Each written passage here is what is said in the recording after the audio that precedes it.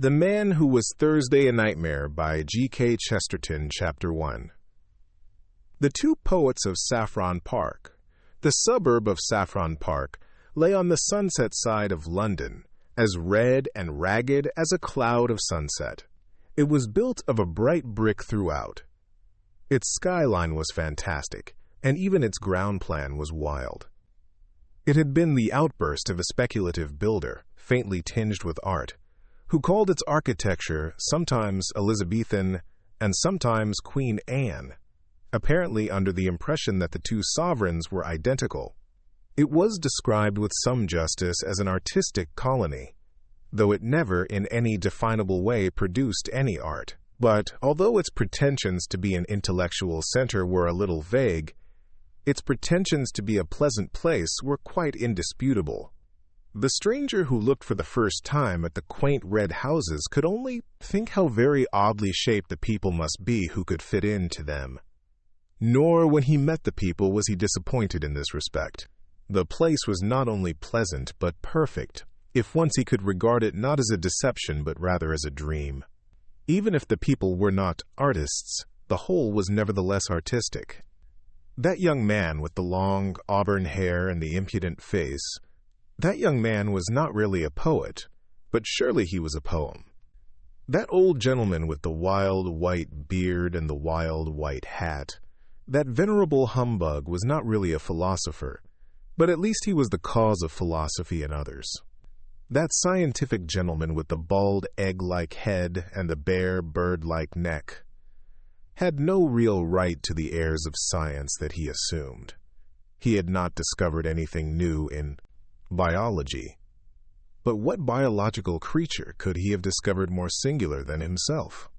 Thus, and thus only, the whole place had properly to be regarded. It had to be considered not so much as a workshop for artists, but as a frail but finished work of art.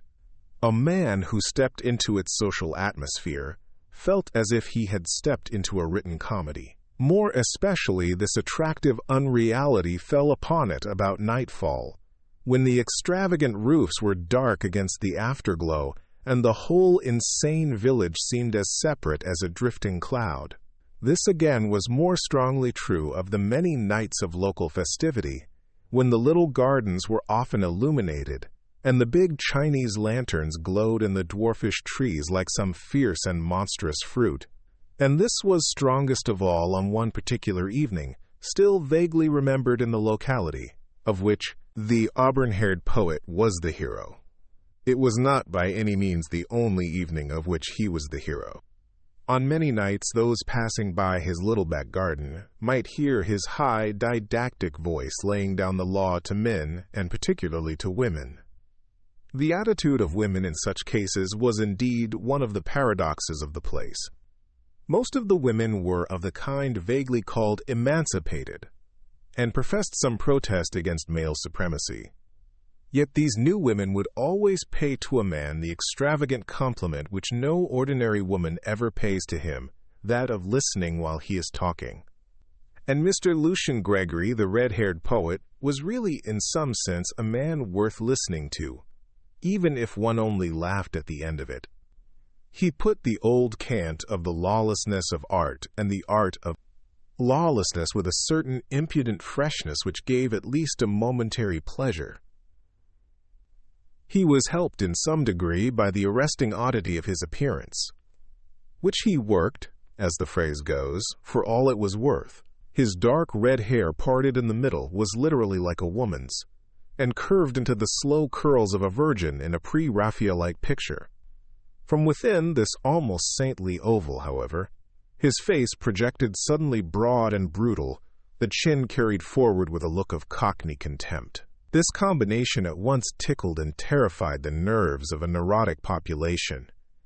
He seemed like a walking blasphemy, a blend of the angel and the ape. This particular evening, if it is remembered for nothing else, will be remembered in that place for its strange sunset.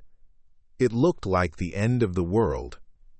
All the heavens seemed covered with a quite vivid and palpable plumage. You could only say that the sky was full of feathers, and of feathers that almost brushed the face.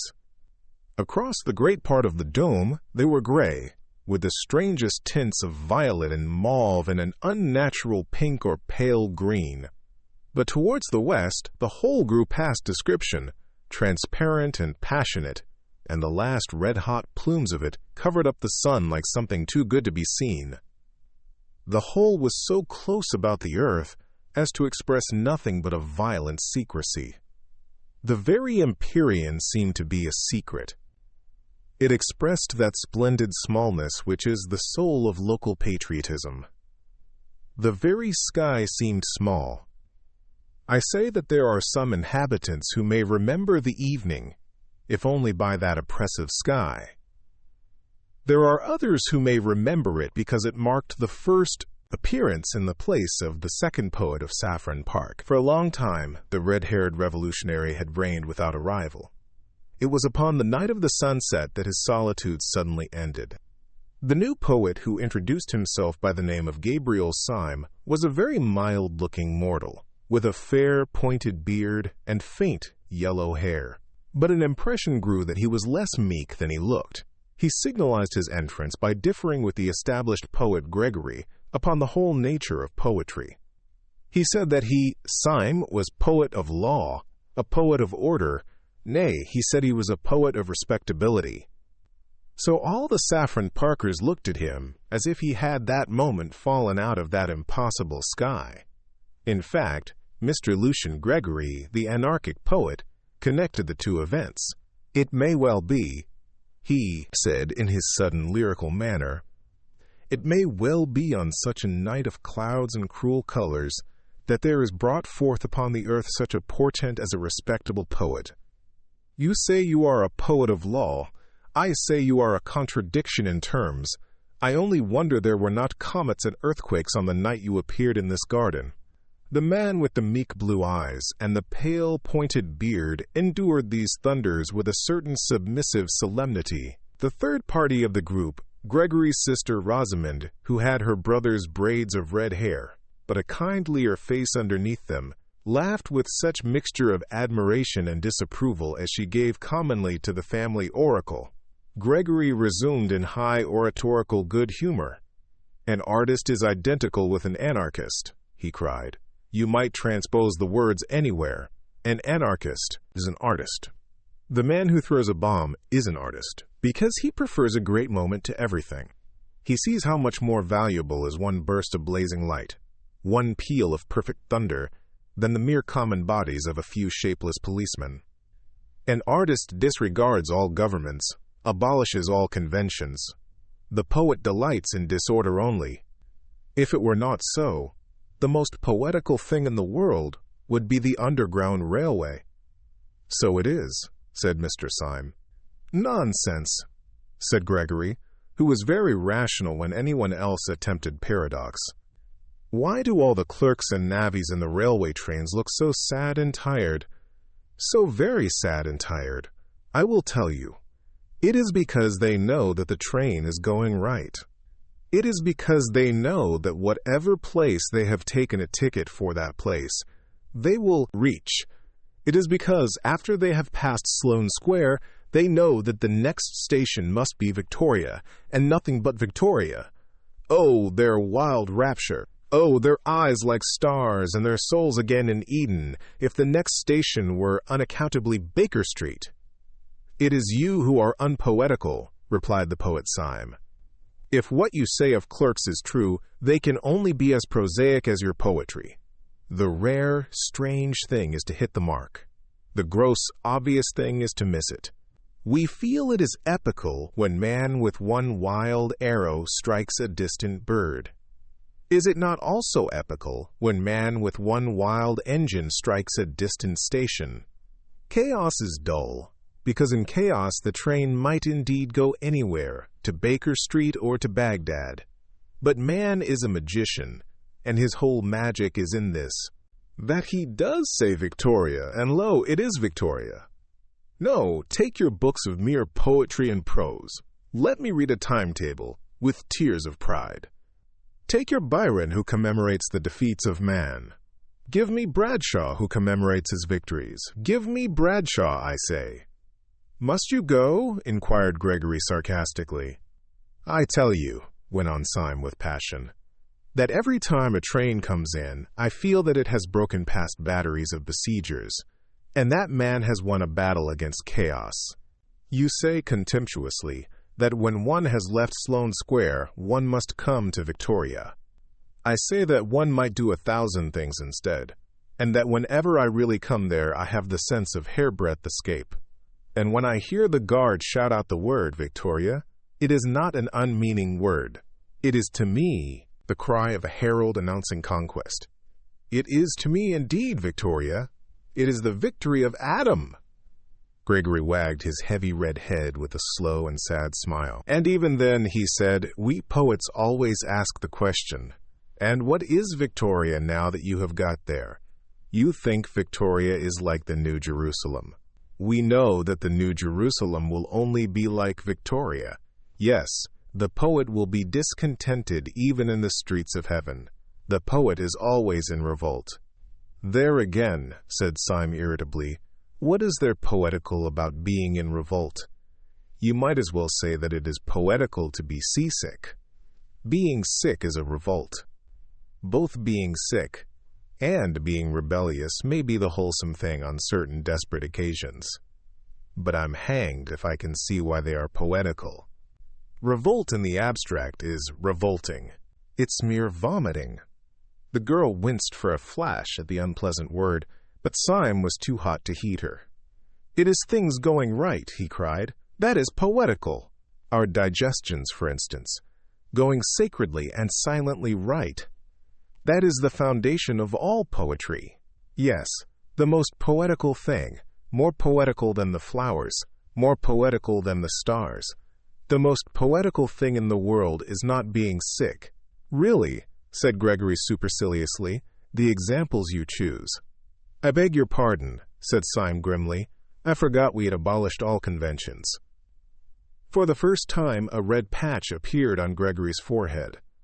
"You don't expect me," he said, "to revolutionize society on this lawn?" Syme looked straight into his eyes and smiled sweetly. "No, I don't," he said, "but I suppose that if you were serious about your anarchism, that is exactly what you would do." Gregory's big bull's eyes blinked suddenly like those of an angry lion, and one could almost fancy that his red mane rose. "Don't you think, then," he said in a dangerous voice, "that I am serious about my anarchism?" "I beg your pardon," said Syme. "Am I not serious about my anarchism?" cried Gregory, with knotted fists. "My dear fellow," said Syme, and strolled away. With surprise, but with a curious pleasure, he found Rosamond Gregory still in his company. "Mr. Syme," she said, "do the people who talk like you and my brother often mean what they say? Do you mean what you say now?" Syme smiled. "Do you?" he asked. "What do you mean?" asked the girl with grave eyes. "My dear Miss Gregory," said Syme gently, "there are many kinds of sincerity and insincerity.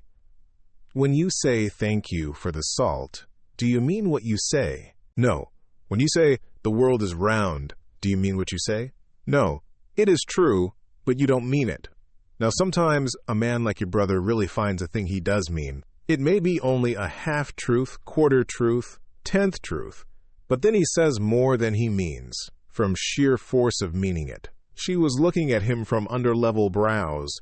Her face was grave and open, and there had fallen upon it the shadow of that unreasoning responsibility which is at the bottom of the most frivolous woman, the maternal watch which is as old as the world. "Is he really an anarchist, then?" she asked.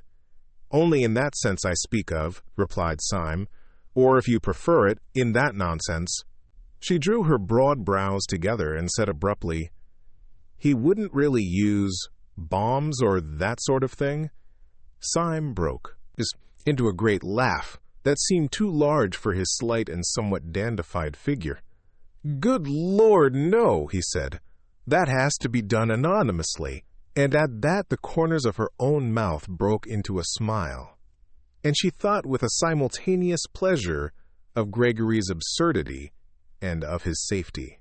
Syme strolled with her to a seat in the corner of the garden, and continued to pour out his opinions, for he was a sincere man, and in spite of his superficial airs and graces, at root a humble one, and it is always the humble man who talks too much. The proud man watches himself too closely. He defended respectability with violence and exaggeration. He grew passionate in his praise of tidiness and propriety. All the time there was a smell of lilac all round him. Once he heard very faintly in some distant street a Benny barrel organ begin to play, and it seemed to him that his heroic words were moving to a tiny tune from under or beyond the world. He stared and talked at the girl's red hair and amused face for what seemed to be a few minutes, and then, feeling that the groups in such a place should mix, rose to his feet. To his astonishment, he discovered the whole garden empty. Everyone had gone long ago, and he went himself with a rather hurried apology. He left with a sense of champagne in his head, which he could not afterwards explain. In the wild events which were to follow, this girl had no part at all. He never saw her again until all his tale was over. And yet, in some indescribable way, she kept recurring like a motive in music through all his mad adventures afterwards, and the glory of her strange hair ran like a red thread through those dark and ill-drawn tapestries of the night. For what followed was so improbable that it might well have been a dream. When Syme went out into the starlit street, he found it for the moment empty. Then he realized, in some odd way, that the silence was rather a living silence than a dead one. Directly outside the door stood a street lamp, whose gleam gilded the leaves of the tree that bent out over the fence behind him. About a foot from the lamp-post stood a figure almost as rigid and motionless as the lamp-post itself. The tall hat and long frock-coat were black. The face, in an abrupt shadow, was almost as dark. Only a fringe of fiery hair against the light, and also something aggressive in the attitude, proclaimed that it was the poet Gregory. He had something of the look of a masked bravo waiting sword in hand for his foe. He made a sort of doubtful salute, which Syme somewhat more formally returned. "I was waiting for you," said Gregory. "Might I have a moment's conversation?" "Certainly. About what?" asked Syme in a sort of weak wonder. Gregory struck out with his stick at the lamp-post and then at the tree. "About this and this," he cried. "About order and anarchy. There is your precious order, that lean iron lamp, ugly and barren. And there is anarchy, rich, living, reproducing itself. There is anarchy, splendid in green and gold." "All the same," replied Syme patiently, "just at present you only see the tree by the light of the lamp. I wonder when you would ever see the lamp by the light of the tree." Then, after a pause, he said, "But may I ask if you have been standing out here in the dark, only to resume our little argument?" "No," cried out Gregory in a voice that rang down the street. "I did not stand here to resume our argument, but to end it forever." The silence fell again, and Syme, though he understood nothing, listened instinctively for something serious. Gregory began in a smooth voice and with a rather bewildering smile. "Mr. Syme," he said, "this evening you succeeded in doing something rather remarkable. You did something to me that no man born of woman has ever succeeded in doing before. Indeed." "Now I remember," resumed Gregory reflectively. "One other person succeeded in doing it, the captain of a penny steamer, if I remember correctly, at Southend. You have irritated me." "I am very sorry," replied Syme with gravity. "I am afraid my fury and your insult are too shocking to be wiped out even with an apology," said Gregory very calmly. "No duel could wipe it out. If I struck you dead, I could not wipe it out. There is only one way by which that insult can be erased, and that way I choose. I am going, at the possible sacrifice of my life and honor, to prove to you that you were wrong in what you said." In what I said? You said I was not serious about being an anarchist. There are degrees of seriousness, replied Syme. I have never doubted that you were perfectly sincere in this sense. That you thought what you said well worth saying. That you thought a paradox might wake men up to a neglected truth. Gregory stared at him steadily and painfully. And in no other sense, he asked. You think me serious? You think me a flaneur who lets fall occasional truths. You do not think that in a deeper, a more deadly sense I am serious. Syme struck his stick violently on the stones of the road. Serious! He cried. Good Lord, is this street serious? Are these damned Chinese lanterns serious? Is the whole caboodle serious? One comes here and talks a pack of bosh, and perhaps some sense as well, but I should think very little of a man who didn't keep something in the background of his life that was more serious than all this talking. Something more serious, whether it was religion or only drink. Very well, said Gregory, his face darkening. You shall see something more serious than either drink or religion. Syme stood waiting with his usual air of mildness until Gregory again opened his lips. You spoke just now of having a religion. Is it really true that you have one? Oh, said Syme, with a beaming smile, we are all Catholics now. Then may I ask you to swear by whatever gods or saints your religion involves that you will not reveal what I am now going to tell you to any son of Adam, and especially not to the police? Will you swear that? If you will take upon yourself this awful abnegation, if you will consent to burden your soul with a vow that you should never make, and a knowledge you should never dream about, I will promise you in return. You will promise me in return? Inquired Syme as the other paused. I will promise you a very entertaining evening. Syme suddenly took off his hat. Your offer, he said, is far too idiotic to be declined. You say that a poet is always an anarchist. I disagree, but I hope at least that he is always a sportsman. Permit me, here and now, to swear as a Christian and promise as a good comrade and a fellow artist that I will not report anything of this, whatever it is, to the police. And now, in the name of Colney Hatch, what is it?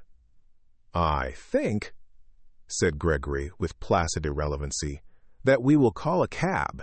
He gave 2 long whistles, and a hansom came rattling down the road. The 2 got into it in silence. Gregory gave through the trap the address of an obscure public house on the Chiswick bank of the river. The cab whisked itself away again, and in it these 2 fantastics quitted their fantastic town. Chapter 2. P-Baya. The Secret of Gabriel Syme. The cab pulled up before a particularly dreary and greasy beer shop, into which Gregory rapidly conducted his companion. They seated themselves in a close and dim sort of bar parlor, at a stained wooden table with 1 wooden leg. The room was so small and dark that very little could be seen of the attendant who was summoned, beyond a vague and dark impression of something bulky and bearded. "Will you take a little supper?" asked Gregory politely. "The pâté de foie gras is not good here, but I can recommend the game." Syme received the remark with stolidity, imagining it to be a joke. Accepting the vein of humor, he said with a well-bred indifference, "Oh, bring me some lobster mayonnaise." To his indescribable astonishment, the man only said, "Certainly, sir," and went away apparently to get it. "What will you drink?" resumed Gregory, with the same careless yet apologetic air. "I shall only have a crème de menthe myself. I have dined, but the champagne can really be trusted. Do let me start you with a half-bottle of Pommery at least." "Thank you," said the motionless Syme. "You are very good." His further attempts at conversation, somewhat disorganized in themselves, were cut short finally, as by a thunderbolt, by the actual appearance of the lobster. Syme tasted it, and found it particularly good. Then he suddenly began to eat with great rapidity and appetite. "Excuse me if I enjoy myself rather obviously," he said to Gregory, smiling. I don't often have the luck to have a dream like this. It is new to me for a nightmare to lead to a lobster. It is commonly the other way." "You are not asleep, I assure you," said Gregory. "You are, on the contrary, close to the most actual and rousing moment of your existence. Ah, here comes your champagne. I admit that there may be a slight disproportion, let us say, between the inner arrangements of this excellent hotel and its simple and unpretentious exterior. But that is all our modesty. We are the most modest men that ever lived on earth." "And who are we?" asked Syme, emptying his champagne glass. "It is quite simple," replied Gregory. "We are the serious anarchists, in whom you do not believe." "Oh," said Syme shortly, "you do yourselves well in drinks." "Yes, we are serious about everything," answered Gregory.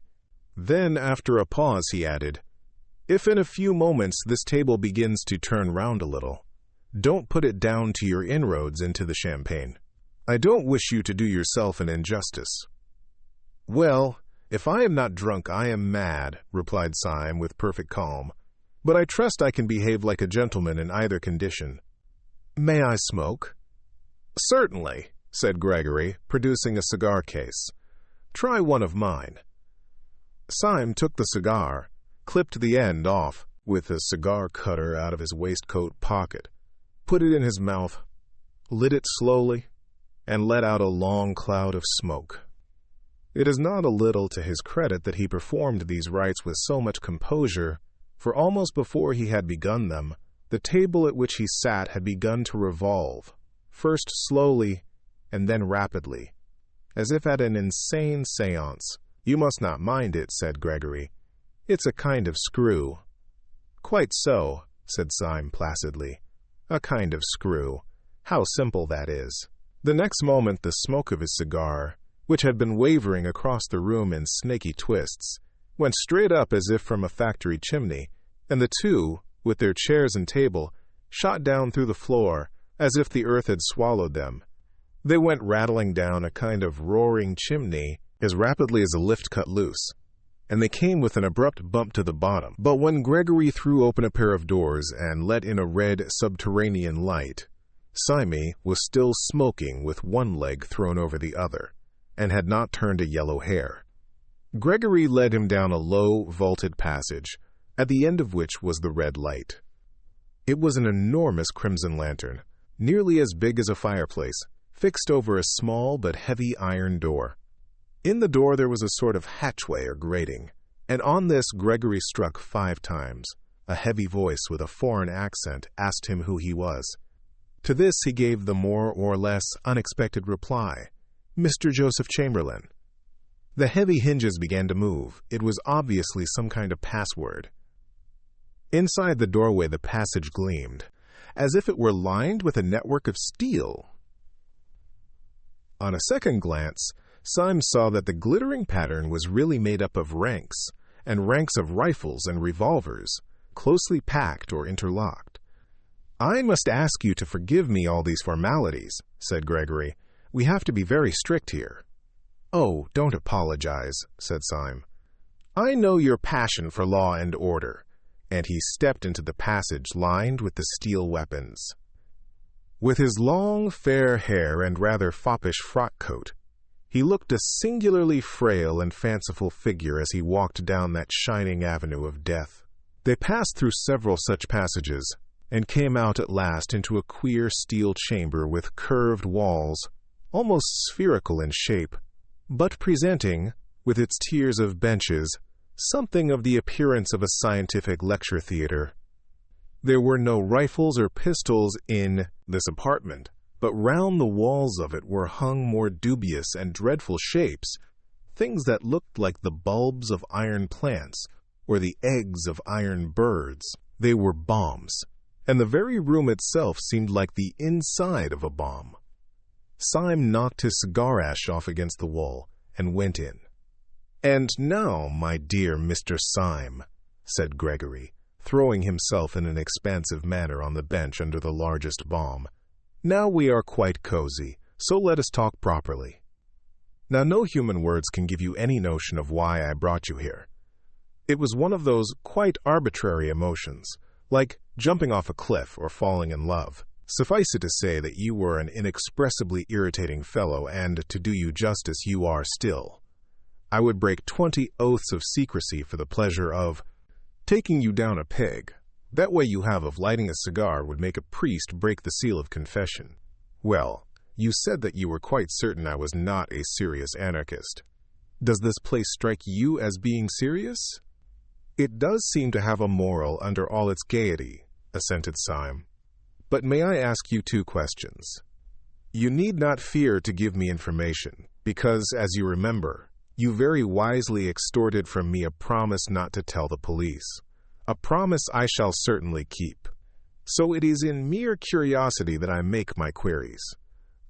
First of all, what is it really all about? What is it you object to? You want to abolish government? To abolish God, said Gregory, opening the eyes of a fanatic. We do not only want to upset a few despotisms and police regulations. That sort of anarchism does exist. But it is a mere branch of the nonconformists. We dig deeper and we blow you higher. We wish to deny all those arbitrary distinctions of vice and virtue, honor and treachery, upon which mere rebels base themselves. The silly sentimentalists of the French Revolution talked of the rights of man. We hate rights as we hate wrongs. We have abolished right and wrong. And right and left, said Syme with a simple eagerness. I hope you will abolish them too. They are much more troublesome to me. You spoke of a second question, snapped Gregory. With pleasure, resumed Syme. In all your present acts and surroundings there is a scientific attempt at secrecy. I have an aunt who lived over a shop, but this is the first time I have found people living from preference under a public house. You have a heavy iron door. You cannot pass it without submitting to the humiliation of calling yourself Mr. Chamberlain. You surround yourself with steel instruments which make the place, if I may say so, more impressive than homelike. May I ask why, after taking all this trouble to barricade yourselves in the bowels of the earth, you then parade your whole secret by talking about anarchism to every silly woman in Saffron Park? Gregory smiled. The answer is simple, he said. I told you I was a serious anarchist, and you did not believe me. Nor do they believe me. Unless I took them into this infernal room, they would not believe me. Syme smoked thoughtfully, and looked at him with interest.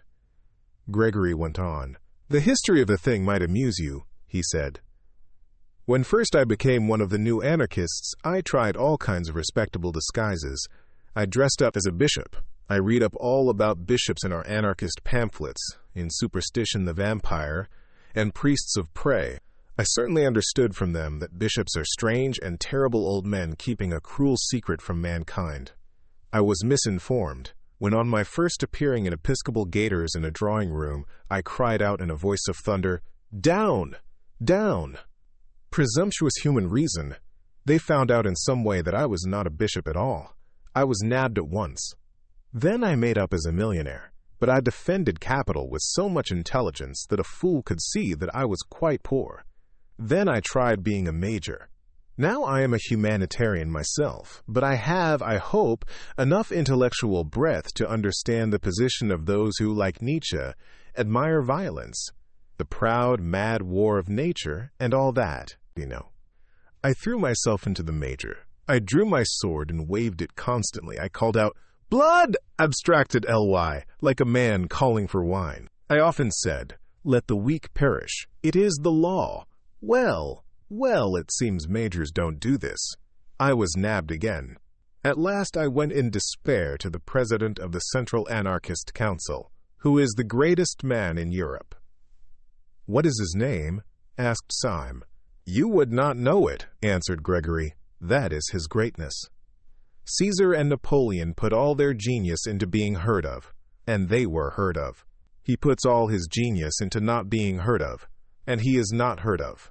But you cannot be for 5 minutes in the room with him without feeling that Caesar and Napoleon would have been children in his hands." He was silent and even pale for a moment, and then resumed.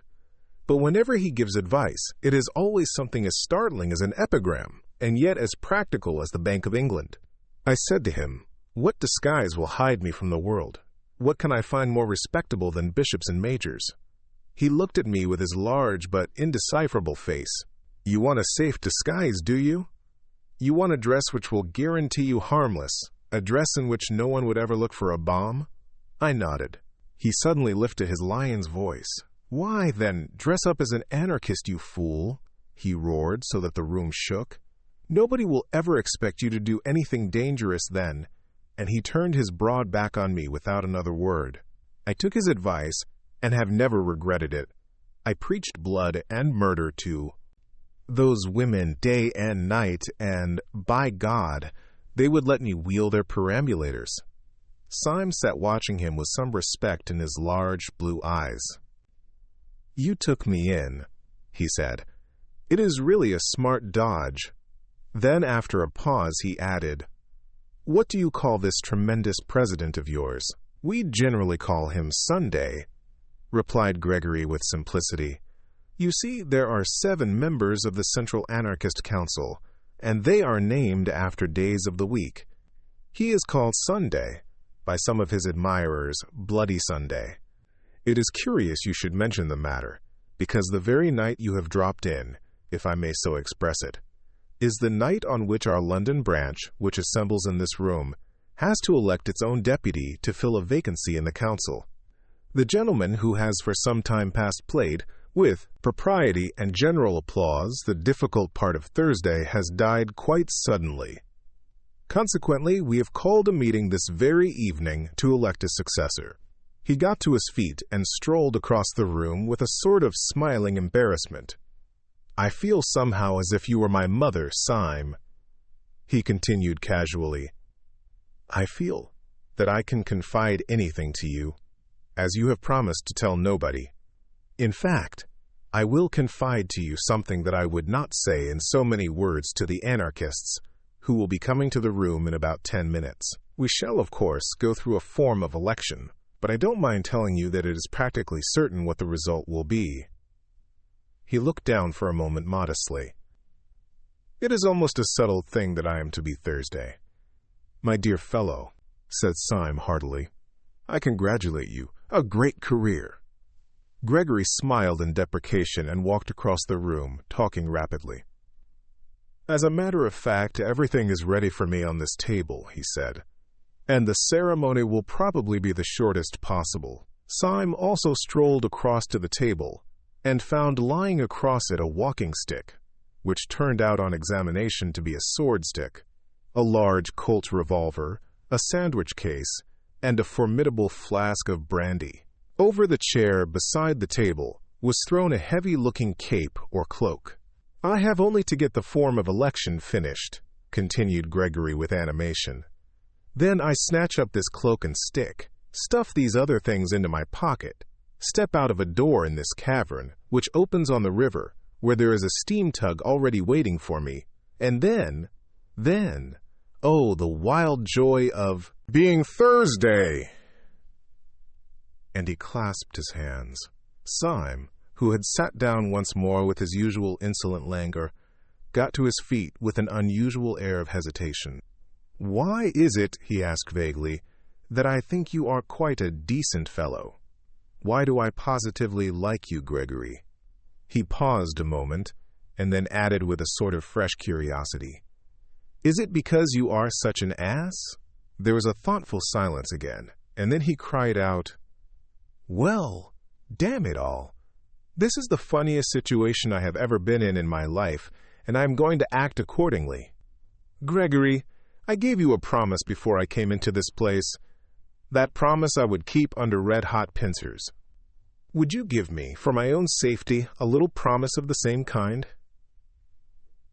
"A promise?" asked Gregory, wondering. "Yes," said Syme, very seriously, "a promise. I swore before God that I would not tell your secret to the police. Will you swear by humanity, or whatever beastly thing you believe in, that you will not tell my secret to the anarchists?" "Your secret?" asked the staring Gregory. "Have you got a secret?" "Yes," said Syme, "I have a secret." Then, after a pause, "Will you swear?" Gregory glared at him gravely for a few moments, and then said abruptly, "You must have bewitched me, but I feel a furious curiosity about you. Yes, I will swear not to tell the anarchists anything you tell me. But look sharp, for they will be here in a couple of minutes." Syme rose slowly to his feet and thrust his long white hands into his long gray trousers pockets. Almost as he did so, there came 5 knocks on the outer grating, proclaiming the arrival of the first of the conspirators. "Well," said Syme slowly, "I don't know how to tell you the truth more shortly than by saying that your expedient of dressing up as an aimless poet is not confined to you or your president. We have known the dodge for some time at Scotland Yard." Gregory tried to spring up straight, but he swayed thrice. "What do you say?" he asked in an inhuman voice. "Yes," said Syme simply, "I am a police detective. But I think I hear your friends coming." From the doorway there came a murmur of, "Mr. Joseph Chamberlain." It was repeated twice and thrice, and then 30 times, and the crowd of Joseph Chamberlains, a solemn thought, could be heard trampling down the corridor. Chapter 3. The man, WHO, was Thursday. Before one of the fresh faces could appear at the doorway, Gregory's stunned surprise had fallen from him. He was beside the table with a bound, and a noise in his throat like a wild beast. He caught up the Colt's revolver and took aim at Syme. Syme did not flinch, but he put up a pale and polite hand. "Don't be such a silly man," he said, with the effeminate dignity of a curate. "Don't you see it's not necessary? Don't you see that we're both in the same boat?" "Yes, and jolly seasick." Gregory could not speak, but he could not fire either, and he looked his question. "Don't you see we've checkmated each other?" cried Syme. "I can't tell the police you are an anarchist. You can't tell the anarchists I'm a policeman. I can only watch you, knowing what you are. You can only watch me, knowing what I am. In short, it's a lonely intellectual duel, my head against yours. I'm a policeman deprived of the help of the police. You, my poor fellow, are an anarchist deprived of the help of that law and organization which is so essential to anarchy. The one solitary difference is in your favor. You are not surrounded by inquisitive policemen. I am surrounded by inquisitive anarchists. I cannot betray you, but I might betray myself. Come, wait and see me betray myself. I shall do it so nicely." Gregory put the pistol slowly down, still staring at Syme as if he were a sea monster. "I don't believe in immortality," he said at last.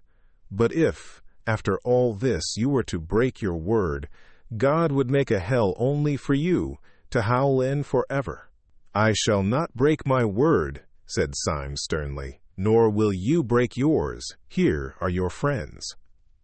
The mass of the anarchists entered the room heavily, with a slouching and somewhat weary gait. But one little man with a black beard and glasses, a man somewhat of the type of Mr. Tim Healy, detached himself and bustled forward with some papers in his hand. "Comrade Gregory," he said, "I suppose this man is a delegate?" Gregory, taken by surprise, looked down and muttered the name of Syme, but Syme replied almost pertly, "I am glad to see that your gate is well enough guarded to make it hard for anyone to be here who was not a delegate." The brow of the little man with the black beard was, however, still contracted with something like suspicion. "What branch do you represent?" he asked sharply. "I should hardly call it a branch," said Syme, laughing. "I should call it, at the very least, a root." "What do you mean?" "The fact is," said Syme serenely, "the truth is I am a Sabbatarian.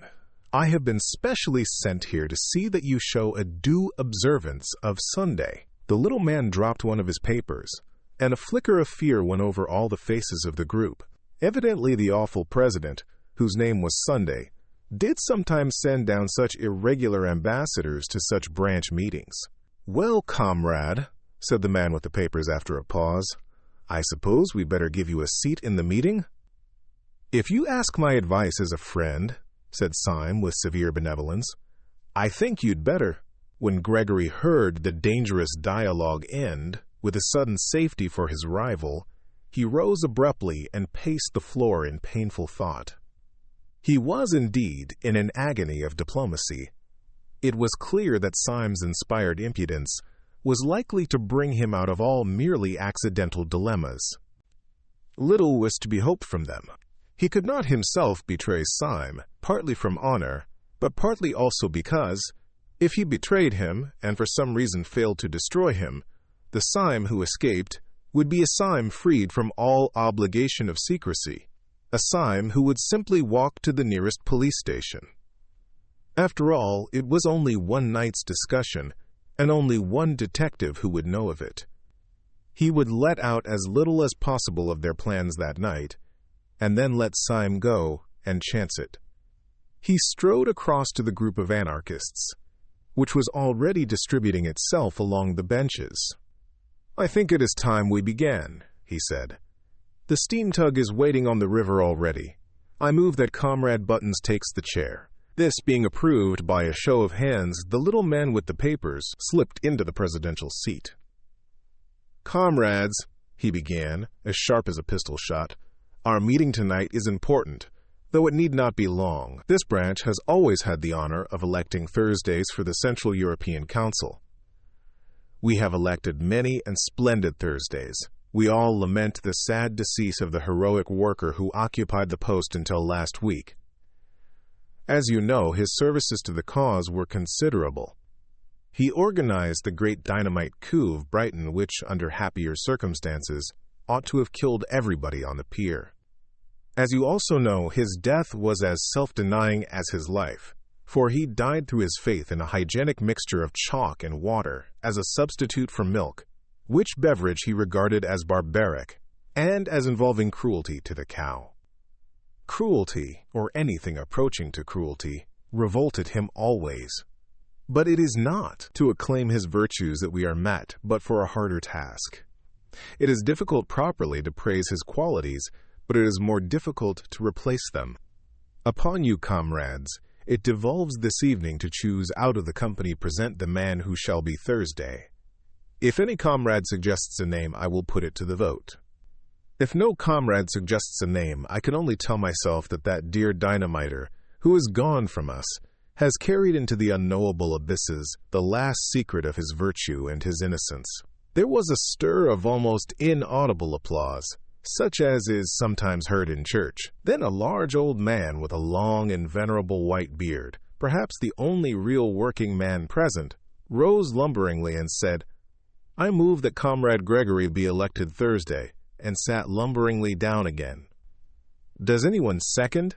asked the chairman. A little man with a velvet coat and pointed beard seconded. "Before I put the matter to the vote," said the chairman, "I will call on Comrade Gregory to make a statement." Gregory rose amid a great rumble of applause. His face was deadly pale, so that by contrast his queer red hair looked almost scarlet. But he was smiling and altogether at ease. He had made up his mind, and he saw his best policy quite plain in front of him like a white road. His best chance was to make a softened and ambiguous speech, such as would leave on the detective's mind the impression that the anarchist brotherhood was a very mild affair after all. He believed in his own literary power, his capacity for suggesting fine shades and picking perfect words.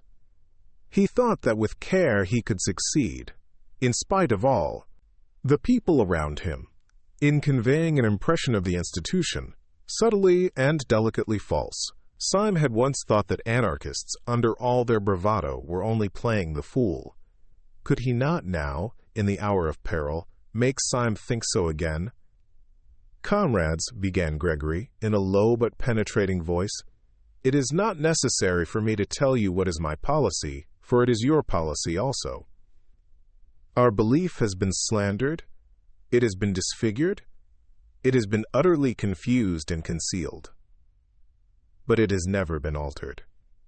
Those who talk about anarchism and its dangers go everywhere and anywhere to get their information, except to us, except to the fountainhead. They learn about anarchists from sixpenny novels, They learn about anarchists from tradesmen's newspapers. They learn about anarchists from Ally Sloper's Half Holiday and the Sporting Times. They never learn about anarchists from anarchists. We have no chance of denying the mountainous slanders which are heaped upon our heads from one end of Europe to another.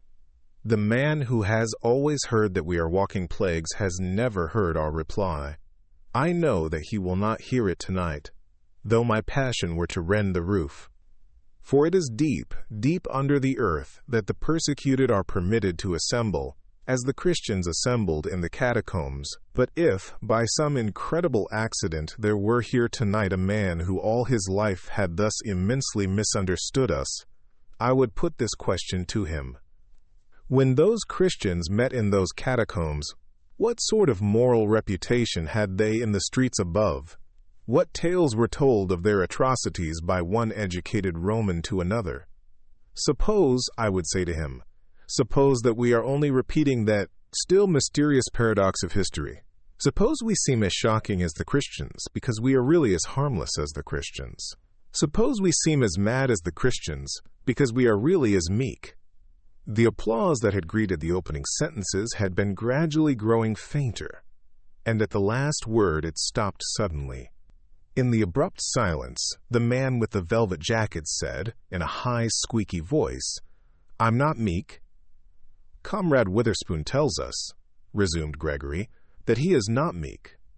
Ah, how little he knows himself. His words are, indeed, extravagant. His appearance is ferocious, and even, to an ordinary taste, unattractive.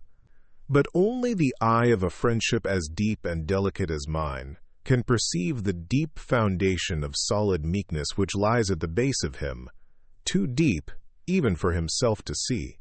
I repeat, we are the true early Christians, only that we come too late. We are simple as they revere simple. Look at Comrade Witherspoon. We are modest as they were modest. Look at me. We are merciful." "No, no," called out Mr. Witherspoon with the velvet jacket. "I say we are merciful," repeated Gregory furiously, "as the early Christians were merciful. Yet this did not prevent their being accused of eating human flesh. We do not eat human flesh." "Shame!" cried Witherspoon. "Why not?" "Comrade Witherspoon," said Gregory with a feverish gaiety, "is anxious to know why nobody eats him." Laughter. "In our society, at any rate, which loves him sincerely, which is founded upon love." "No, no," said Witherspoon. "Down with love." "Which is founded upon love," repeated Gregory, grinding his teeth. "There will be no difficulty about the aims which we shall pursue as a body, or which I should pursue were I chosen as the representative of that body, superbly careless of the slanders that represent us as assassins and enemies of human society. We shall pursue with moral courage and quiet intellectual pressure the permanent ideals of brotherhood and simplicity." Gregory resumed his seat and passed his hand across his forehead. The silence was sudden and awkward, but the chairman rose like an automaton and said in a colorless voice, "Does anyone oppose the election of Comrade Gregory?" The assembly seemed vague and subconsciously disappointed, and Comrade Witherspoon moved restlessly on his seat and muttered in his thick beard. By the sheer rush of routine, however, the motion would have been put and carried. But as the chairman was opening his mouth to put it, Syme sprang to his feet and said in a small and quiet voice, "Yes, Mr. Chairman, I oppose." The most effective fact in oratory is an unexpected change in the voice. Mr. Gabriel Syme evidently understood oratory. Having said these first formal words in a moderated tone and with a brief simplicity, he made his next word ring and volley in the vault as if one of the guns had gone off. "Comrades," he cried, in a voice that made every man jump out of his boots, "have we come here for this? Do we live underground like rats in order to listen to talk like this? This is talk we might listen to while eating buns at a Sunday school treat. Do we line these walls with weapons and bar that door with death lest anyone should come and hear Comrade Gregory saying to us, 'Be good, and you will be happy. Honesty is the best policy. And virtue is its own reward? There was not a word in Comrade Gregory's address to which a curate could not have listened with pleasure. Hear, hear. But I am not a curate, loud cheers. And I did not listen to it with pleasure, renewed cheers. The man who is fitted to make a good curate is not fitted to make a resolute, forcible, and efficient Thursday. Hear, hear. Comrade Gregory has told us, in only too apologetic a tone, that we are not the enemies of society. But I say that we are the enemies of society, and so much the worse for society. We are the enemies of society, for society is the enemy of humanity, its oldest and its most pitiless enemy. Hear, hear. Comrade Gregory has told us, apologetically again, that we are not murderers. There I agree. We are not murderers. We are executioners.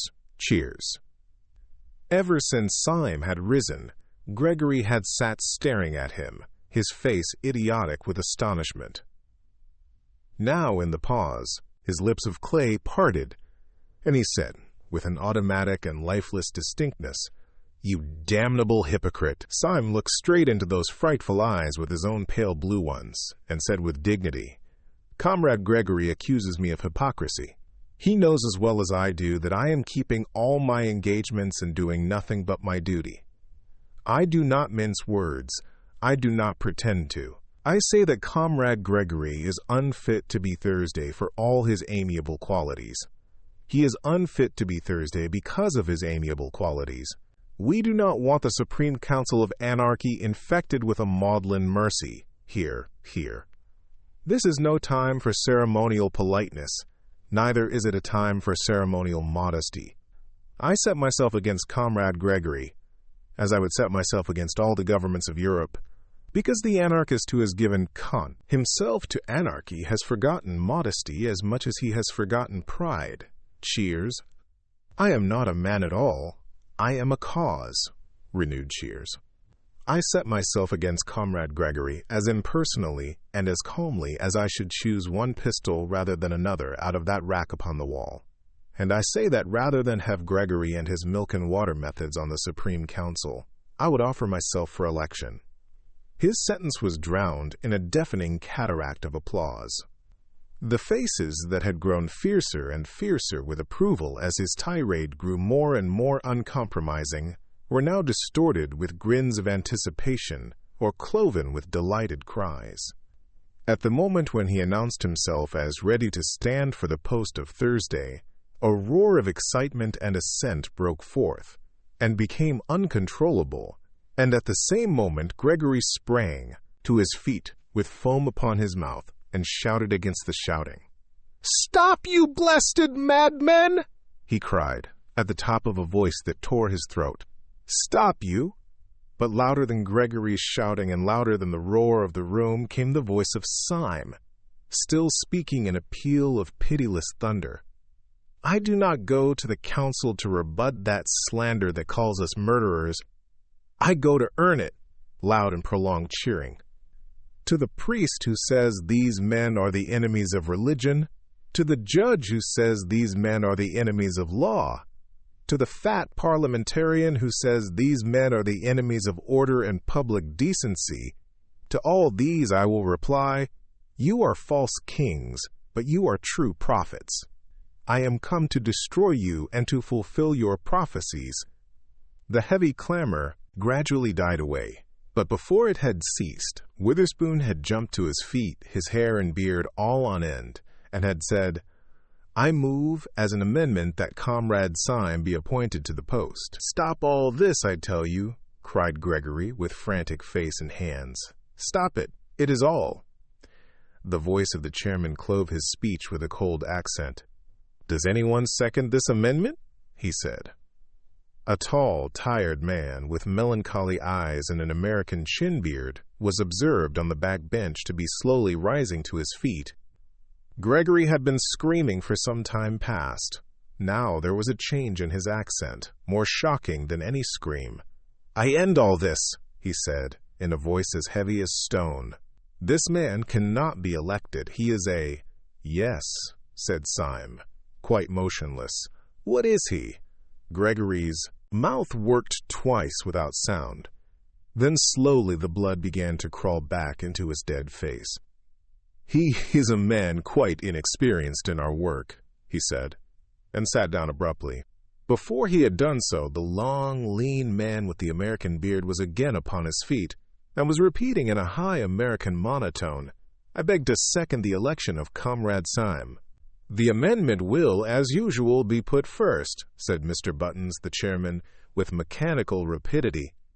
"The question is that Comrade Syme—" Gregory had again sprung to his feet, panting and passionate. "Comrades," he cried out, "I am not a madman." Oh, said Mr. Witherspoon. "I am not a madman," reiterated Gregory, with a frightful sincerity, which for a moment staggered the room. "But I give you a counsel which you can call mad if you like." "No, I will not call it a counsel, for I can give you no reason for it. I will call it a command. Call it a mad command, but act upon it. Strike, but hear me. Kill me, but obey me. Do not elect this man."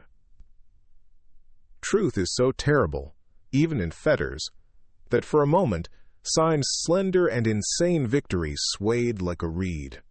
But you could not have guessed it from Syme's bleak blue eyes. He merely began, "Comrade Gregory commands." Then the spell was snapped, and one anarchist called out to Gregory, "Who are you?" "You are not Sunday," and another anarchist added in a heavier voice, "And you are not Thursday."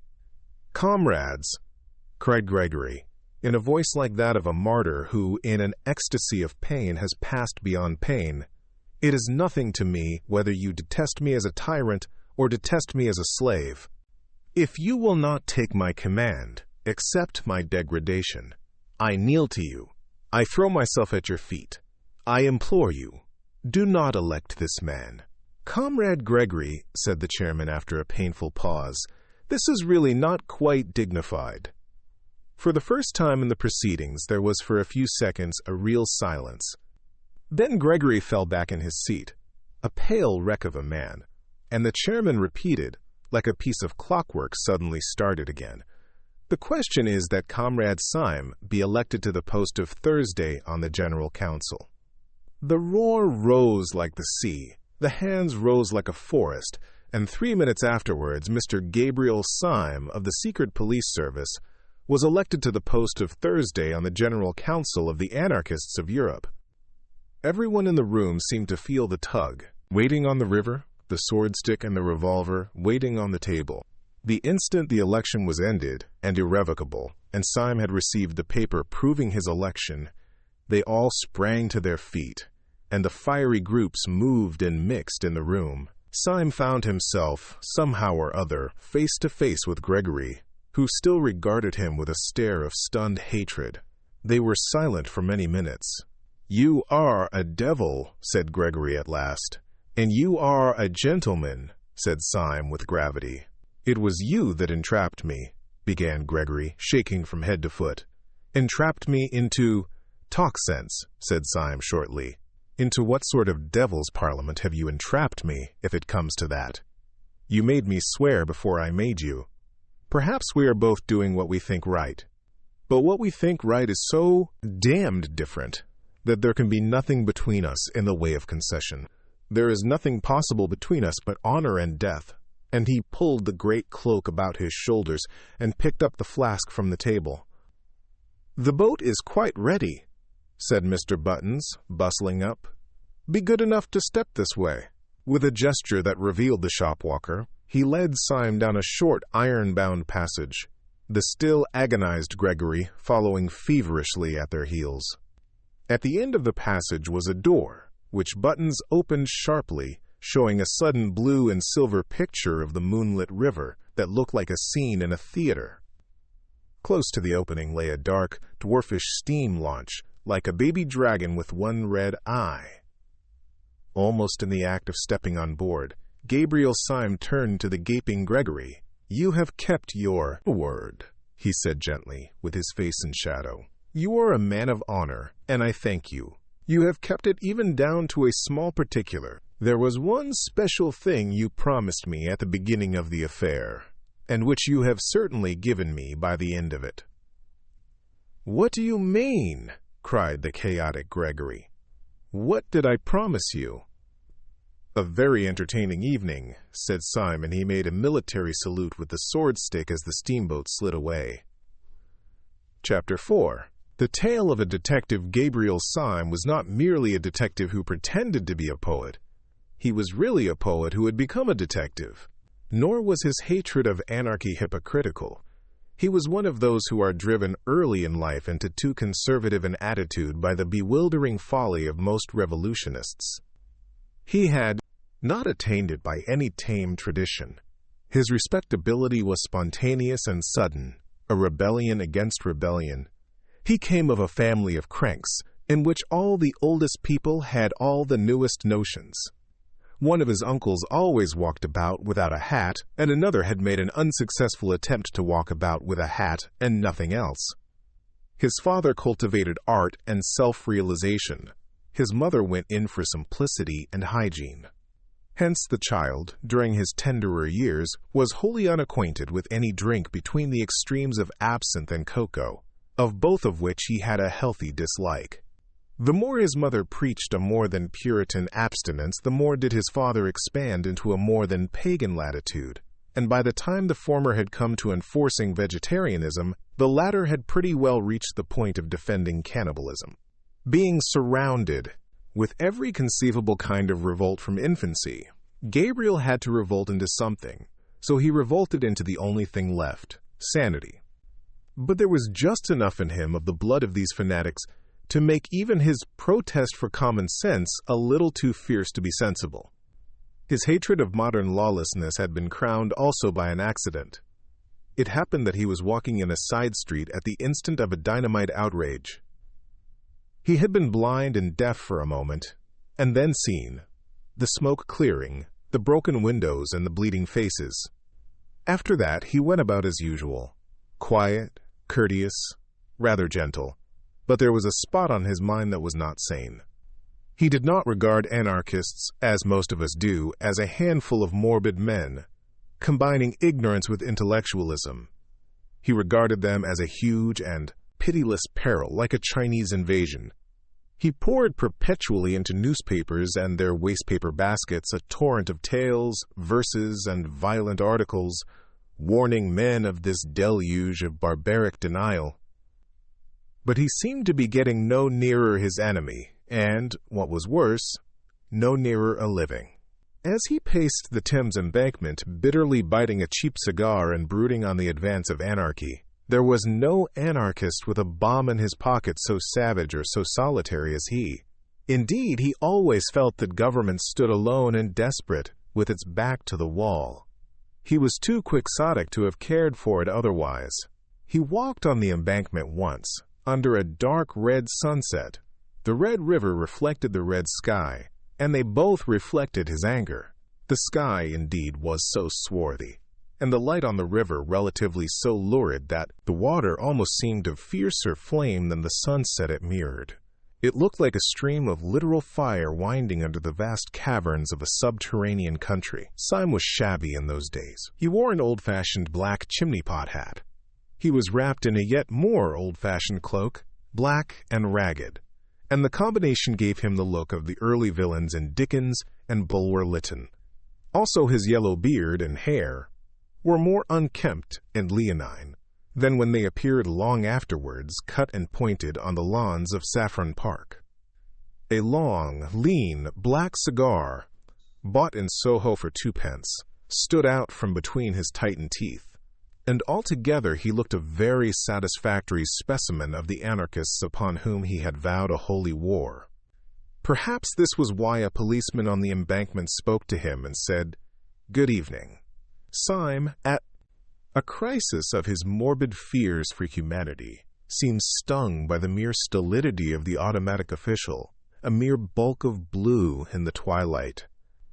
"A good evening, is it?" he said sharply. "You fellows would call the end of the world a good evening. Look at that bloody red sun and that bloody river. I tell you that if that were literally human blood, spilt and shining, you would still be standing here as solid as ever, looking out for some poor, harmless tramp whom you could move on. You policemen are cruel to the poor, but I could forgive you even your cruelty if it were not for your calm. If we are calm, replied the policeman, it is the calm of organized resistance.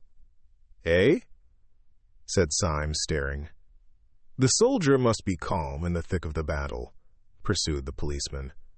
The composure of an army is the anger of a nation. Good God, the board schools, said Syme. Is this undenominational education? No, said the policeman sadly. I never had any of those advantages. The board schools came after my time. What education I had was very rough and old-fashioned, I am afraid. Where did you have it? Asked Syme, wondering. Oh, at Harrow, said the policeman. The class sympathies which, false as they are the truest things in so many men, broke out of Syme before he could control them. But, good Lord, man, he said, you oughtn't to be a policeman. The policeman sighed and shook his head. I know, he said solemnly. I know I am not worthy. But why did you join the police? Asked Syme with rude curiosity. For much the same reason that you abused the police, replied the other. I found that there was a special opening in the service for those whose fears for humanity were concerned rather with the aberrations of the scientific intellect than with the normal and excusable, though excessive, outbreaks of the human will. I trust I make myself clear. If you mean that you make your opinion clear, said Syme, I suppose you do. But as for making yourself clear, it is the last thing you do. How comes a man like you to be talking philosophy in a blue helmet on the Thames embankment? You have evidently not heard of the latest development in our police system, replied the other. I am not surprised at it. We are keeping it rather dark from the educated class, because that class contains most of our enemies. But you seem to be exactly in the right frame of mind. I think you might almost join us. Join you in what? Asked Syme. I will tell you, said the policeman slowly. This is the situation. The head of one of our departments, one of the most celebrated detectives in Europe, has long been of opinion that a purely intellectual conspiracy would soon threaten the very existence of civilization. He is certain that the scientific and artistic worlds are silently bound in a crusade against the family and the state. He has, therefore, formed a special corps of policemen who are also philosophers. It is their business to watch the beginnings of this conspiracy, not merely in a criminal but in a controversial sense. I am a Democrat myself, and I am fully aware of the value of the ordinary man in matters of ordinary valor or virtue. But it would obviously be undesirable to employ the common policeman in an investigation which is also a heresy hunt. Syme's eyes were bright with a sympathetic curiosity. What do you do then? He said. The work of the philosophical policeman, replied the man in blue, is at once bolder and more subtle than that of the ordinary detective. The ordinary detective goes to pothouses to arrest thieves. We go to artistic tea parties to detect pessimists. The ordinary detective discovers from a ledger or a diary that a crime has been committed. We discover from a book of sonnets that a crime will be committed. We have to trace the origin of those dreadful thoughts that drive men on, at last, to intellectual fanaticism and intellectual crime. We were only just in time to prevent the assassination at Hartlepool, and that was entirely due to the fact that our Mr. Wilkes, a smart young fellow, thoroughly understood a triolet. Do you mean, asked Syme, that there is really as much connection between crime and the modern intellect as all that? You are not sufficiently democratic, answered the policeman. But you were right when you said just now that our ordinary treatment of the poor criminal was a pretty brutal business. I tell you, I am sometimes sick of my trade when I see how perpetually it means merely a war upon the ignorant and the desperate. But this new movement of ours is a very different affair. We deny the snobbish English assumption that the uneducated are the dangerous criminals. We remember the Roman emperors. We remember the great poisoning princes of the Renaissance. We say that the dangerous criminal is the educated criminal.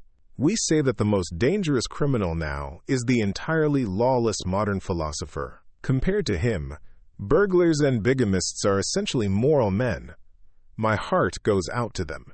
They accept the essential ideal of man.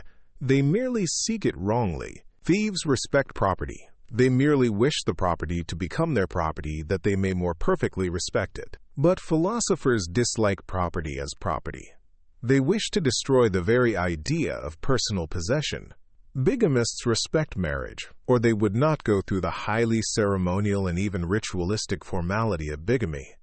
But philosophers despise marriage as marriage. Murderers respect human life. They merely wish to attain a greater fullness of human life in themselves by the sacrifice of what seems to them to be lesser lives. But philosophers hate life itself, their own as much as other people's. Syme struck his hands together. "How true that is," he cried. "I have felt it from my boyhood, but never could state the verbal antithesis. The common criminal is a bad man, but at least he is, as it were, a conditional good man. He says that if only a certain obstacle be removed, say a wealthy uncle, he is then prepared to accept the universe and to praise God. He is a reformer, but not an anarchist. He wishes to cleanse the edifice, but not to destroy it. But the evil philosopher is not trying to alter things, but to annihilate them. Yes, the modern world has retained all those parts of police work, which are really oppressive and ignominious. The harrying of the poor, the spying upon the unfortunate. It has given up its more dignified work, the punishment of powerful traitors in the state, and powerful heresiarchs in the church. The moderns say we must not punish heretics.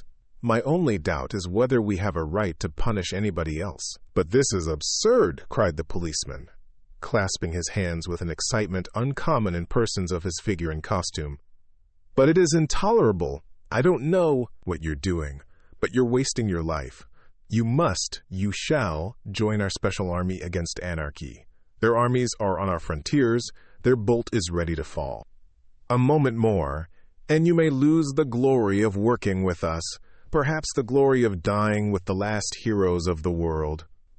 "It is a chance not to be missed, certainly," assented Syme, "but still I do not quite understand. I know as well as anybody that the modern world is full of lawless little men and mad little movements. But, beastly as they are, they generally have the one merit of disagreeing with each other. How can you talk of their leading one army or hurling one bolt? What is this anarchy?" "Do not confuse it," replied the constable, "with those chance dynamite outbreaks from Russia or from Ireland which are really the outbreaks of oppressed, if mistaken, men.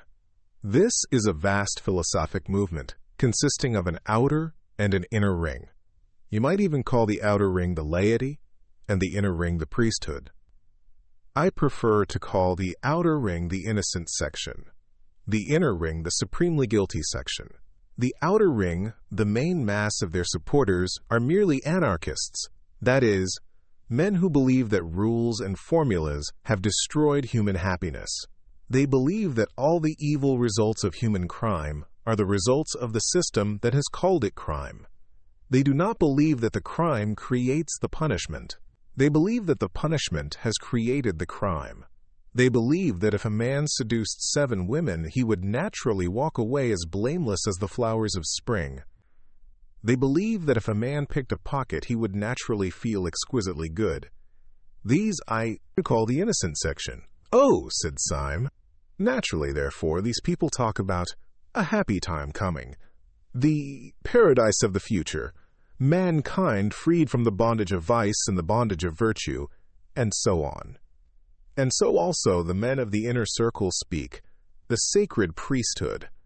They also speak to applauding crowds of the happiness of the future, and of mankind freed at last. But in their mouths," and the policeman lowered his voice, "in their mouths, these happy phrases have a horrible meaning. They are under no illusions. They are too intellectual to think that man upon this earth can ever be quite free of original sin and the struggle, and they mean death.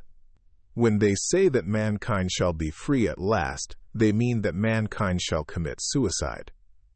When they talk of a paradise without right or wrong, they mean the grave. They have but two objects: to destroy first humanity and then themselves. That is why they throw bombs instead of firing pistols. The innocent rank and file are disappointed because the bomb has not killed the king, but the high priesthood are happy because it has killed somebody. "How can I join you?" asked Syme with a sort of passion. "I know for a fact that there is a vacancy at the moment," said the policeman, "as I have the honor to be somewhat in the confidence of the chief of whom I have spoken.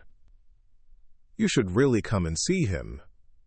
Or rather, I should not say see him, nobody ever sees him, but you can talk to him if you like." "Telephone?" inquired Syme with interest. "No," said the policeman placidly.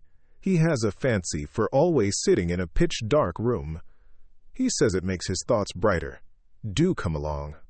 Somewhat dazed and considerably excited, Syme allowed himself to be led to a side door in the long row of buildings of Scotland Yard. Almost before he knew what he was doing, he had been passed through the hands of about 4 intermediate officials, and was suddenly shown into a room, the abrupt blackness of which startled him like a blaze of light. It was not the ordinary darkness, in which forms can be faintly traced. It was like going suddenly stone blind. "Are you the new recruit?" asked a heavy voice, and in some strange way, though there was not the shadow of a shape in the gloom, Syme knew 2 things. First, that it came from a man of massive stature, and second, that the man had his back to him. "Are you the new recruit?" said the invisible chief, who seemed to have heard all about it. "All right, you are engaged." Syme, quite swept off his feet, made a feeble fight against this irrevocable phrase. "I really have no experience," he began. "No one has any experience," said the other, "of the Battle of Armageddon, but I am really unfit." "You are willing, that is enough," said the unknown. "Well, really," said Syme, "I don't know any profession of which mere willingness is the final test." "I do," said the other. "Martyrs? I am condemning you to death. Good day." Thus it was that when Gabriel Syme came out again into the crimson light of evening, in his shabby black hat and shabby lawless cloak, he came out a member of the new detective corps for the frustration of the great conspiracy. Acting under the advice of his friend the policeman, who was professionally inclined to neatness, he trimmed his hair and beard, bought a good hat, clad himself in an exquisite summer suit of light blue-gray, with a pale yellow flower in the buttonhole, and, in short, became that elegant and rather insupportable person whom Gregory had first encountered in the little garden of Saffron Park. Before he finally left the police premises, his friend provided him with a small blue card on which was written, "The Last Crusade," and a number, the sign of his official authority. He put this carefully in his upper waistcoat pocket, lit a cigarette, and went forth to track and fight the enemy in all the drawing-rooms of London. Where his adventure ultimately led him, we have already seen. At about 1:30 on a February night, he found himself steaming in a small tug up the silent Thames, armed with sword-stick and revolver, the duly elected Thursday of the Central Council of Anarchists. When Syme stepped out onto the steam tug, he had a singular sensation of stepping out into something entirely new, not merely into the landscape of a new land, but even into the landscape of a new planet. This was mainly due to the insane yet solid decision of that evening, though partly also to an entire change in the weather and the sky since he entered the little tavern some 2 hours before. Every trace of the passionate plumage of the cloudy sunset had been swept away, and a naked moon stood in a naked sky. The moon was so strong and full that, by a paradox often to be noticed, it seemed like a weaker sun. It gave, not the sense of bright moonshine, but rather of a dead daylight. Over the whole landscape lay a luminous and unnatural discoloration, as of that disastrous twilight which Milton spoke of as shed by the sun in eclipse, so that Syme fell easily into his first thought, that he was actually on some other and emptier planet, which circled round some sadder star. But the more he felt this glittering desolation in the moonlit land, the more his own chivalric folly glowed in the night like a great fire. Even the common things he carried with him, the food and the brandy and the loaded pistol, took on exactly that concrete and material poetry which a child feels when he takes a gun upon a journey or a bun with him to bed. The sword-stick and the brandy flask, though in themselves only the tools of morbid conspirators, became the expressions of his own more healthy romance. The sword-stick became almost the sword of chivalry, and the brandy the wine of the stirrup-cup. For even the most dehumanized modern fantasies depend on some older and simpler figure. The adventures may be mad, but the adventurer must be sane. The dragon without St. George would not even be grotesque. So this inhuman landscape was only imaginative by the presence of a man really human.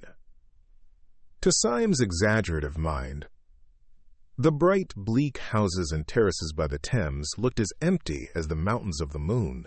But even the moon is only poetical because there is a man in the moon.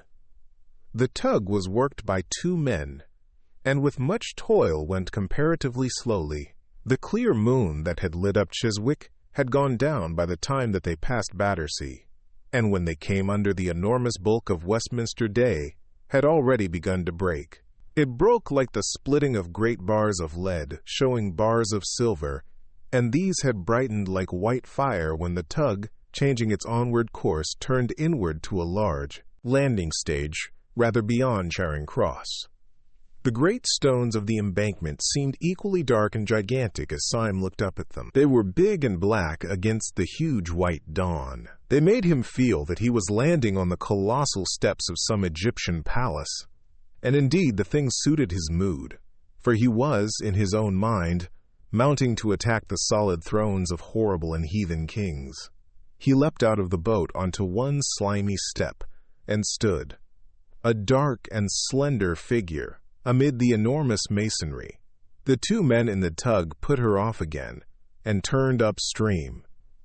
They had never spoken a word. Chapter 5. The Feast of Fear. At first, the large stone stair seemed to Syme as deserted as a pyramid, but before he reached the top he had realized that there was a man leaning over the parapet of the embankment and looking out across the river. As a figure he was quite conventional. Clad in a silk hat and frock coat of the more formal type of fashion, he had a red flower in his buttonhole. As Syme drew nearer to him step by step, he did not even move a hair. And Syme could come close enough to notice, even in the dim, pale morning light, that his face was long, pale and intellectual, and ended in a small triangular tuft of dark beard at the very point of the chin, all else being clean-shaven. This scrap of hair almost seemed a mere oversight. The rest of the face was of the type that is best shaven, clear-cut, ascetic, and, in its way, noble. Syme drew closer and closer, noting all this, and still the figure did not stir. At first an instinct had told Syme that this was the man whom he was meant to meet. Then, seeing that the man made no sign, he had concluded that he was not. And now again he had come back to a certainty that the man had something to do with his mad adventure. For the man remained more still than would have been natural if a stranger had come so close. He was as motionless as a waxwork, and got on the nerves somewhat in the same way. Syme looked again and again at the pale, dignified, and delicate face, and the face still looked blankly across the river. Then he took out of his pocket the note from Buttons proving his election, and put it before that sad and beautiful face. Then the man smiled, and his smile was a shock, for it was all on one side, going up in the right cheek and down in the left. There was nothing, rationally speaking, to scare anyone about this. Many people have this nervous trick of a crooked smile, and in many, It is even attractive. But in all Syme's circumstances, with the dark dawn and the deadly errand and the loneliness on the great dripping stones, there was something unnerving in it. There was the silent river and the silent man, a man of even classic face. And there was the last nightmare touch that his smile suddenly went wrong. The spasm of smile was instantaneous, and the man's face dropped at once into its harmonious melancholy. He spoke without further explanation or inquiry, like a man speaking to an old colleague. "If we walk up towards Leicester Square," he said, "we shall just be in time for breakfast. Sunday always insists on an early breakfast. Have you had any sleep?" "No," said Syme. "Nor have I," answered the man in an ordinary tone. "I shall try to get to bed after breakfast." He spoke with casual civility, but in an utterly dead voice that contradicted the fanaticism of his face. It seemed almost as if all friendly words were to him lifeless conveniences, and that his only life was hate. After a pause, the man spoke again. "Of course, the secretary of the branch told you everything that can be told. But the one thing that can never be told is the last notion of the president, for his notions grow like a tropical forest. So in case you don't know, I'd better tell you that he is carrying out his notion of concealing ourselves by not concealing ourselves to the most extraordinary lengths just now. Originally, of course, we met in a cell underground, just as your branch does. Then, Sunday made us take a private room at an ordinary restaurant. He said that if you didn't seem to be hiding, nobody hunted you out. Well, he is the only man on earth, I know. But sometimes I really think that his huge brain is going a little mad in its old age. For now, we flaunt ourselves before the public. We have our breakfast on a balcony, if you please, overlooking Leicester Square. And what do the people say?" asked Syme. "It's quite simple what they say," answered his guide. "They say we are a lot of jolly gentlemen who pretend they are anarchists." "It seems to me a very clever idea," said Syme. "Clever, God blast your impudence, clever!" cried out the other in a sudden shrill voice which was as startling and discordant as his crooked smile. "When you've seen Sunday for a split second, you'll leave off calling him clever." With this, they emerged out of a narrow street and saw the early sunlight filling Leicester Square. It will never be known, I suppose, why this square itself should look so alien and in some ways so continental. It will never be known whether it was the foreign look that attracted the foreigners or the foreigners who gave it the foreign look. But on this particular morning, the effect seemed singularly bright and clear. Between the open square and the sunlit leaves and the statue and the Saracenic outlines of the Alhambra, it looked the replica of some French or even Spanish public place. And this effect increased in Syme the sensation, which in many shapes he had had through the whole adventure, the eerie sensation of having strayed into a new world. As a fact, he had bought bad cigars round Leicester Square ever since he was a boy. But as he turned that corner and saw the trees and the Moorish cupolas, he could have sworn that he was turning into an unknown place de something or other in some foreign town. At one corner of the square there projected a kind of angle of a prosperous but quiet hotel, the bulk of which belonged to a street behind. In the wall there was one large French window, probably the window of a large coffee room, and outside this window, almost literally overhanging the square, was a formidably buttressed balcony, big enough to contain a dining table. In fact, it did contain a dining table, or more strictly, a breakfast table. And round the breakfast table, glowing in the sunlight and evident to the street, were a group of noisy and talkative men, all dressed in the insolence of fashion, with white waistcoats and expensive buttonholes. Some of their jokes could almost be heard across the square. Then the grave secretary gave his unnatural smile, and Syme knew that this boisterous breakfast party was the secret conclave of the European dynamiters. Then, as Syme continued to stare at them, he saw something that he had not seen before. He had not seen it literally because it was too large to see, At the nearest end of the balcony, blocking up a great part of the perspective, was the back of a great mountain of a man. When Syme had seen him, his first thought was that the weight of him must break down the balcony of stone. His vastness did not lie only in the fact that he was abnormally tall and quite incredibly fat. This man was planned enormously in his original proportions, like a statue carved deliberately as colossal. His head, crowned with white hair, as seen from behind, looked bigger than a head ought to be. The ears that stood out from it looked larger than human ears. He was enlarged terribly to scale, and this sense of size was so staggering that when Syme saw him, all the other figures seemed quite suddenly to dwindle and become dwarfish. They were still sitting there as before with their flowers and frock coats, but now it looked as if the big man was entertaining 5 children to tea. As Syme and the guide approached the side door of the hotel, a waiter came out smiling with every tooth in his head. "The gentlemen are up there, sir," he said. "They do talk, and they do laugh at what they talk. They do say they will throw bombs at the king." And the waiter hurried away with a napkin over his arm, much pleased with the singular frivolity of the gentleman upstairs.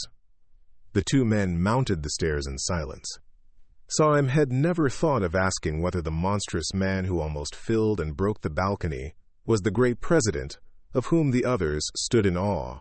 He knew it was so, with an unaccountable but instantaneous certainty. Syme, indeed, was one of those men who are open to all the more nameless psychological influences in a degree a little dangerous to mental health. Utterly devoid of fear in physical dangers, he was a great deal too sensitive to the smell of spiritual evil. Twice already that night little unmeaning things had peeped out at him almost pruriently, and given him a sense of drawing nearer and nearer to the headquarters of hell. And this sense became overpowering as he drew nearer to the great president. The form it took was a childish and yet hateful fancy. As he walked across the inner room towards the balcony, the large face of Sunday grew larger and larger, and Syme was gripped with a fear that when he was quite close, the face would be too big to be possible, and that he would scream aloud. He remembered that as a child he would not look at the Mask of Memnon in the British Museum, because it was a face and so large. By an effort, braver than that of leaping over a cliff, he went to an empty seat at the breakfast table and sat down. The men greeted him with good-humored raillery, as if they had always known him. He sobered himself a little by looking at their conventional coats and solid, shining coffee pot. Then he looked again at Sunday. His face was very large, but it was still possible to humanity. In the presence of the president, the whole company looked sufficiently commonplace.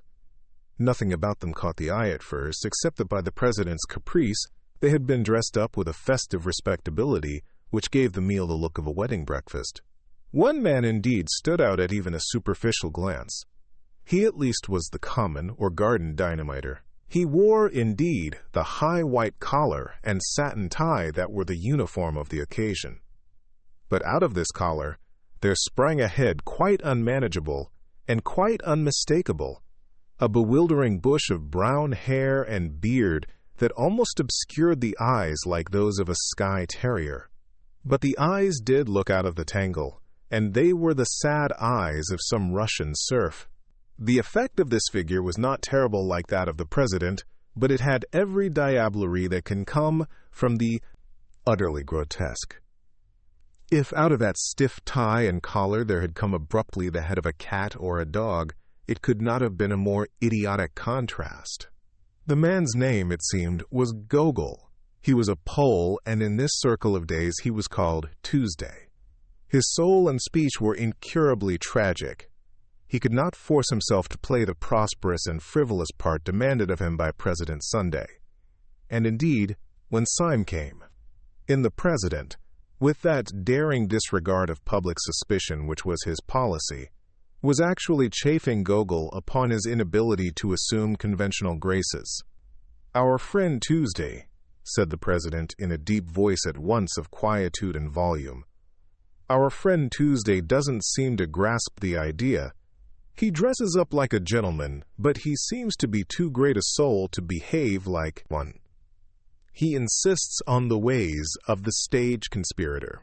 Now, if a gentleman goes about London in a top hat and a frock coat, no one need know that he is an anarchist.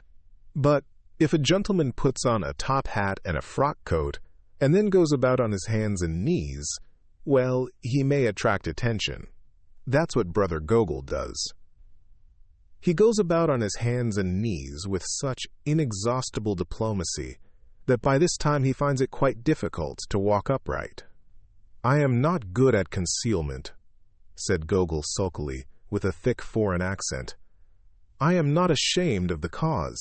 "Yes, you are, my boy, and so is the cause of you," said the president good-naturedly. "You hide as much as anybody. But you can't do it, you see. You're such an ass. You try to combine two inconsistent methods. When a P.A. householder finds a man under his bed, he will probably pause to note the circumstance. But if he finds a man under his bed in a top hat, you will agree with me, my dear Tuesday, that he is not likely even to forget it. Now, when you were found under Admiral Biffin's bed—" "I am not good at deception," said Tuesday gloomily, flushing. "Right, my boy, right," said the president with a ponderous heartiness. "You aren't good at anything." While this stream of conversation continued, Syme was looking more steadily at the men around him. As he did so, he gradually felt all his sense of something spiritually queer return. He had thought at first that they were all of common stature and costume, with the evident exception of the hairy Gogol. But as he looked at the others, he began to see in each of them exactly what he had seen in the man by the river, a demoniac detail somewhere. That lopsided laugh, which would suddenly disfigure the fine face of his original guide, was typical of all these types. Each man had something about him, perceived perhaps at the 10th or 20th glance, which was not normal, and which seemed hardly human. The only metaphor he could think of was this, that they all looked as men of fashion and presence would look, with the additional twist given in a false and curved mirror. Only the individual examples will express this half-concealed eccentricity. Syme's original cicerone bore the title of Monday. He was the secretary of the council, and his twisted smile was regarded with more terror than anything, except the president's horrible, happy laughter. But now that Syme had more space and light to observe him, there were other touches. His fine face was so emaciated that Syme thought it must be wasted with some disease. Yet somehow the very distress of his dark eyes denied this. It was no physical ill that troubled him. His eyes were alive with intellectual torture, as if pure thought was pain. He was typical of each of the tribe. Each man was subtly and differently wrong. Next to him sat Tuesday, the tousle-headed Gogol, a man more obviously mad. Next was Wednesday, a certain Marquis de Saint-Eustache, a sufficiently characteristic figure. The first few glances found nothing unusual about him, except that he was the only man at table who wore the fashionable clothes as if they were really his own. He had a black French beard cut square, and a black English frock-coat cut even squarer. But Syme, sensitive to such things, felt somehow that the man carried a rich atmosphere with him, a rich atmosphere that suffocated. It reminded one irrationally of drowsy odors and of dying lamps in the darker poems of Byron and Poe. With this went a sense of his being clad, not in lighter colors, but in softer materials. His black seemed richer and warmer than the black shades about him, as if it were compounded of profound color. His black coat looked as if it were only black by being too dense a purple. His black beard looked as if it were only black by being too deep a blue. And in the gloom and thickness of the beard, his dark red mouth showed sensual and scornful. Whatever he was not a Frenchman. He might be a Jew. He might be something deeper, yet in the dark heart of the East. In the bright-colored Persian tiles and pictures showing tyrants hunting, you may see just those almond eyes, those blue-black beards, those cruel crimson lips. Then came Syme, and next a very old man, Professor de Worms, who still kept the chair of Friday, though every day it was expected that his death would leave it empty. Save for his intellect, he was in the last dissolution of senile decay. His face was as gray as his long gray beard, his forehead was lifted and fixed, finally in a furrow of mild despair. In no other case, not even that of Gogol, did the bridegroom brilliancy of the morning dress express a more painful contrast. For the red flower in his buttonhole showed up against a face that was literally discolored like lead. The whole hideous effect was as if some drunken dandies had put their clothes upon a corpse.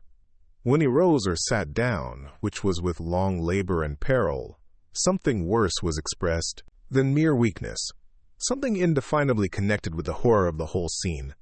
It did not express decrepitude merely, but corruption. Another hateful fancy crossed Syme's quivering mind.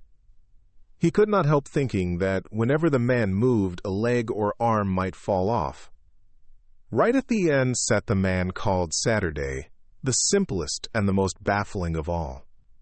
He was a short, square man with a dark, square face clean-shaven, a medical practitioner going by the name of Bull. He had that combination of savoir-faire with a sort of well-groomed coarseness which is not uncommon in young doctors. He carried his fine clothes with confidence rather than ease, and he mostly wore a set smile. There was nothing whatever odd about him, except that he wore a pair of dark, almost opaque spectacles. It may have been merely a crescendo of nervous fancy that had gone before, but those black discs were dreadful to Syme. They reminded him of half-remembered ugly tales, of some story about pennies being put on the eyes of the dead. Syme's eye always caught the black glasses and the blind grin. Had the dying professor worn them, or even the pale secretary, they would have been appropriate. But on the younger and grosser man, they seemed only an enigma. They took away the key of the face. You could not tell what his smile or his gravity meant. Partly from this, and partly because he had a vulgar virility wanting in most of the others, it seemed to Syme that he might be the wickedest of all those wicked men. Syme even had the thought that his eyes might be covered up because they were too frightful to see. Chapter 6. The Exposure. Such were the 6 men who had sworn to destroy the world. Again and again Syme strove to pull together his common sense in their presence. Sometimes he saw for an instant that these notions were subjective, that he was only looking at ordinary men, one of whom was old, another nervous, another short-sighted. The sense of an unnatural symbolism always settled back on him again. Each figure seemed to be, somehow, on the borderland of things, just as their theory was on the borderland of thought. He knew that each one of these men stood at the extreme end, so to speak, of some wild road of reasoning. He could only fancy, as in some old-world fable, that if a man went westward to the end of the world, he would find something, say a tree, that was more or less than a tree possessed by a spirit, and that if he went east to the end of the world, he would find something else that was not wholly itself, a tower, perhaps, of which the very shape was wicked. So these figures seemed to stand up, violent and unaccountable, against an ultimate horizon, visions from the verge. The ends of the earth were closing in. Talk had been going on steadily as he took in the scene, and not the least of the contrasts of that bewildering breakfast table was the contrast between the easy and unobtrusive tone of talk and its terrible purport. They were deep in the discussion of an actual and immediate plot. The waiter downstairs had spoken quite correctly when he said that they were talking about bombs and kings. Only 3 days afterwards the Tsar was to meet the President of the French Republic in Paris, and over their bacon and eggs upon their sunny balcony these beaming gentlemen had decided how both should die. Even the instrument was chosen.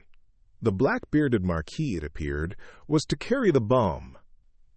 Ordinarily speaking, the proximity of this positive and objective crime would have sobered Syme and cured him of all his merely mystical tremors.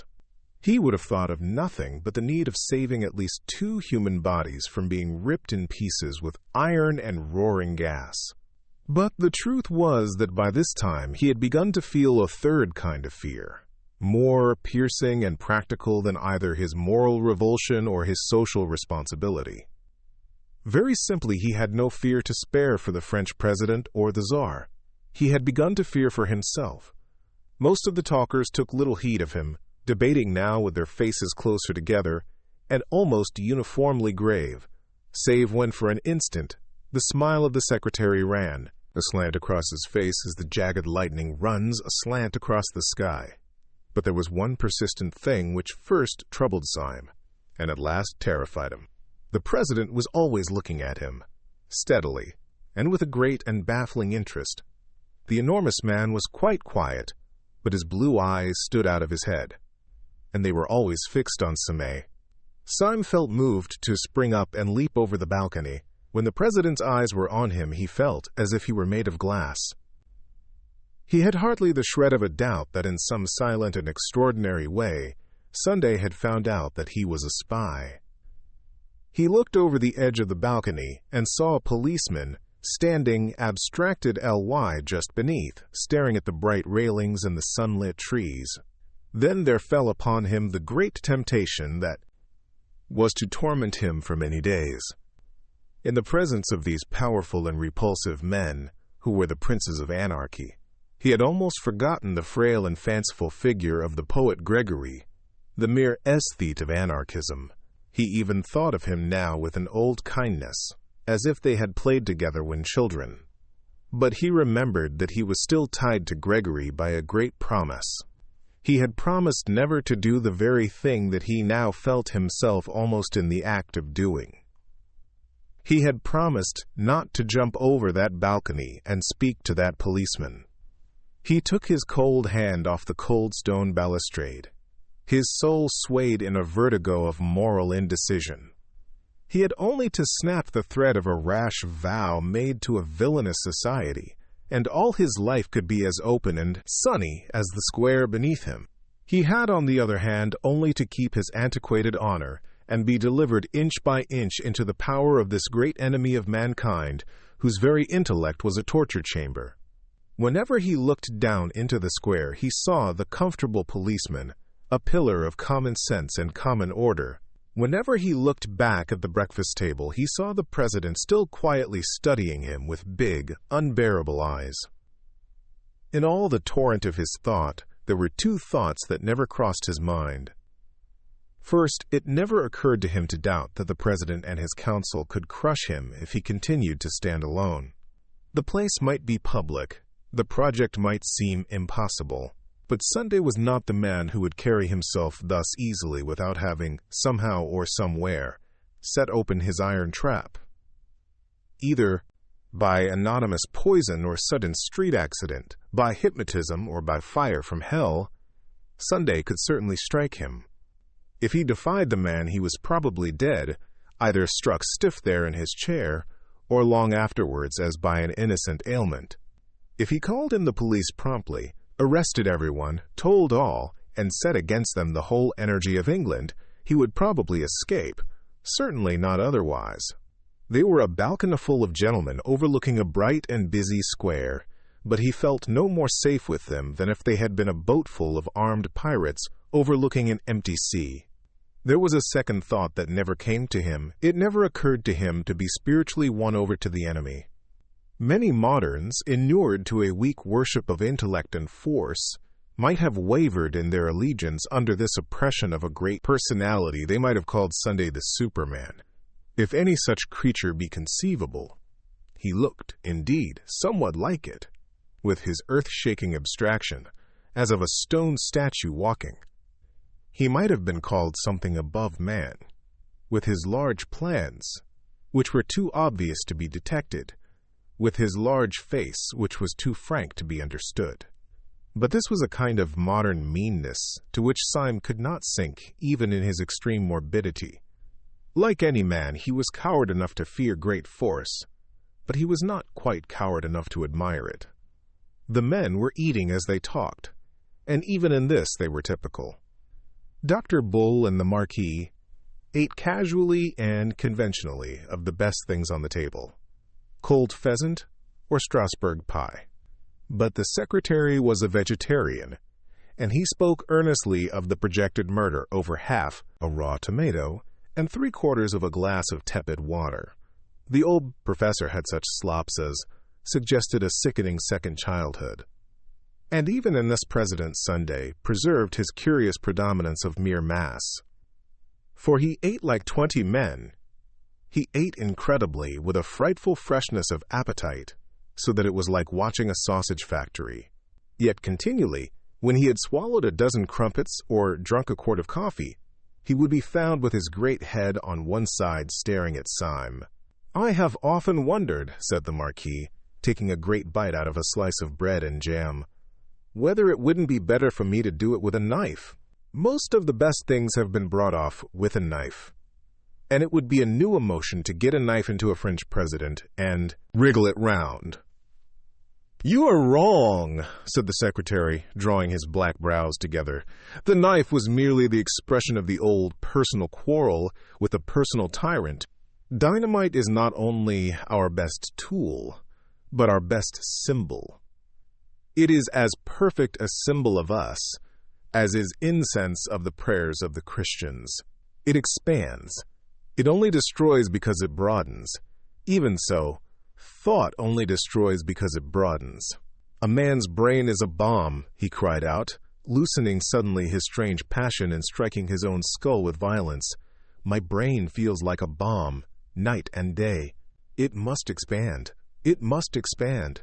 A man's brain must expand if it breaks up the universe." "I don't want the universe broken up just yet," drawled the Marquis. "I want to do a lot of beastly things before I die. I thought of one yesterday in bed." "No, if the only end of the thing is nothing," said Dr. Bull with his sphinx-like smile, "it hardly seems worth doing." The old professor was staring at the ceiling with dull eyes. "Every man knows in his heart," he said, "that nothing is worth doing." There was a singular silence, and then the secretary said, "We are wandering, however, from the point. The only question is how Wednesday is to strike the blow. I take it we should all agree with the original notion of a bomb.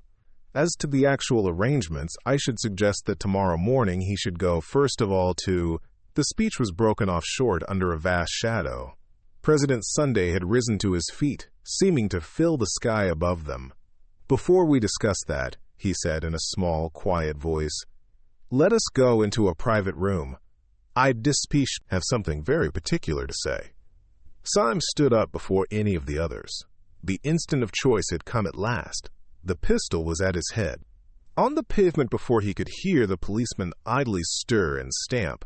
For the morning, though bright, was cold. A barrel organ in the street suddenly sprang with a jerk into a jovial tune. Syme stood up taut, as if it had been a bugle before the battle. He found himself filled with a supernatural courage that came from nowhere. That jingling music seemed full of the vivacity, the vulgarity, and the irrational valor of the poor, who in all those unclean streets were all clinging to the decencies and the charities of Christendom. His youthful prank of being a policeman had faded from his mind. He did not think of himself as the representative of the corps of gentlemen turned into fancy constables, or of the old eccentric who lived in the dark room. But he did feel himself as the ambassador of all these common and kindly people in the street who every day marched into battle to the music of the barrel organ. And this high pride in being human had lifted him unaccountably to an infinite height above the monstrous men around him. For an instant at least, he looked down upon all their sprawling eccentricities from the starry pinnacle of the commonplace. He felt towards them all that unconscious and elementary superiority that a brave man feels over powerful beasts or a wise man over powerful errors. He knew that he had neither the intellectual nor the physical strength of President Sunday. But in that moment he minded it no more than the fact that he had not the muscles of a tiger or a horn on his nose like a rhinoceros. All was swallowed up in an ultimate certainty that the president was wrong and that the barrel organ was right. There clanged in his mind that unanswerable and terrible truism in the Song of Roland, Païens en tort et chrétiens en droit, which in the old nasal French has the clang and groan of great iron. This liberation of his spirit from the load of his weakness went with a quite clear decision to embrace death. If the people of the barrel organ could keep their old-world obligations, so could he. This very pride in keeping his word was that he was keeping it to miscreants. It was his last triumph over these lunatics, to go down into their dark room and die for something that they could not even understand. The barrel organ seemed to give the marching tune with the energy and the mingled noises of a whole orchestra, and he could hear, deep and rolling, under all the trumpets of the pride of life, the drums of the pride of death. The conspirators were already filing through the open window and into the rooms behind. Syme went last, outwardly calm, but with all his brain and body throbbing with romantic rhythm. The president led them down an irregular side stair, such as might be used by servants, and into a dim, cold, empty room, with a table and benches, like an abandoned boardroom. When they were all in, he closed and locked the door. The first to speak was Gogol, the irreconcilable, who seemed bursting with inarticulate grievance. "ZSO, ZSO," he cried, with an obscure excitement, his heavy Polish accent becoming almost impenetrable. "You say you not-eyed, you say you show himselves. It is all nothings. Then you want talk importance you run yourselves in. A dark box!" The president seemed to take the foreigner's incoherent satire with entire good humor. "You can't get hold of it yet, Gogol," he said in a fatherly way. "When once they have heard us talking nonsense on that balcony, they will not care where we go afterwards. If we had come here first, we should have had the whole staff at the keyhole. You don't seem to know anything about mankind." "I die for them," cried the Pole in thick excitement, "and I slay their oppressors. I care not for these games of concealment. I would smite the tyrant in the open square." I see," said the president, nodding kindly as he seated himself at the top of a long table. "You die for mankind first, and then you get up and smite their oppressors. So that's all right. And now may I ask you to control your beautiful sentiments and sit down with the other gentlemen at this table. For the first time this morning, something intelligent is going to be said." Syme, with the perturbed promptitude he had shown since the original summons, sat down first. Gogol sat down last, grumbling in his brown beard about compromise. No one except Syme seemed to have any notion of the blow that was about to fall. As for him, he had merely the feeling of a man mounting the scaffold with the intention, at any rate, of making a good speech. "Comrades," said the president, suddenly rising, "we have spun out this farce long enough. I have called you down here to tell you something so simple and shocking that even the waiters upstairs, long inured to our levities, might hear some new seriousness in my voice. Comrades, we were discussing plans and naming places. I propose, before saying anything else, that those plans and places should not be voted by this meeting, but should be left wholly in the control of some one reliable member. I suggest Comrade Saturday, Dr. Bull." They all stared at him. Then they all started in their seats, for the next words, though not loud, had a living and sensational emphasis. Sunday struck the table. "Not one word more about the plans and places must be said at this meeting. Not one tiny detail more about what we mean to do must be mentioned in this company." Sunday had spent his life in astonishing his followers, but it seemed as if he had never really astonished them until now. They all moved feverishly in their seats, except Syme. He sat stiff in his, with his hand in his pocket, and on the handle of his loaded revolver. When the attack on him came, he would sell his life dear.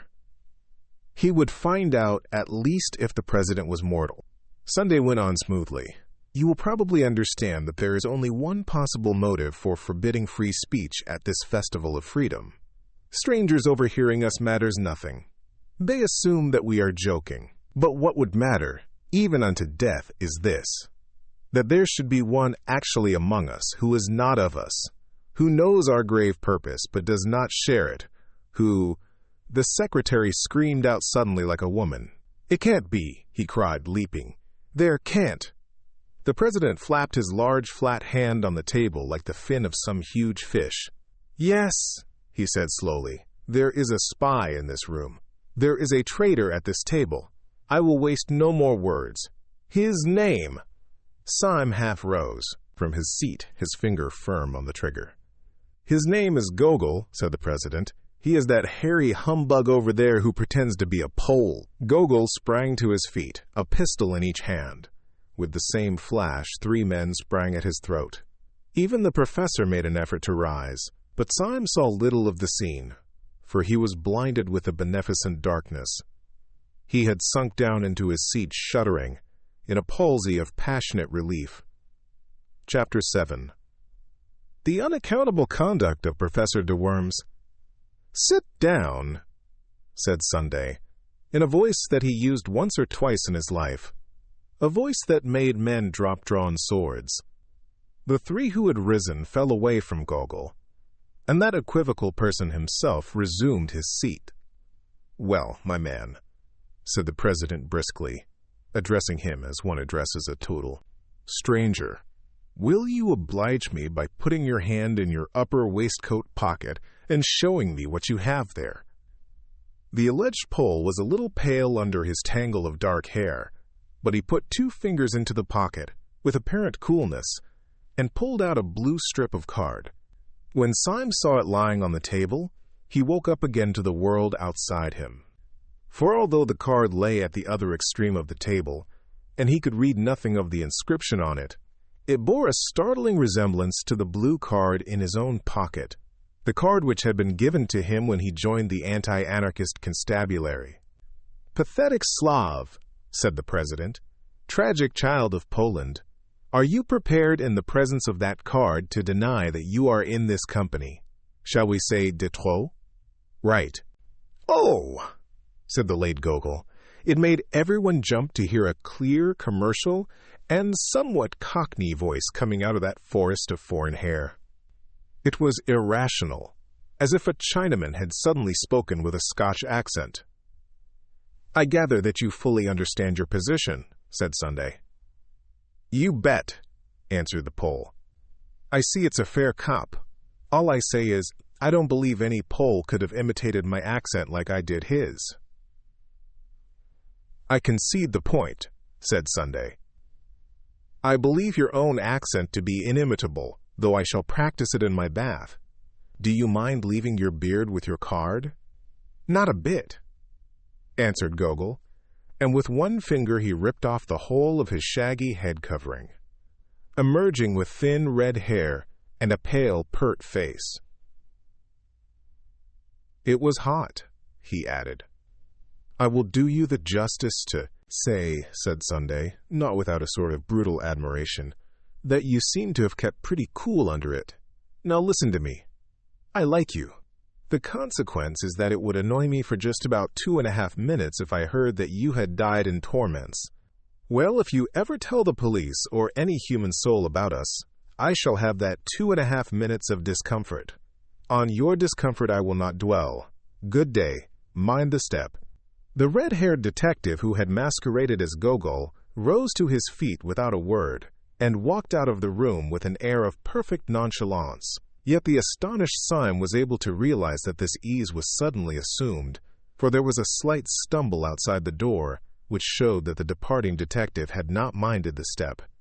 "Time is flying," said the president in his gayest manner, after glancing at his watch, which, like everything about him, seemed bigger than it ought to be. "I must go off at once. I have to take the chair at a humanitarian meeting." The secretary turned to him with working eyebrows. "Would it not be better," he said a little sharply, "to discuss further the details of our project, now that the spy has left us?" "No, I think not," said the president with a yawn like an unobtrusive earthquake. Leave it as it is. Let Saturday settle it. I must be off. Breakfast here next Sunday." But the late loud scenes had whipped up the almost naked nerves of the secretary. He was one of those men who are conscientious, even in crime. "I must protest, President, that the thing is irregular," he said. "It is a fundamental rule of our society that all plans shall be debated in full council. Of course, I fully appreciate your forethought when, in the actual presence of a traitor—" "Secretary," said the President seriously, "if you'd take your head home and boil it for a turnip, it might be useful. I can't say, but it might." The secretary reared back in a kind of equine anger. "I really fail to understand," he began in high offense. That's it," said the President, nodding a great many times. "That's where you fail right enough. You fail to understand." "Why, you dancing donkey," he roared, rising. "You didn't want to be overheard by a spy, didn't you? How do you know you aren't overheard now?" And with these words he shouldered his way out of the room, shaking with incomprehensible scorn. 4 of the men left behind gaped after him without any apparent glimmering of his meaning. Syme alone had even a glimmering, and such as it was, it froze him to the bone. If the last words of the President meant anything, they meant that he had not, after all, passed unsuspected. They meant that, while Sunday could not denounce him like Gogol, he still could not trust him like the others. The other 4 got to their feet grumbling more or less, and betook themselves elsewhere to find lunch, for it was already well past midday. The professor went last, very slowly and painfully. Syme sat long after the rest had gone, revolving his strange position. He had escaped a thunderbolt, but he was still under a cloud. At last he rose and made his way out of the hotel into Leicester Square. The bright, cold day had grown increasingly colder, and when he came out into the street, he was surprised by a few flakes of snow. While he still carried the sword stick and the rest of Gregory's portable luggage, he had thrown the cloak down and left it somewhere, perhaps on the steam tug, perhaps on the balcony. Hoping, therefore, that the snow shower might be slight, he stepped back out of the street for a moment and stood up under the doorway of a small and greasy hairdresser's shop, the front window of which was empty, except for a sickly wax lady in evening dress. Snow, however, began to thicken and fall fast, and Syme, having found one glance at the wax lady quite sufficient to depress his spirits, stared out instead into the white and empty street. He was considerably astonished to see, standing quite still outside the shop and staring into the window, a man.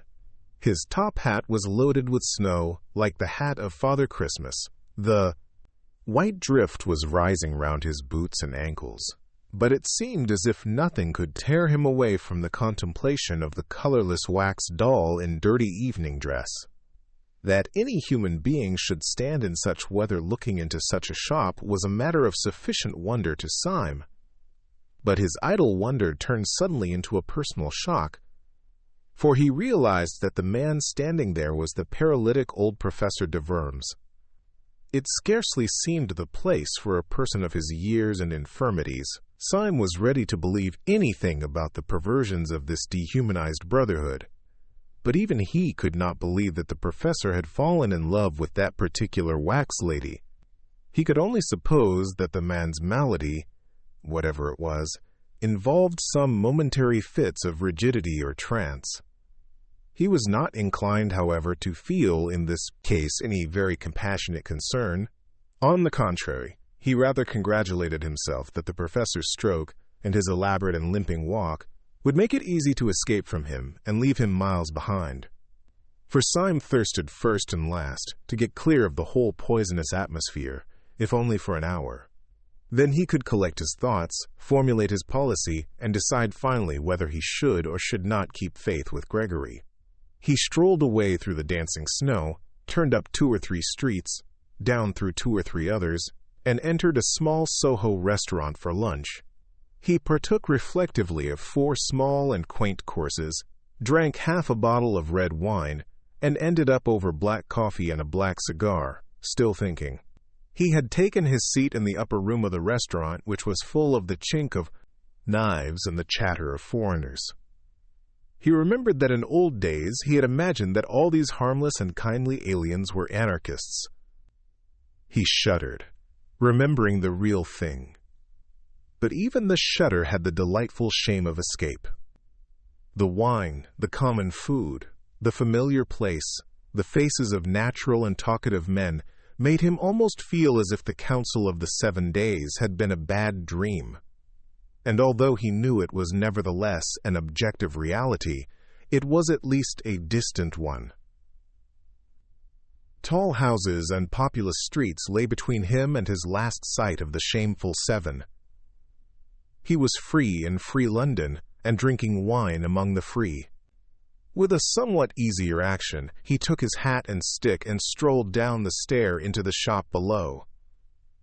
When he entered that lower room, he stood stricken and rooted to the spot. At a small table, close up to the blank window and the white street of snow, sat the old anarchist professor over a glass of milk, with his lifted, livid face and pendant eyelids. For an instant, Syme stood as rigid as the stick he leant upon. Then, with a gesture, as of blind hurry, he brushed past the professor, dashing open the door and slamming it behind him, and stood outside in the snow. "Can that old corpse be following me?" he asked himself, biting his yellow mustache. "I stopped too long up in that room, so that even such leaden feet could catch me up. One comfort is, with a little brisk walking I can put a man like that as far away as Timbuktu. Or am I too fanciful? Was he really following me? Surely Sunday would not be such a fool as to send a lame man?" He set off at a smart pace, twisting and whirling his stick in the direction of Covent Garden. As he crossed the great market, the snow increased, growing blinding and bewildering as the afternoon began to darken. The snowflakes tormented him like a swarm of silver bees, getting into his eyes and beard. They added their unremitting futility to his already irritated nerves, and by the time that he had come at a swinging pace to the beginning of Fleet Street, he lost patience, and finding a Sunday tea shop, turned into it to take shelter. He ordered another cup of black coffee as an excuse. Scarcely had he done so when Professor de Worms hobbled heavily into the shop, sat down with difficulty, and ordered a glass of milk. Syme's walking stick had fallen from his hand with a great clang, which confessed the concealed steel. But the professor did not look round. Syme, who was commonly a cool character, was literally gaping as a rustic gapes at a conjuring trick. He had seen no cab following. He had heard no wheels outside the shop. To all mortal appearances the man had come on foot. But the old man could only walk like a snail, and Syme had walked like the wind. He started up and snatched his stick, half crazy with the contradiction in mere arithmetic, and swung out of the swinging doors, leaving his coffee untasted. An omnibus going to the bank went rattling by with an unusual rapidity. He had a violent run of 100 yards to reach it, but he managed to spring, swaying upon the splashboard, and pausing for an instant to pant, he climbed onto the top. When he had been seated for about half a minute, he heard behind him a sort of heavy and asthmatic breathing. Turning sharply, he saw rising gradually higher and higher up the omnibus steps a top hat soiled and dripping with snow, and under the shadow of its brim the short-sighted face and shaky shoulders of Professor de Worms. He let himself into a seat with characteristic care, and wrapped himself up to the chin in the mackintosh rug. Every movement of the old man's tottering figure and vague hands, every uncertain gesture and panic-stricken pause, seemed to put it beyond question that he was helpless, that he was in the last imbecility of the body. He moved by inches, he let himself down with little gasps of caution, and yet, unless the philosophical entities called time and space have no vestige even of a practical existence, it appeared quite unquestionable that he had run after the omnibus. Syme sprang erect upon the rocking car, and after staring wildly at the wintry sky, that grew gloomier every moment. He ran down the steps. He had repressed an elemental impulse to leap over the side. Too bewildered to look back or to reason, he rushed into one of the little courts at the side of Fleet Street, as a rabbit rushes into a hole. He had a vague idea, if this incomprehensible old Jack-in-the-Box was really pursuing him, that in that labyrinth of little streets he could soon throw him off the scent. He dived in and out of those crooked lanes which were more like cracks than thoroughfares, and by the time that he had completed about 20 alternate angles and described an unthinkable polygon, he paused to listen for any sound of pursuit. There was none. There could not in any case have been much, for the little streets were thick with the full, soundless snow. Somewhere behind Red Lion Court, however, he noticed a place where some energetic citizen had cleared away the snow for a space of about 20 yards, leaving the wet, glistening cobblestones. He thought little of this as he passed it, only plunging into yet another arm of the maze. But when a few hundred yards farther on, he stood still again to listen. His heart stood still also, for he heard from that space of rugged stones the clinking crutch and laboring feet of the infernal cripple. The sky above was loaded with the clouds of snow, leaving London in a darkness and oppression premature for that hour of the evening. On each side of Syme, the walls of the alley were blind and featureless.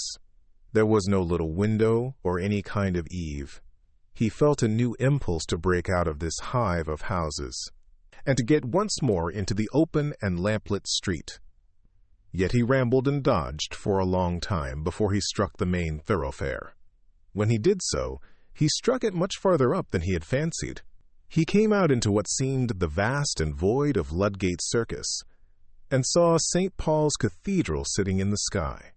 At first he was startled to find these great roads so empty, as if a pestilence had swept through the city. Then he told himself that some degree of emptiness was natural, first because the snowstorm was even dangerously deep, and secondly because it was Sunday. And at the very word Sunday he bit his lip. The word was henceforth for hire, like some indecent pun.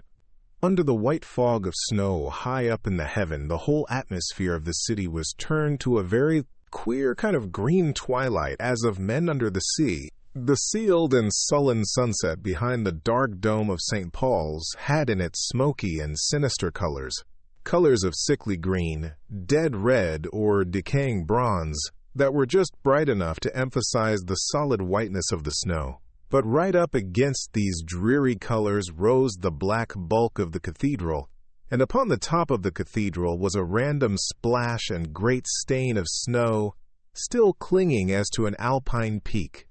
It had fallen accidentally, but just so fallen as to half drape the dome from its very topmost point, and to pick out in perfect silver the great orb and the cross. When Syme saw it, he suddenly straightened himself, and made with his sword-stick an involuntary salute. He knew that that evil figure, his shadow, was creeping quickly or slowly behind him, and he did not care. It seemed a symbol of human faith and valor that while the skies were darkening, that high place of the earth was bright. The devils might have captured heaven, but they had not yet captured the cross. He had a new impulse to tear out the secret of this dancing, jumping and pursuing paralytic, and at the entrance of the court, as it opened upon the circus, he turned, stick in hand, to face his pursuer. Professor de Worms came slowly round the corner of the irregular alley behind him, his unnatural form outlined against a lonely gas lamp, irresistibly recalling that very imaginative figure in the nursery rhymes, the crooked man who went a crooked mile. He really looked as if he had been twisted out of shape by the tortuous streets he had been threading. He came nearer and nearer, the lamplight shining on his lifted spectacles, his lifted, patient face. Syme waited for him as St. George waited for the dragon, as a man waits for a final explanation or for death. And the old professor came right up to him and passed him like a total stranger, without even a blink of his mournful eyelids. There was something in this silent and unexpected innocence that left Syme in a final fury. The man's colorless face and manner seemed to assert that the whole following had been an accident. Syme was galvanized with an energy that was something between bitterness and a burst of boyish derision. He made a wild gesture as if to knock the old man's hat off, called out something like, "Catch me if you can," and went racing away across the white, open circus.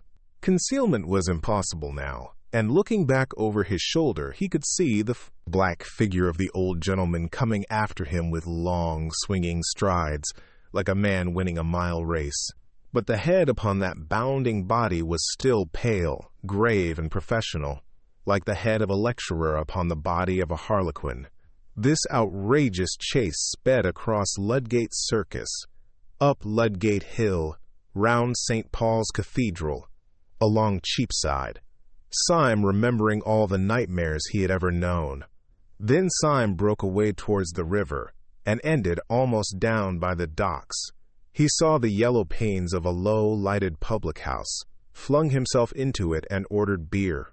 It was a foul tavern, sprinkled with foreign sailors, a place where opium might be smoked, or knives drawn.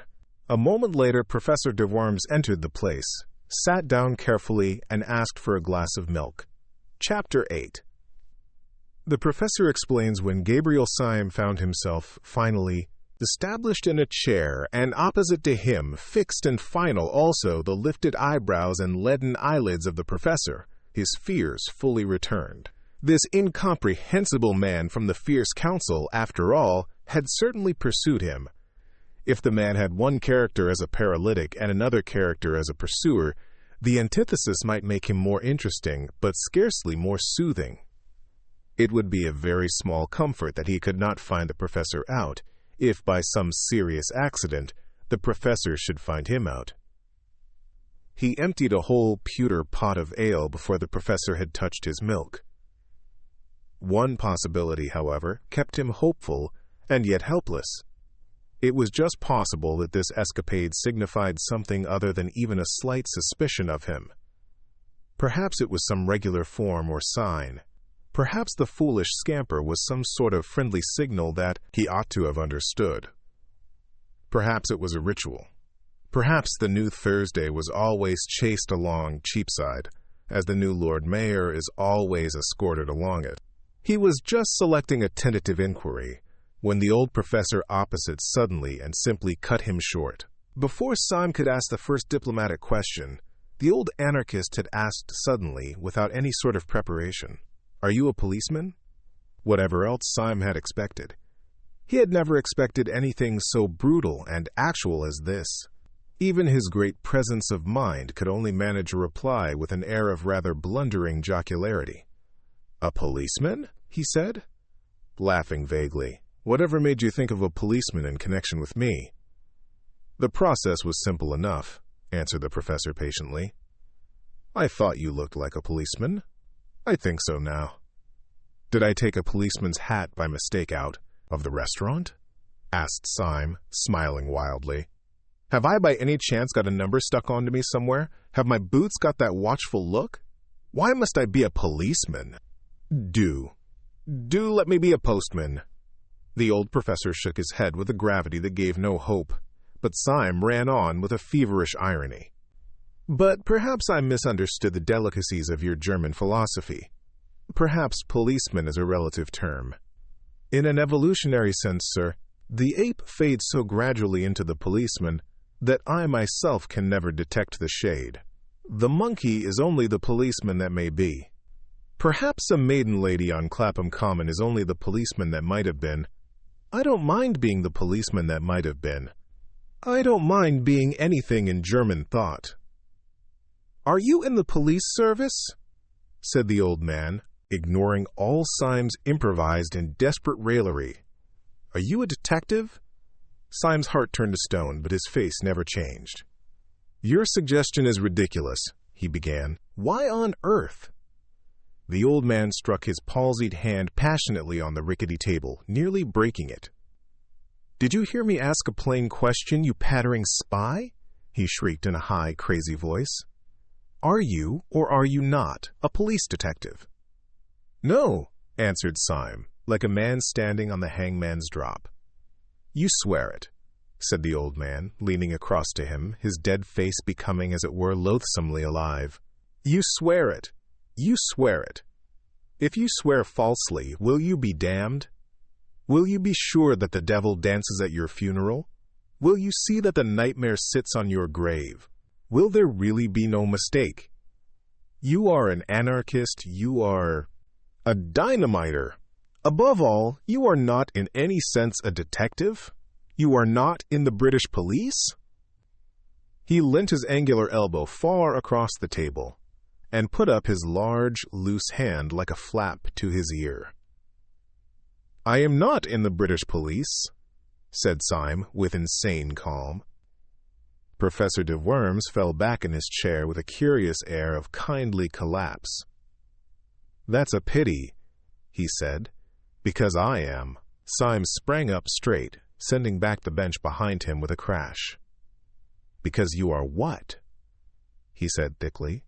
You are what? I am a policeman, said the professor with his first broad smile, and beaming through his spectacles. But as you think policeman only a relative term, of course I have nothing to do with you. I am in the British police force. But as you tell me, you are not in the British police force. I can only say that I met you in a dynamiters club. I suppose I ought to arrest you.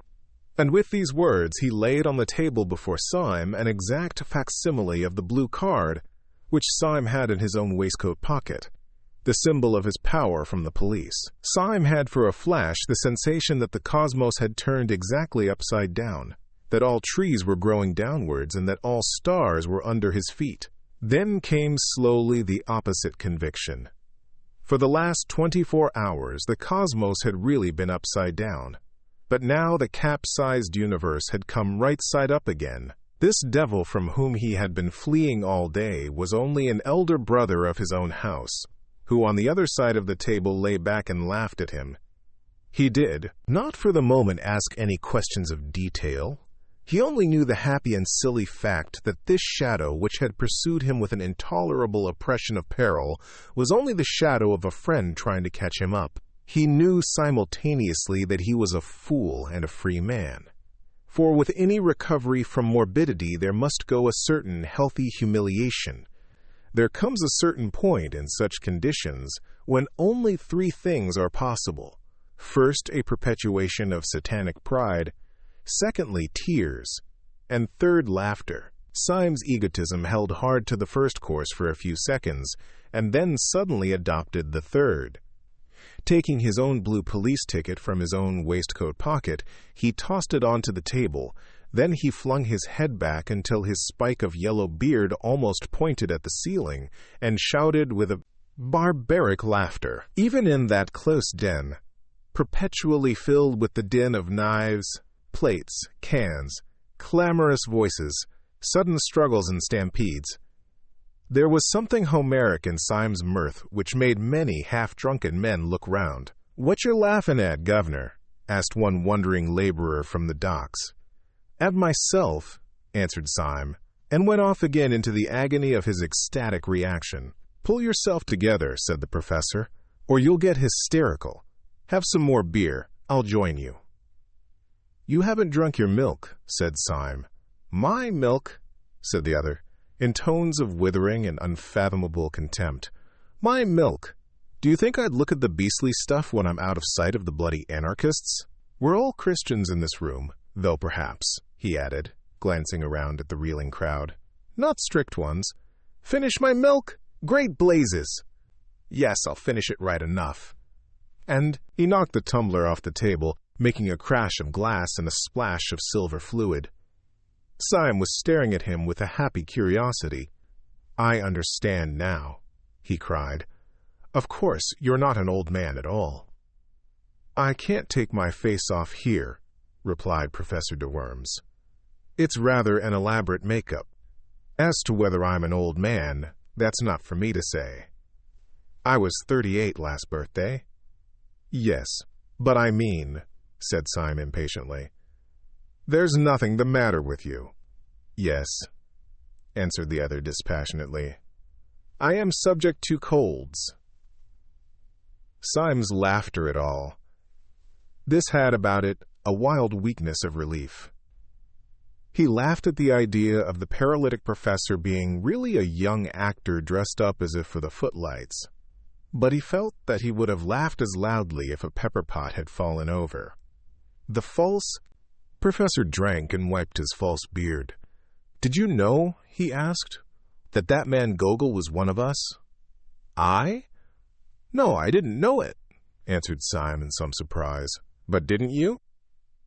"I knew no more than the dead," replied the man who called himself De Worms.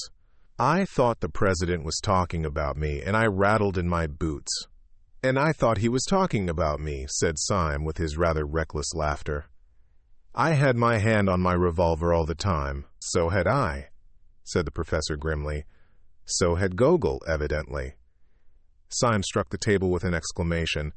"Why, there were 3 of us there," he cried. 3 out of 7 is a fighting number. If we had only known that we were 3. The face of Professor de Worms darkened, and he did not look up. "We were 3, he said. "If we had been 300, we could still have done nothing." "Not if we were 300 against 4? Asked Syme, jeering rather boisterously. "No," said the professor with sobriety. "Not if we were 300 against Sunday." And the mere name struck Syme cold and serious. His laughter had died in his heart before it could die on his lips.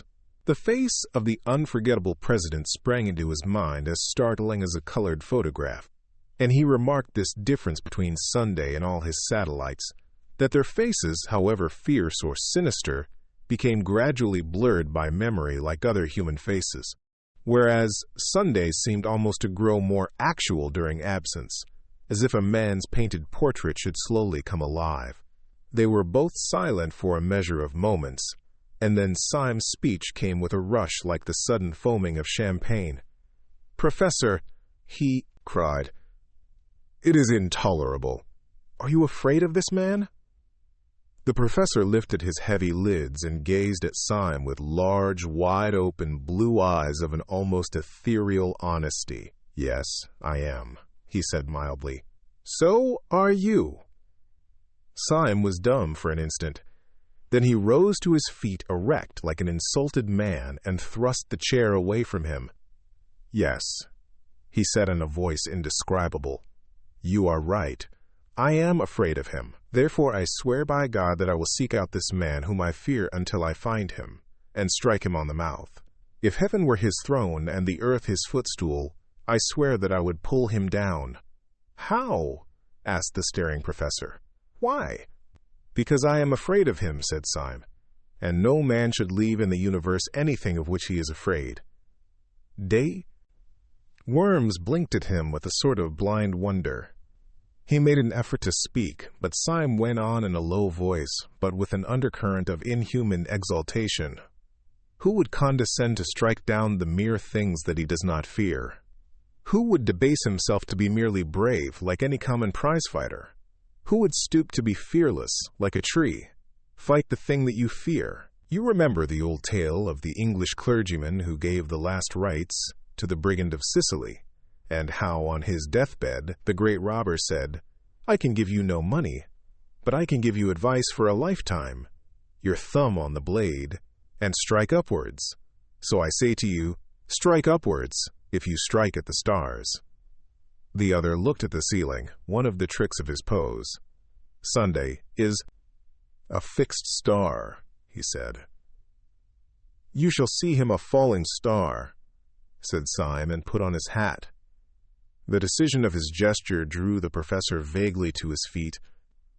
"Have you any idea," he asked, with a sort of benevolent bewilderment, "exactly where you are going?" "Yes," replied Syme shortly. "I am going to prevent this bomb being thrown in Paris." "Have you any conception how?" inquired the other. "No," said Syme with equal decision. "You remember, of course," resumed the soi-disant de Worms, pulling his beard and looking out of the window, "that when we broke up rather hurriedly, the whole arrangements for the atrocity were left in the private hands of the Marquises and Dr. Bull. The Marquis is by this time probably crossing the Channel, but where he will go and what he will do, it is doubtful whether even the President knows. Certainly we don't know. The only man who does know is Dr. Bull." "Confound it!" cried Syme. "And we don't know where he is." "Yes," said the other in his curious, absent-minded way. "I know where he is myself." "Will you tell me?" asked Syme with eager eyes. "I will take you there," said the professor, and took down his own hat from a peg. Syme stood looking at him with a sort of rigid excitement. "What do you mean?" he asked sharply. "Will you join me? Will you take the risk?" "Young man," said the professor pleasantly, "I am amused to observe that you think I am a coward. As to that, I will say only one word, and that shall be entirely in the manner of your own philosophical rhetoric. You think that it is possible to pull down the president. I know that it is impossible, and I am going to try it." And opening the tavern door, which let in a blast of bitter air, they went out together into the dark streets by the docks. Most of the snow was melted or trampled to mud, but here and there a clot of it still showed gray rather than white in the gloom. The small streets were sloppy and full of pools, which reflected the flaming lamps irregularly and by accident, like fragments of some other and fallen world. Syme felt almost dazed as he stepped through this growing confusion of lights and shadows, but his companion walked on with a certain briskness towards where, at the end of the street, an inch or two of the lamplit river looked like a bar of flame. "Where are you going?" Syme inquired. "Just now," answered the professor. "I am going just round the corner to see whether Dr. Bull has gone to bed. He is hygienic and retires early." "Dr. Bull!" exclaimed Syme. "Does he live round the corner?" "No," answered his friend. "As a matter of fact, he lives some way off, on the other side of the river, but we can tell from here whether he has gone to bed." Turning the corner as he spoke, and facing the dim river, flecked with flame, he pointed with his stick to the other bank. On the Surrey side at this point, there ran out into the Thames, seeming almost to overhang it, a bulk and cluster of those tall tenements, dotted with lighted windows, and rising like factory chimneys to an almost insane height. Their special poise and position made one block of buildings especially look like a Tower of Babel with 100 eyes. Syme had never seen any of the skyscraping buildings in America, so he could only think of the buildings in a dream. Even as he stared, the highest light in this innumerably lighted turret abruptly went out, as if this black Argus had winked at him with one of his innumerable eyes. Professor de Worms swung round on his heel and struck his stick against his boot. "We are too late," he said. "The hygienic doctor has gone to bed." "What do you mean?" asked Syme. "Does he live over there, then?" "Yes," said de Worms, "behind that particular window which you can't see. Come along and get some dinner. We must call on him tomorrow morning." Without further parley, he led the way through several byways until they came out into the flare and clamor of the East India Dock Road. The professor, who seemed to know his way about the neighborhood, proceeded to a place where the line of lighted shops fell back into a sort of abrupt twilight and quiet, in which an old white inn, all out of repair, stood back some 20 feet from the road. "You can find good English inns left by accident everywhere, like fossils," explained the professor. "I once found a decent place in the West End." "I suppose," said Syme, smiling, "that this is the corresponding decent place in the East End." "It is," said the professor reverently, and went in. In that place they dined and slept, both very thoroughly. The beans and bacon which these unaccountable people cooked well, the astonishing emergence of Burgundy from their cellars, crowned Syme's sense of a new comradeship and comfort.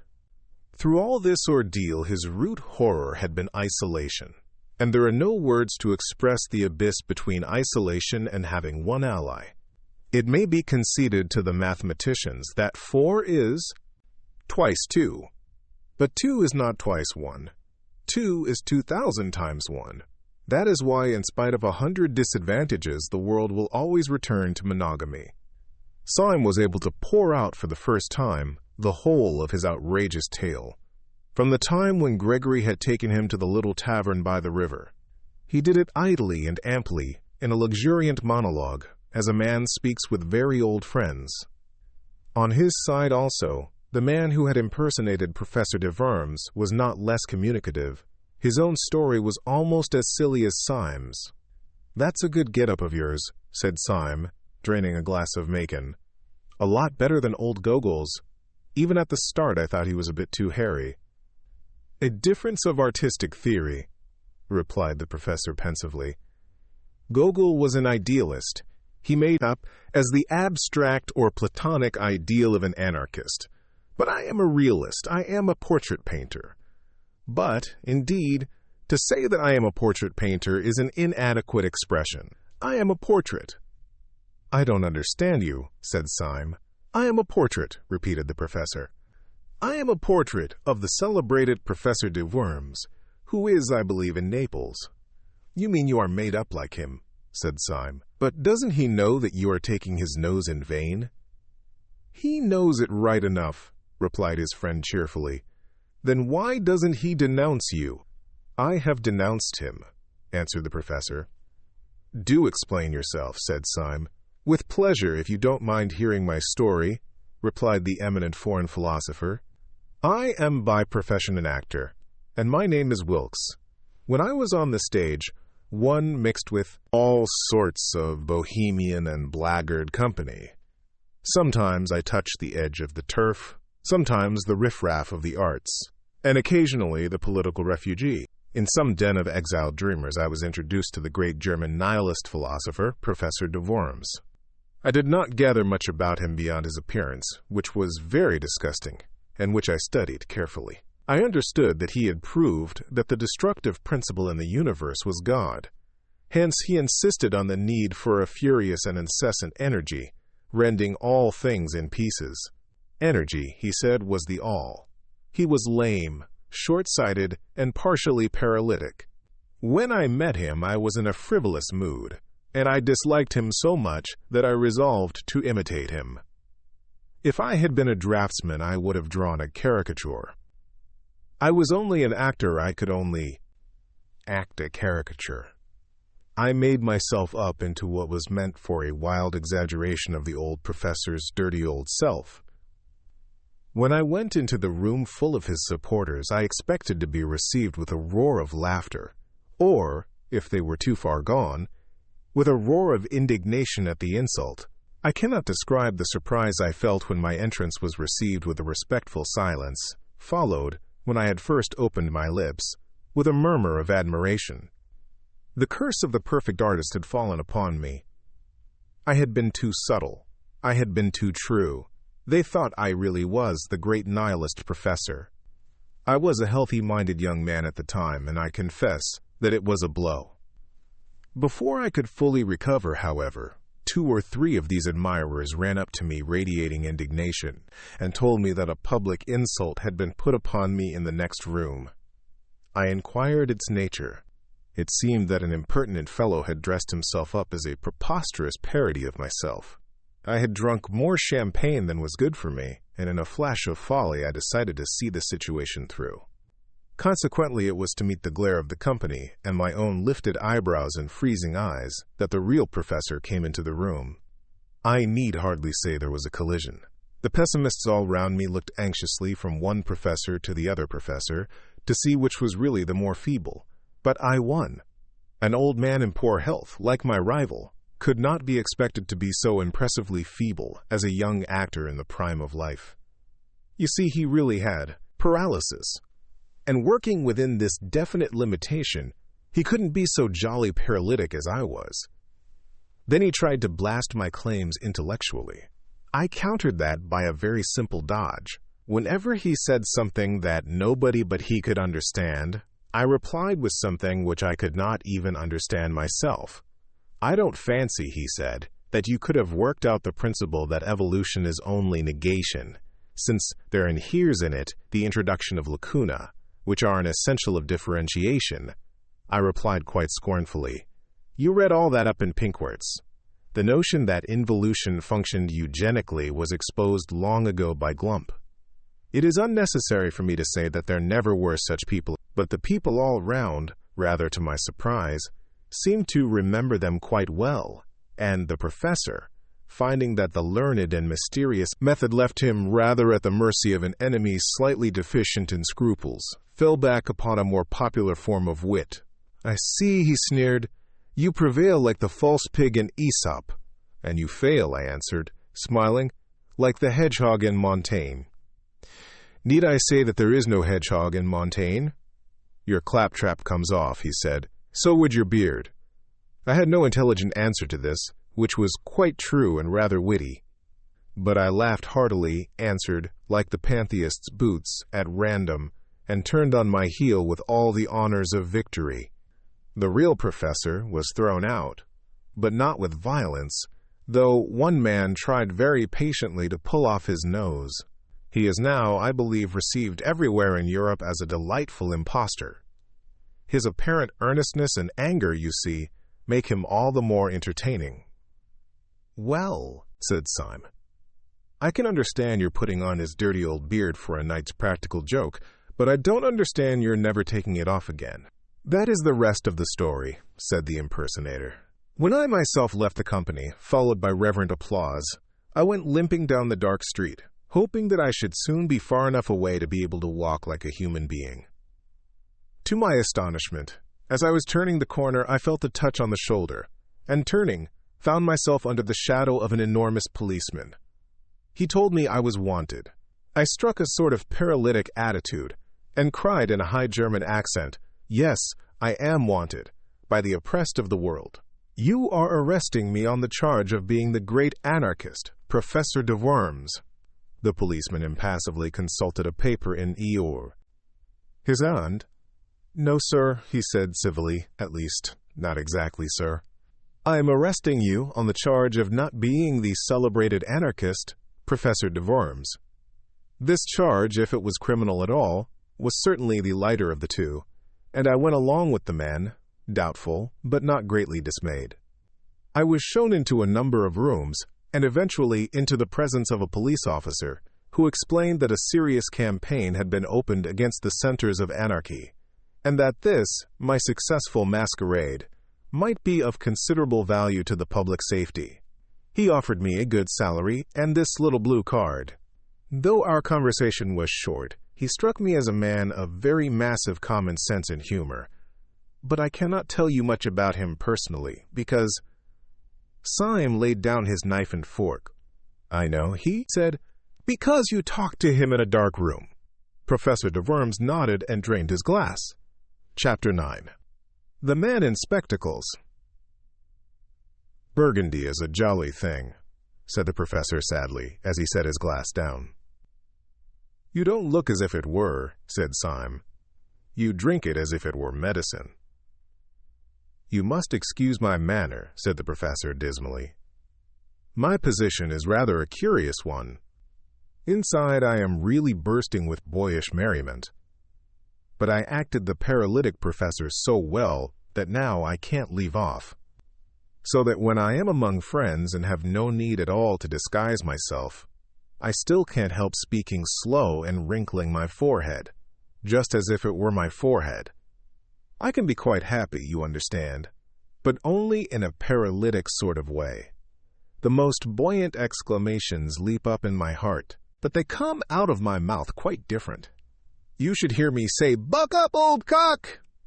It would bring tears to your eyes. It does, said Syme, but I cannot help thinking that apart from all that, you are really a bit worried. The professor started a little and looked at him steadily. You are a very clever fellow, he said. It is a pleasure to work with you. Yes, I have rather a heavy cloud in my head. There is a great problem to face. And he sank his bald brow in his two hands. Then he said in a low voice, Can you play the piano? Yes, said Syme in simple wonder. I'm supposed to have a good touch. Then, as the other did not speak, he added, I trust the great cloud is lifted. After a long silence, the professor said out of the cavernous, shadow of his hands. It would have done just as well if you could work a typewriter. Thank you, said Syme. You flatter me. Listen to me, said the other, and remember whom we have to see tomorrow.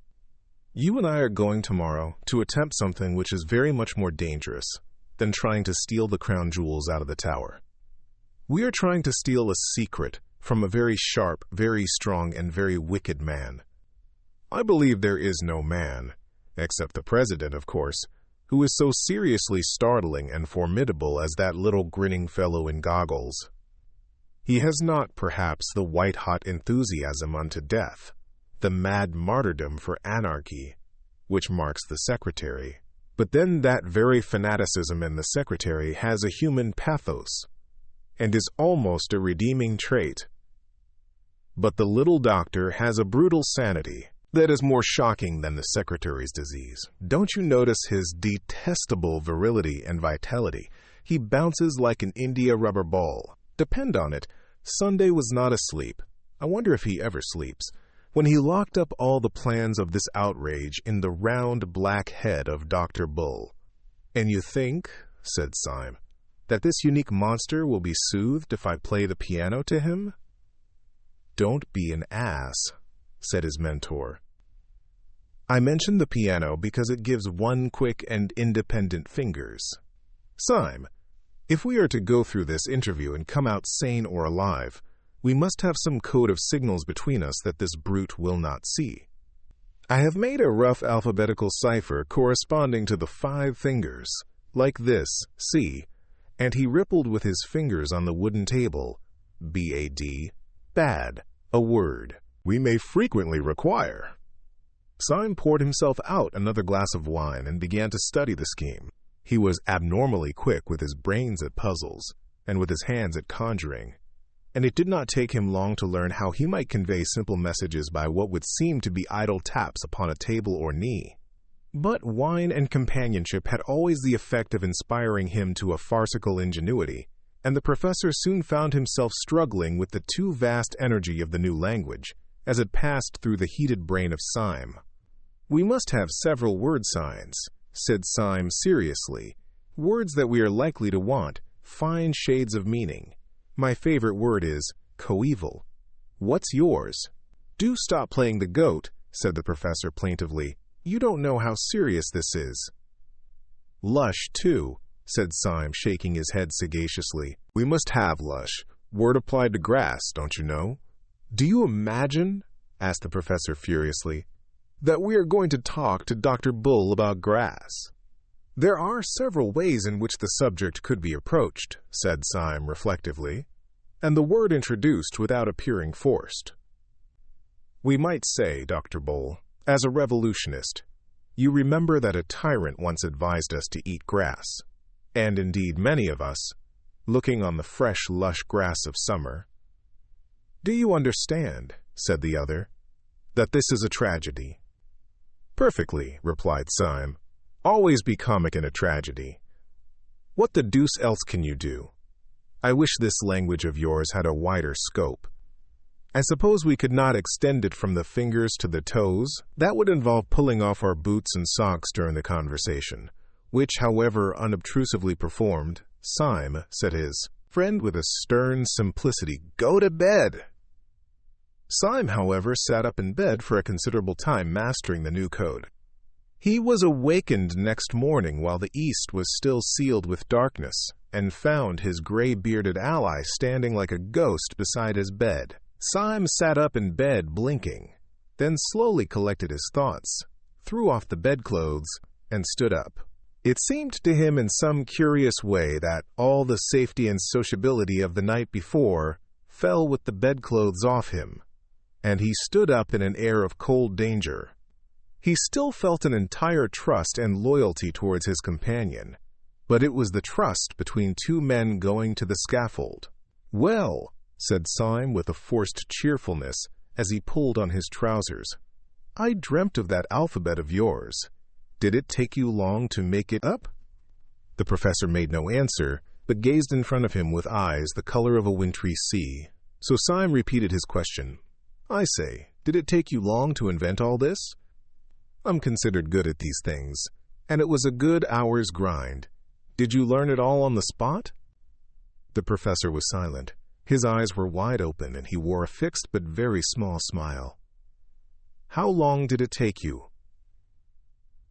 The professor did not move. "Confound you, can't you answer?" called out Syme, in a sudden anger that had something like fear underneath. Whether or no the professor could answer, he did not. Syme stood staring back at the stiff face like parchment and the blank blue eyes. His first thought was that the professor had gone mad, but his second thought was more frightful. After all, what did he know about this queer creature whom he had heedlessly accepted as a friend? What did he know, except that the man had been at the anarchist breakfast and had told him a ridiculous tale? How improbable it was that there should be another friend there beside Gogol. Was this man's silence a sensational way of declaring war? Was this adamantine stare, after all, only the awful sneer of some threefold traitor, who had turned for the last time? He stood and strained his ears in this heartless silence. He almost fancied he could hear dynamiters come to capture him shifting softly in the corridor outside. Then his eye strayed downwards, and he burst out laughing. Though the professor himself stood there as voiceless as a statue, his 5 dumb fingers were dancing alive upon the dead table. Syme watched the twinkling movements of the talking hand and read clearly the message. "I will only talk like this. We must get used to it." He rapped out the answer with the impatience of relief. "All right, let's get out to breakfast." They took their hats and sticks in silence. But as Syme took his sword stick, he held it hard. They paused for a few minutes, only to stuff down coffee and coarse thick sandwiches at a coffee stall, and then made their way across the river, which under the gray and growing light looked as desolate as Acheron. They reached the bottom of the huge block of buildings which they had seen from across the river, and began in silence to mount the naked and numberless stone steps, only pausing now and then to make short remarks on the rail of the banisters.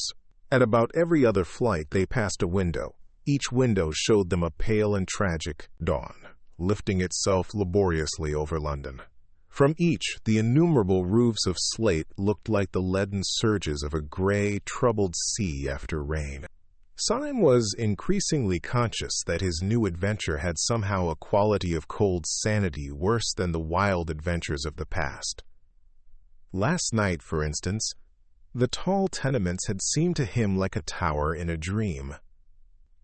As he now went up the weary and perpetual steps, he was daunted and bewildered by their almost infinite series. But it was not the hot horror of a dream or of anything that might be exaggeration or delusion. Their infinity was more like the empty infinity of arithmetic, something unthinkable, yet necessary to thought. Or it was like the stunning statements of astronomy about the distance of the fixed stars. He was ascending the house of reason, a thing more hideous than unreason itself. By the time they reached Dr. Bull's landing, a last window showed them a harsh, white dawn, edged with banks of a kind of coarse red, more like red clay than red cloud. And when they entered Dr. Bull's bare garret, it was full of light. Syme had been haunted by a half-historic memory in connection with these empty rooms and that austere daybreak. The moment he saw the garret and Dr. Bull sitting writing at a table, he remembered what the memory was: the French Revolution. There should have been the black outline of a guillotine against that heavy red and white of the morning. Dr. Bull was in his white shirt and black breeches only. His cropped, dark head might well have just come out of its wig. He might have been Marat, or a more slipshod Robespierre. Yet when he was seen properly, the French fancy fell away. The Jacobins were idealists. There was about this man a murderous materialism. His position gave him a somewhat new appearance. The strong, white light of morning coming from one side, creating sharp shadows, made him seem both more pale and more angular than he had looked at the breakfast on the balcony. Thus the 2 black glasses that encased his eyes might really have been black cavities in his skull, making him look like a death's head. And, indeed, if ever Death himself sat writing at a wooden table, It might have been he. He looked up and smiled brightly enough as the men came in, and rose with the resilient rapidity of which the professor had spoken. He set chairs for both of them, and going to a peg behind the door, proceeded to put on a coat and waistcoat of rough, dark tweed. He buttoned it up neatly, and came back to sit down at his table. The quiet good humor of his manner left his two opponents helpless. It was with some momentary difficulty that the professor broke silence and began. "I'm sorry to disturb you so early, comrade," said he, with a careful resumption of the slow-to-worms manner. "You have no doubt made all the arrangements for the Paris affair?" Then he added with infinite slowness, "We have information which renders intolerable anything in the nature of a moment's delay." Dr. Bull smiled again, but continued to gaze on them without speaking. The professor resumed, a pause before each weary word. "Please do not think me excessively abrupt, but I advise you to alter those plans, or if it is too late for that, to follow your agent with all the support you can get for him. Comrade Syme and I have had an experience which it would take more time to recount than we can afford, if we are to act on it. I will, however, relate the occurrence in detail, even at the risk of losing time, if you really feel that it is essential to the understanding of the problem we have to discuss." He was spinning out his sentences, making them intolerably long and lingering, in the hope of maddening the practical little doctor into an explosion of impatience which might show his hand. But the little doctor continued only to stare and smile, and the monologue was uphill work. Syme began to feel a new sickness and despair. The doctor's smile and silence were not at all like the cataleptic stare and horrible silence which he had confronted in the professor half an hour before. About the professor's makeup and all his antics there was always something merely grotesque. Like a gollywog, Syme remembered those wild woes of yesterday as one remembers being afraid of bogey in childhood. But here was daylight. Here was a healthy, square-shouldered man in tweeds, not odd save for the accident of his ugly spectacles, not glaring or grinning at all, but smiling steadily and not saying a word. The whole had a sense of unbearable reality. Under the increasing sunlight, the colors of the doctor's complexion, the pattern of his tweeds, grew and expanded outrageously, as such things grow too important in a realistic novel. But his smile was quite slight, the pose of his head polite. The only uncanny thing was his silence.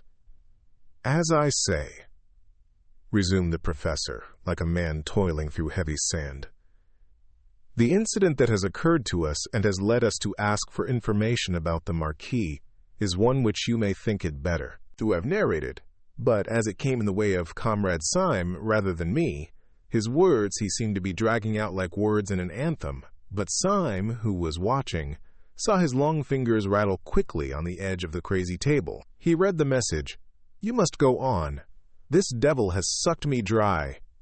Syme plunged into the breach with that bravado of improvisation which always came to him when he was alarmed.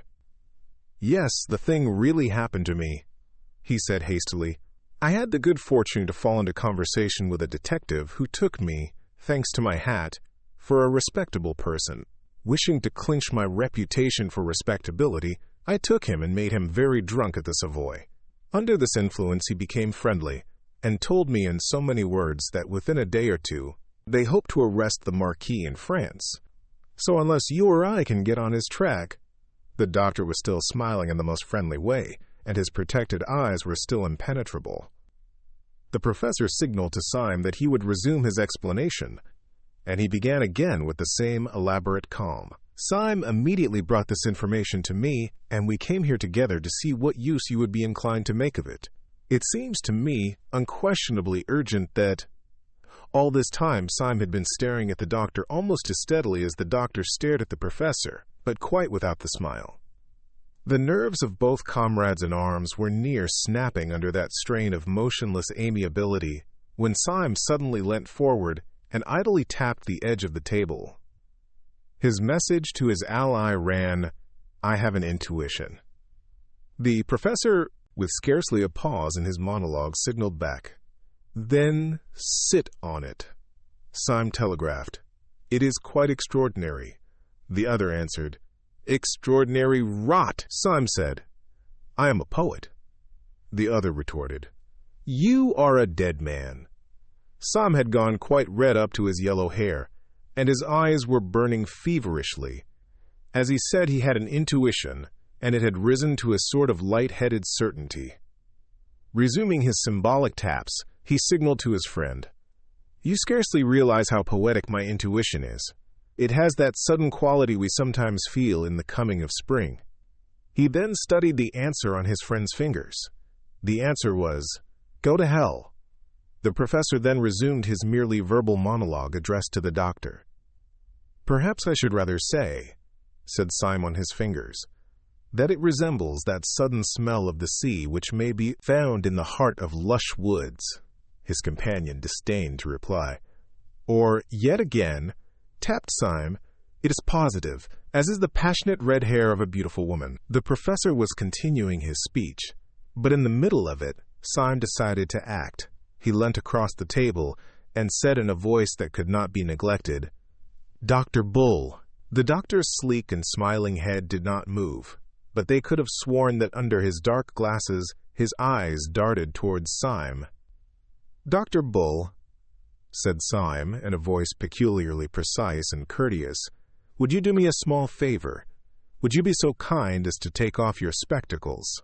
The professor swung round on his seat and stared at Syme with a sort of frozen fury of astonishment. Syme, like a man who has thrown his life and fortune on the table, leaned forward with a fiery face. The doctor did not move. For a few seconds there was a silence in which one could hear a pin drop, split once by the single hoot of a distant steamer on the Thames. Then Dr. Bull rose slowly, still smiling, and took off his spectacles. Syme sprang to his feet, stepping backwards a little, like a chemical lecturer from a successful explosion. His eyes were like stars, and for an instant he could only point without speaking. The professor had also started to his feet, forgetful of his supposed paralysis. He leant on the back of the chair and stared doubtfully at Dr. Bull, as if the doctor had been turned into a toad before his eyes. And indeed it was almost as great a transformation scene.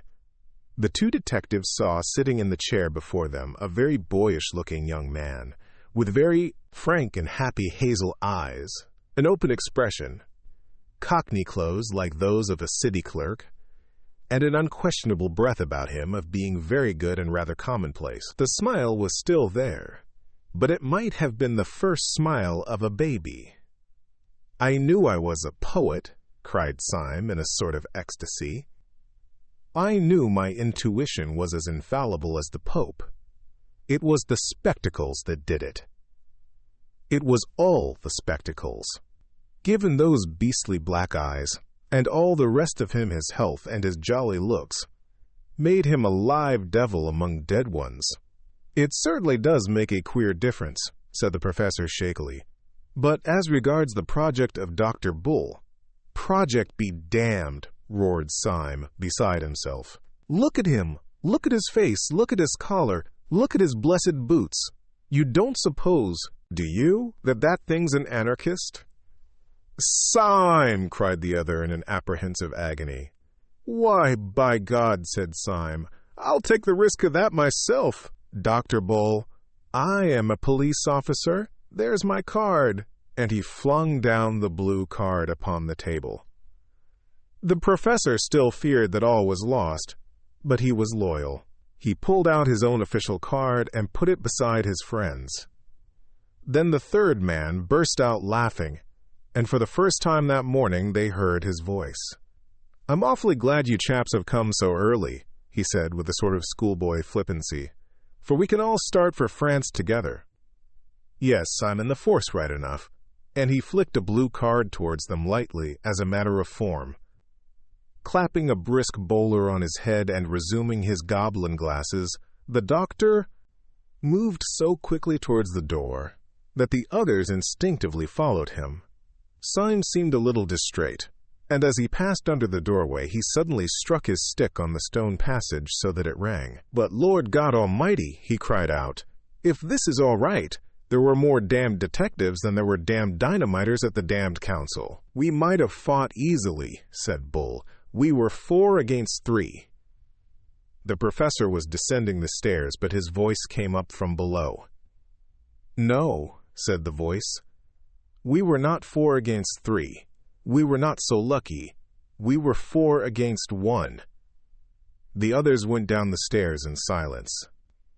The young man called Bull, with an innocent courtesy characteristic of him, insisted on going last until they reached the street.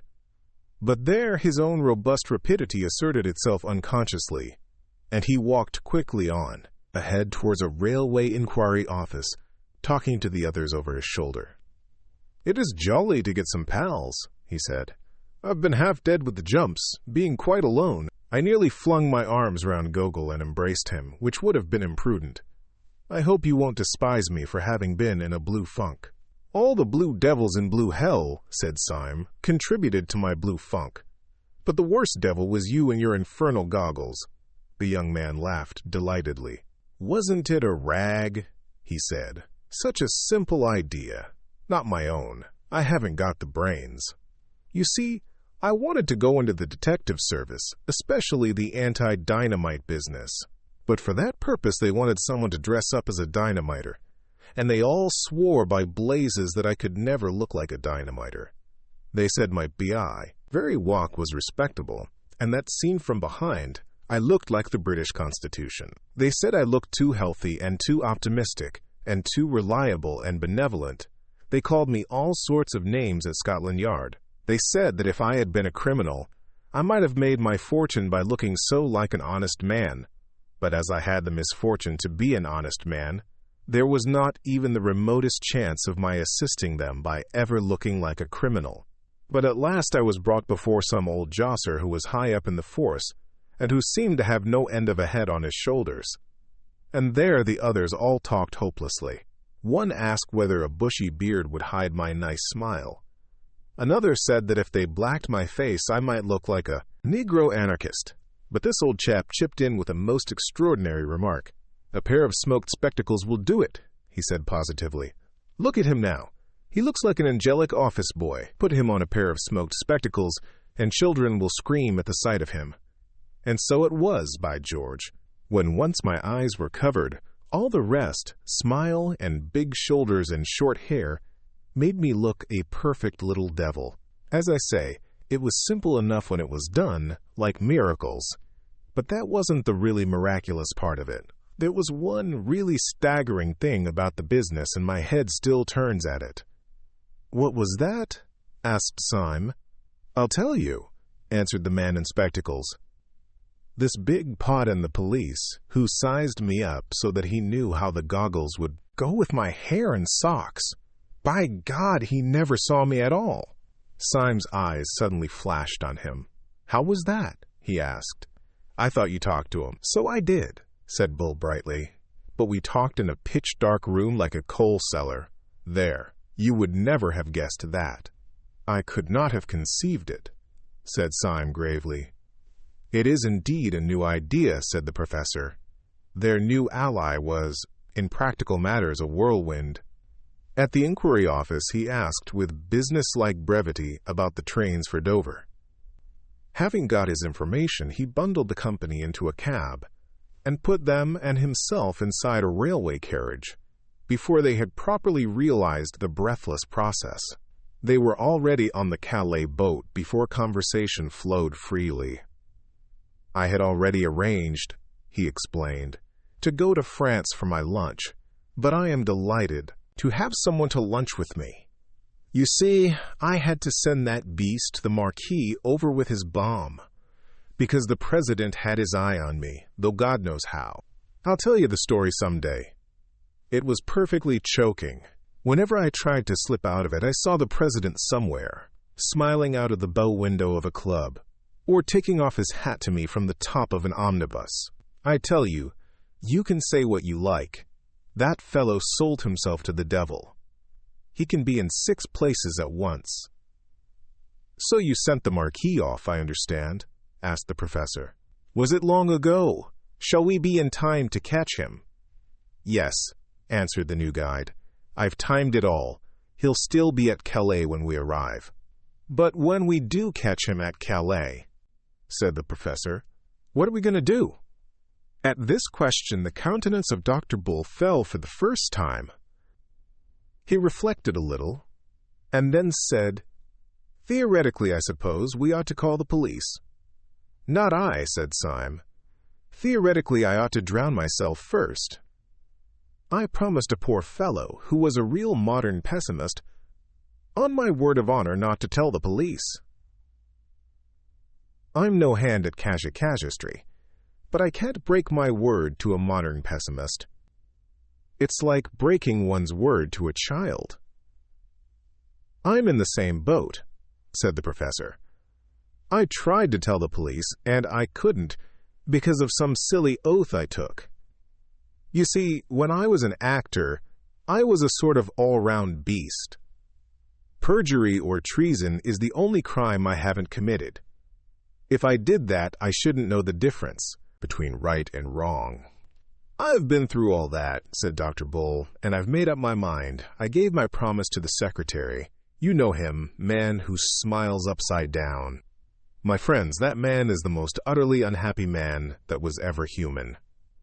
It may be his digestion, or his conscience, or his nerves, or his philosophy of the universe, but he's damned, he's in hell. Well, I can't turn on a man like that and hunt him down. It's like whipping a leper. I may be mad, but that's how I feel. And there's jolly well the end of it." "I don't think you're mad," said Syme. "I knew you would decide like that when first you—" "Eh?" said Dr. Bull. "When first you took off your spectacles." Dr. Bull smiled a little, and strolled across the deck to look at the sunlit sea. Then he strolled back again, kicking his heels carelessly, and a companionable silence fell between the three men. "Well," said Syme, "it seems that we have all the same kind of morality, or immorality, so we had better face the fact that comes of it." "Yes," assented the professor, "you're quite right, and we must hurry up, for I can see the gray nose standing out from France." "The fact that comes of it," said Syme seriously, "is this, that we three are alone on this planet. Gogol has gone, God knows where. Perhaps the president has smashed him like a fly. On the council, we are 3 men against 3, like the Romans who held the bridge. But we are worse off than that. First, because they can appeal to their organization and we cannot appeal to ours. And second, because one of those other 3 men," said the professor, "is not a man." Syme nodded and was silent for a second or two. Then he said, "My idea is this. We must do something to keep the Marquis in Calais till tomorrow midday. I have turned over 20 schemes in my head. We cannot denounce him as a dynamiter. That is agreed. We cannot get him detained on some trivial charge, for we should have to appear. He knows us, and he would smell a rat. We cannot pretend to keep him on anarchist business. He might swallow much in that way, but not the notion of stopping in Calais while the Tsar went safely through Paris. We might try to kidnap him and lock him up ourselves, but he is a well-known man here. He has a whole bodyguard of friends. He is very strong and brave, and the event is doubtful. The only thing I can see to do is actually to take advantage of the very things that are in the Marquis's favor. I am going to profit by the fact that he is a highly respected nobleman. I am going to profit by the fact that he has many friends and moves in the best society." "What the devil are you talking about?" asked the professor. "The Symes are first mentioned in the 14th century," said Syme. "But there is a tradition that one of them rode behind Bruce at Bannockburn. Since 1350, the tree is quite clear." "He's gone off his head," said the little doctor, staring. "Our bearings," continued Syme calmly, "are argent, a chevron gules charged with 3 crosslets of the field. The motto varies." The professor seized Syme roughly by the waistcoat. "We are just inshore," he said. "Are you seasick, or joking in the wrong place?" "My remarks are almost painfully practical," answered Syme in an unhurried manner. "The house of St. Eustache also is very ancient. The Marquis cannot deny that he is a gentleman. He cannot deny that I am a gentleman. And in order to put the matter of my social position quite beyond a doubt, I propose at the earliest opportunity to knock his hat off. But here we are in the harbor." They went on shore under the strong sun in a sort of daze. Syme, who had now taken the lead as Bull had taken it in London, led them along a kind of marine parade until he came to some cafes embowered in a bulk of greenery and overlooking the sea. As he went before them, his step was slightly swaggering, and he swung his stick like a sword. He was making apparently for the extreme end of the line of cafes, but he stopped abruptly. With a sharp gesture he motioned them to silence. But he pointed with one gloved finger to a cafe table under a bank of flowering foliage at which sat the Marquis de St. Eustache, his teeth shining in his thick black beard, and his bold brown face shadowed by a light yellow straw hat and outlined against the violet sea. Chapter 10. The dual Syme sat down at a cafe table with his companions, his blue eyes sparkling like the bright sea below, and ordered a bottle of Sumor with a pleased impatience. He was, for some reason, in a condition of curious hilarity. His spirits were already unnaturally high. They rose as the Sumor sank, and in half an hour his talk was a torrent of nonsense. He professed to be making out a plan of the conversation which was going to ensue between himself and the deadly Marquis. He jotted it down wildly with a pencil. It was arranged like a printed catechism, with questions and answers, and was delivered with an extraordinary rapidity of utterance. "I shall approach. Before taking off his hat, I shall take off my own.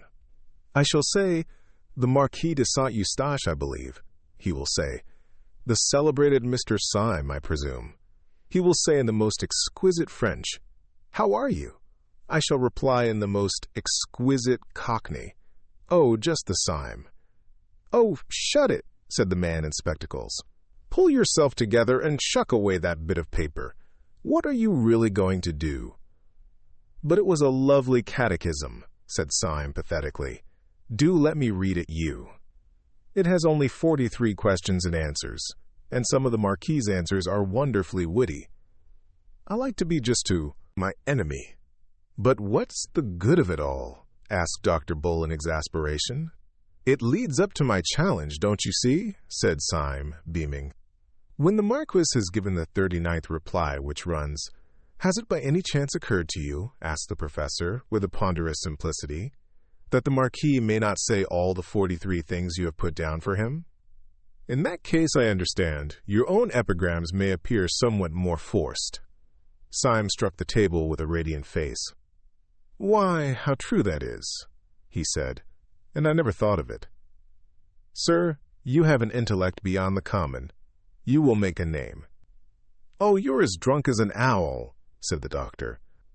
"It only remains," continued Syme, quite unperturbed, "to adopt some other method of breaking the ice, if I may so express it, between myself and the man I wish to kill. And since the course of a dialogue cannot be predicted by one of its parties alone, as you have pointed out with such recondite acumen, the only thing to be done, I suppose, is for the one party, as far as possible, to do all the dialogue by himself. And so I will, by George."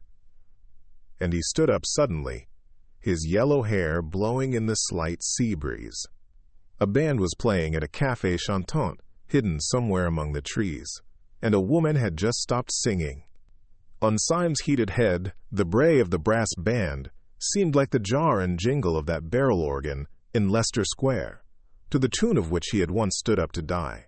He looked across to the little table where the Marquis sat. The man had two companions now, solemn Frenchmen in frock coats and silk hats, one of them with the red rosette of the Legion of Honor, evidently people of a solid social position. Besides these black cylindrical costumes, the Marquis, in his loose straw hat and light spring clothes, looked bohemian and even barbaric. But he looked the Marquis.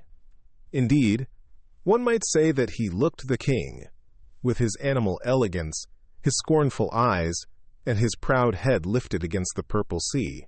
But he was no Christian king at any rate. He was, rather, some swarthy despot, half Greek, half Asiatic, who, in the days when slavery seemed natural, looked down on the Mediterranean, on his galley and his groaning slaves. Just so, Syme thought, would the brown gold face of such a tyrant have shone against the dark green olives and the burning blue. "Are you going to address the meeting?" asked the professor peevishly, seeing that Syme still stood up without moving. Syme drained his last glass of sparkling wine. "I am," he said, pointing across to the Marquis and his companions. That meeting displeases me. I am going to pull that meeting's great, ugly, mahogany-colored nose." He stepped across swiftly, if not quite steadily. The Marquis, seeing him, arched his black Assyrian eyebrows in surprise, but smiled politely. "You are Mr. Syme, I think," he said. Syme bowed. "And you are the Marquis de Saint Eustache," he said gracefully. "Permit me to pull your nose." He leant over to do so, but the Marquis started backwards, upsetting his chair, and the two men in top hats held Syme back by the shoulders. "This man has insulted me," said Syme, with gestures of explanation. "Insulted you?" cried the gentleman with the red rosette. "When?" "Oh, just now," said Syme recklessly.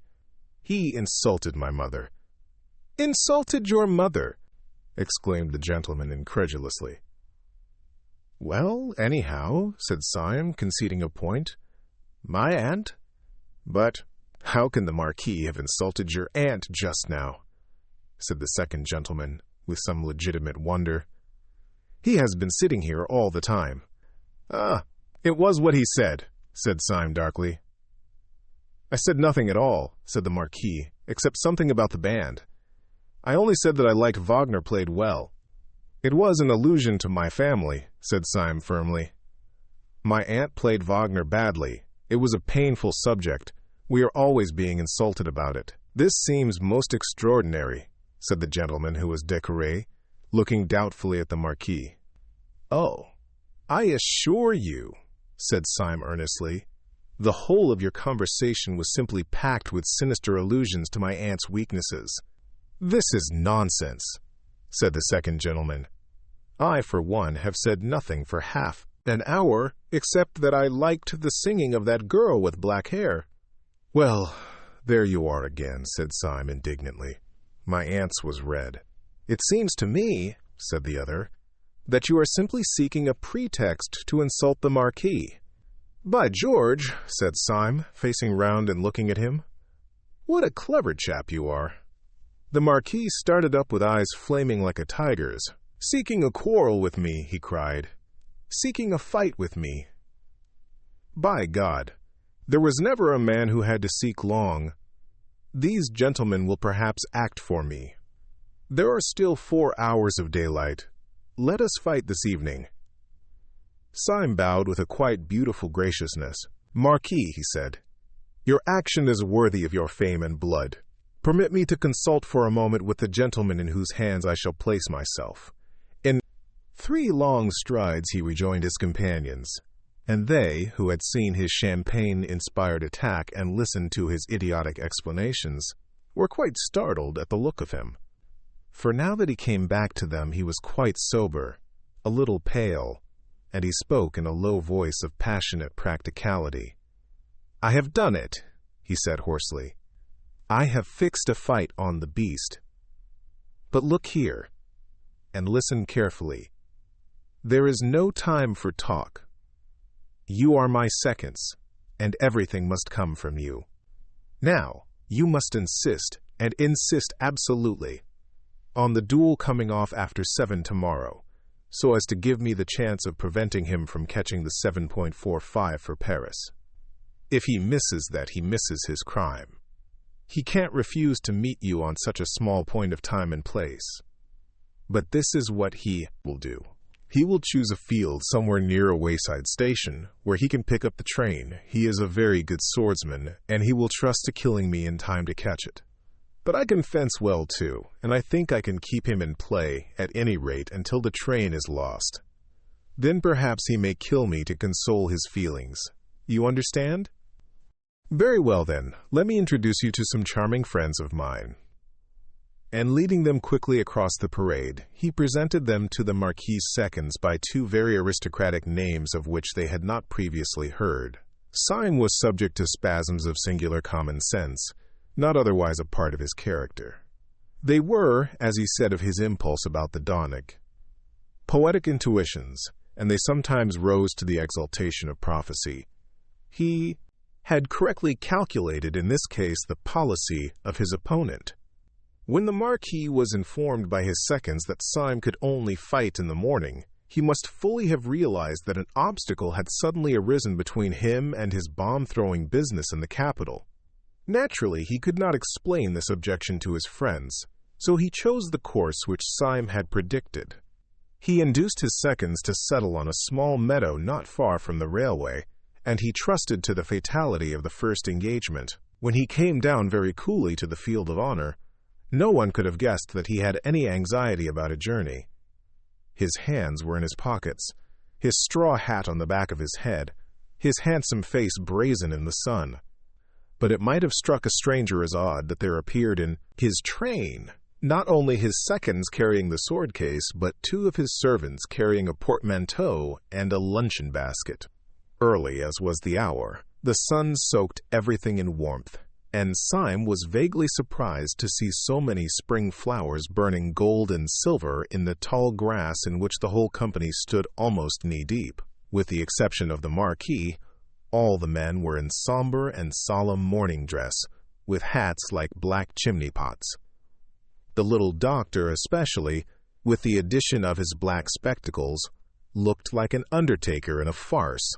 Syme could not help feeling a comic contrast between this funereal church parade of apparel and the rich and glistening meadow, growing wildflowers everywhere. But, indeed, this comic contrast between the yellow blossoms and the black hats was but a symbol of the tragic contrast between the yellow blossoms and the black business.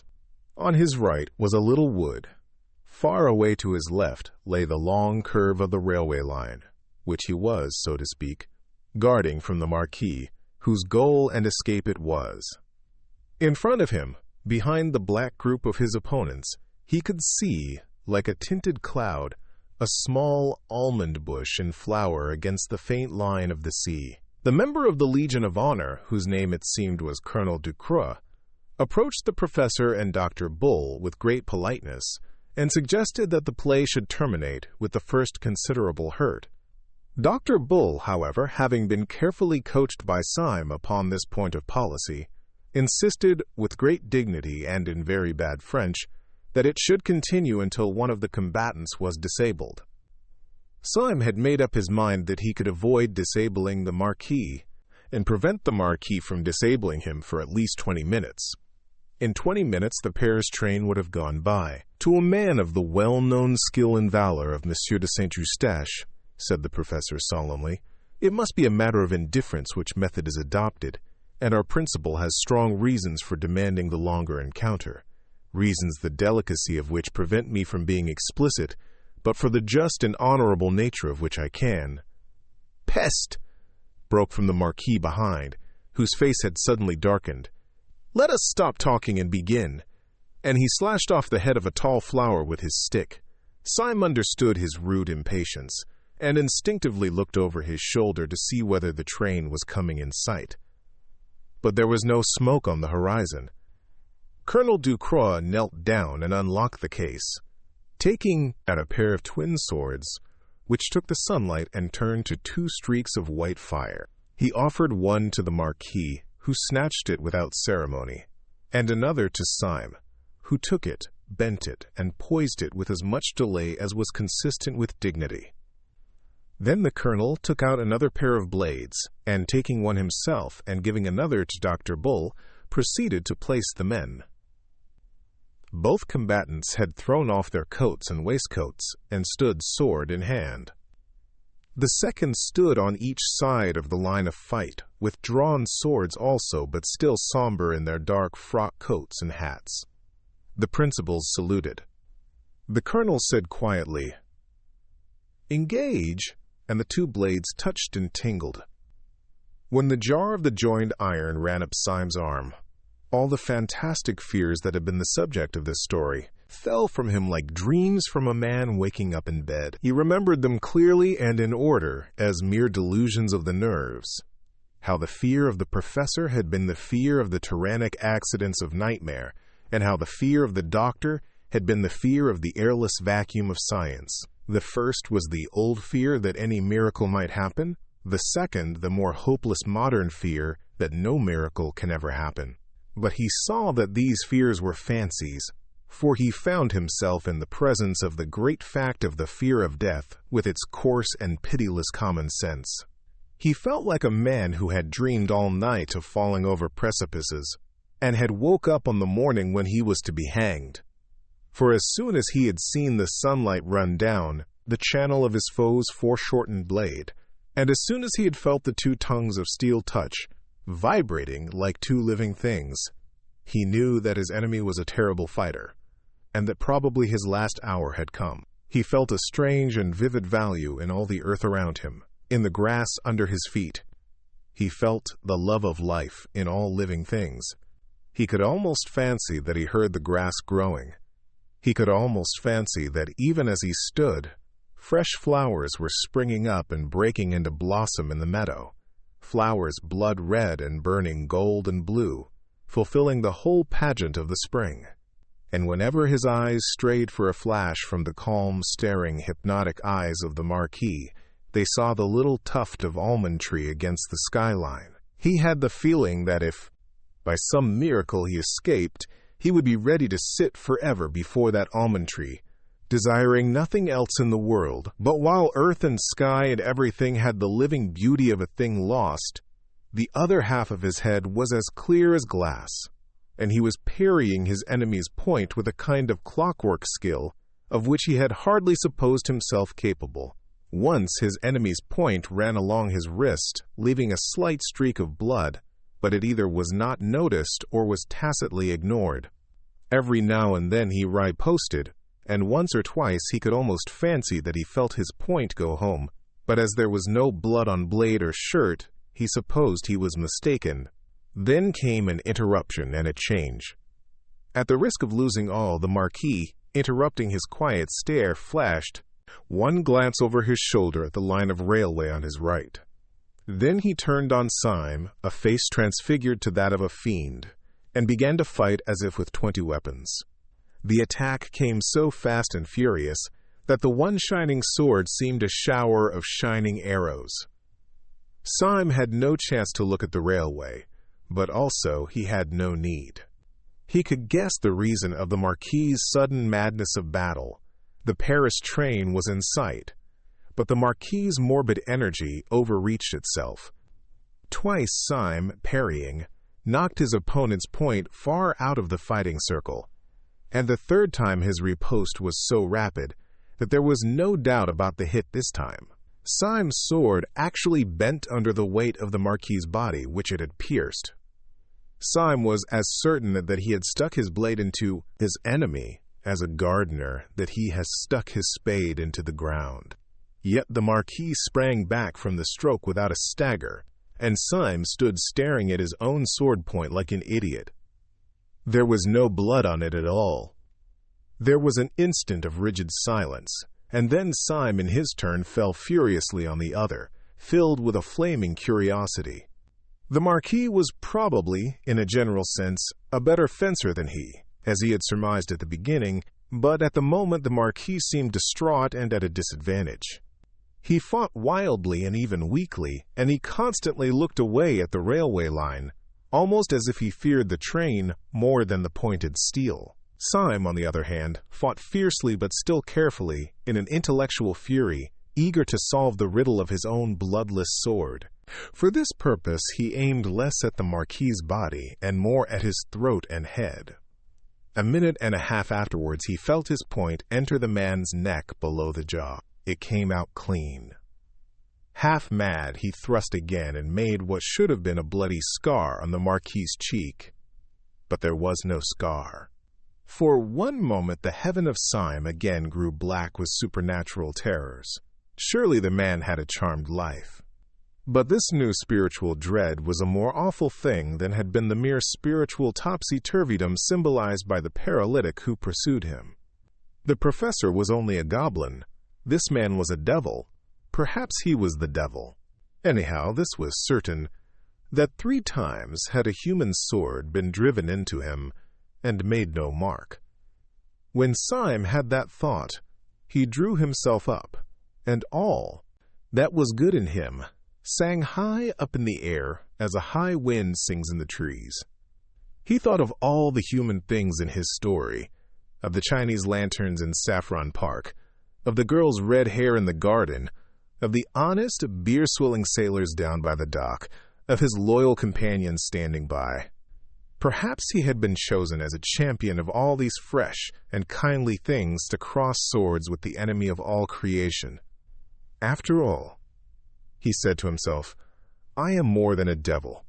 I am a man. I can do the one thing which Satan himself cannot do. I can die. And as the word went through his head, he heard a faint and far-off hoot, which would soon be the roar of the Paris train. He fell to fighting again with a supernatural levity, like a Mohammedan panting for paradise. As the train came nearer and nearer, he fancied he could see people putting up the floral arches in Paris. He joined in the growing noise and the glory of the great republic, whose gate he was guarding against hell. His thoughts rose higher and higher with the rising roar of the train, which ended, as if proudly, in a long and piercing whistle. The train stopped. Suddenly, to the astonishment of everyone, the Marquis sprang back quite out of sword reach and threw down his sword. The leap was wonderful, and not the less wonderful because Syme had plunged his sword a moment before into the man's thigh. "Stop," said the Marquis in a voice that compelled a momentary obedience. "I want to say something." "What is the matter?" asked Colonel Ducroix, staring. "Has there been foul play?" "There has been foul play somewhere," said Dr. Bull, who was a little pale. "Our principal has wounded the Marquis 4 times at least, and he is none the worse." The Marquis put up his hand with a curious air of ghastly patience. "Please let me speak," he said. "It is rather important.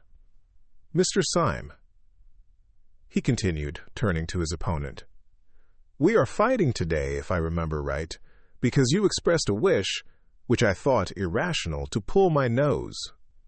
Would you oblige me by pulling my nose now as quickly as possible? I have to catch a train."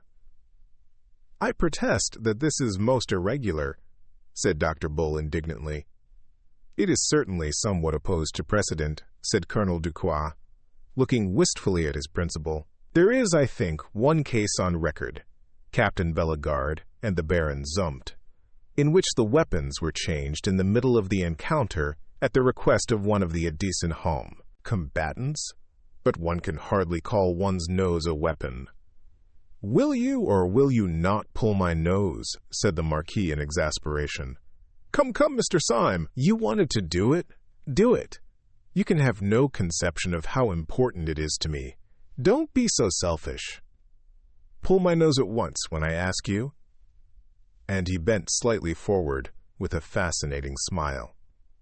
The Paris train, panting and groaning, had grated into a little station behind the neighboring hill. Syme had the feeling he had more than once had in these adventures.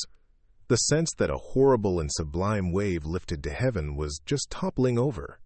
Walking in a world he half understood, he took 2 paces forward and seized the Roman nose of this remarkable nobleman. He pulled it hard, and it came off in his hand. He stood for some seconds with a foolish solemnity, with the pasteboard proboscis still between his fingers, looking at it. while the sun and the clouds and the wooded hills looked down upon this imbecile scene. The Marquis broke the silence in a loud and cheerful voice. "If anyone has any use for my left eyebrow," he said, "he can have it. Colonel Ducroix, do accept my left eyebrow. It's the kind of thing that might come in useful any day." And he gravely tore off one of his swarthy Assyrian brows, bringing about half his brown forehead with it, and politely offered it to the colonel, who stood crimson and speechless with rage. "If I had known," he spluttered, "that I was acting for a poltroon who pads himself to fight—" "Oh, I know," said the Marquis, recklessly throwing various parts of himself right and left about the field. "You are making a mistake, but it can't be explained just now. I tell you the train has come into the station." "Yes," said Dr. Bull fiercely, "and the train shall go out of the station." "It shall go out without you. We know well enough for what devil's work." The mysterious Marquis lifted his hands with a desperate gesture. He was a strange scarecrow standing there in the sun with half his old face peeled off and half another face glaring and grinning from underneath. "Will you drive me mad?" he cried. "The train!" "You shall not go by the train," said Syme firmly, and grasped his sword. The wild figure turned towards Syme and seemed to be gathering itself for a sublime effort before speaking. "You great fat, blasted, blear-eyed, blundering, thundering, brainless, God-forsaken, doddering, damned fool," he said without taking breath. "You great silly, pink-faced, tow-headed turnip. You shall not." "Go by this train," repeated Syme. "And why, the infernal blazes," roared the other, "should I want to go by the train?" "We know all," said the professor sternly. "You are going to Paris to throw a bomb." "Going to Jericho to throw a jabberwock," cried the other, tearing his hair, which came off easily. "Have you all got softening of the brain, that you don't realize what I am? Did you really think I wanted to catch that train? 20 Paris trains might go by for me. Damn Paris trains!" "Then what did you care about?" began the professor. "What did I care about? I didn't care about catching the train. I cared about whether the train caught me, and now, by God, it has caught me. I regret to inform you," said Syme with restraint, "that your remarks convey no impression to my mind. Perhaps if you were to remove the remains of your original forehead and some portion of what was once your chin, your meaning would become clearer. Mental lucidity fulfills itself in many ways. What do you mean by saying that the train has caught you? It may be my literary fancy, but somehow I feel that it ought to mean something." "It means everything," said the other, "and the end of everything. Sunday has us now in the hollow of his hand." "Us," repeated the professor, as if stupefied. "What do you mean by us?" "The police, of course," said the Marquis, and tore off his scalp and half his face. The head which emerged was the blonde, well-brushed, smooth-haired head, which is common in the English constabulary, but the face was terribly pale. "I am Inspector Ratcliffe," he said, with a sort of haste that verged on harshness. "My name is Pretty, well known to the police, and I can see well enough that you belong to them. But if there is any doubt about my position, I have a card." And he began to pull a blue card from his pocket. The professor gave a tired gesture. "Oh, don't show it us," he said wearily. "We've got enough of them to equip a paper chase." The little man named Bull had, like many men who seemed to be of a mere vivacious vulgarity, sudden movements of good taste. Here he certainly saved the situation. In the midst of this staggering transformation scene, he stepped forward with all the gravity and responsibility of a second and addressed the 2 seconds of the Marquis. "Gentlemen," he said, "we all owe you a serious apology, but I assure you that you have not been made the victims of such a low joke as you imagine, or indeed of anything undignified in a man of honor. You have not wasted your time. You have helped to save the world.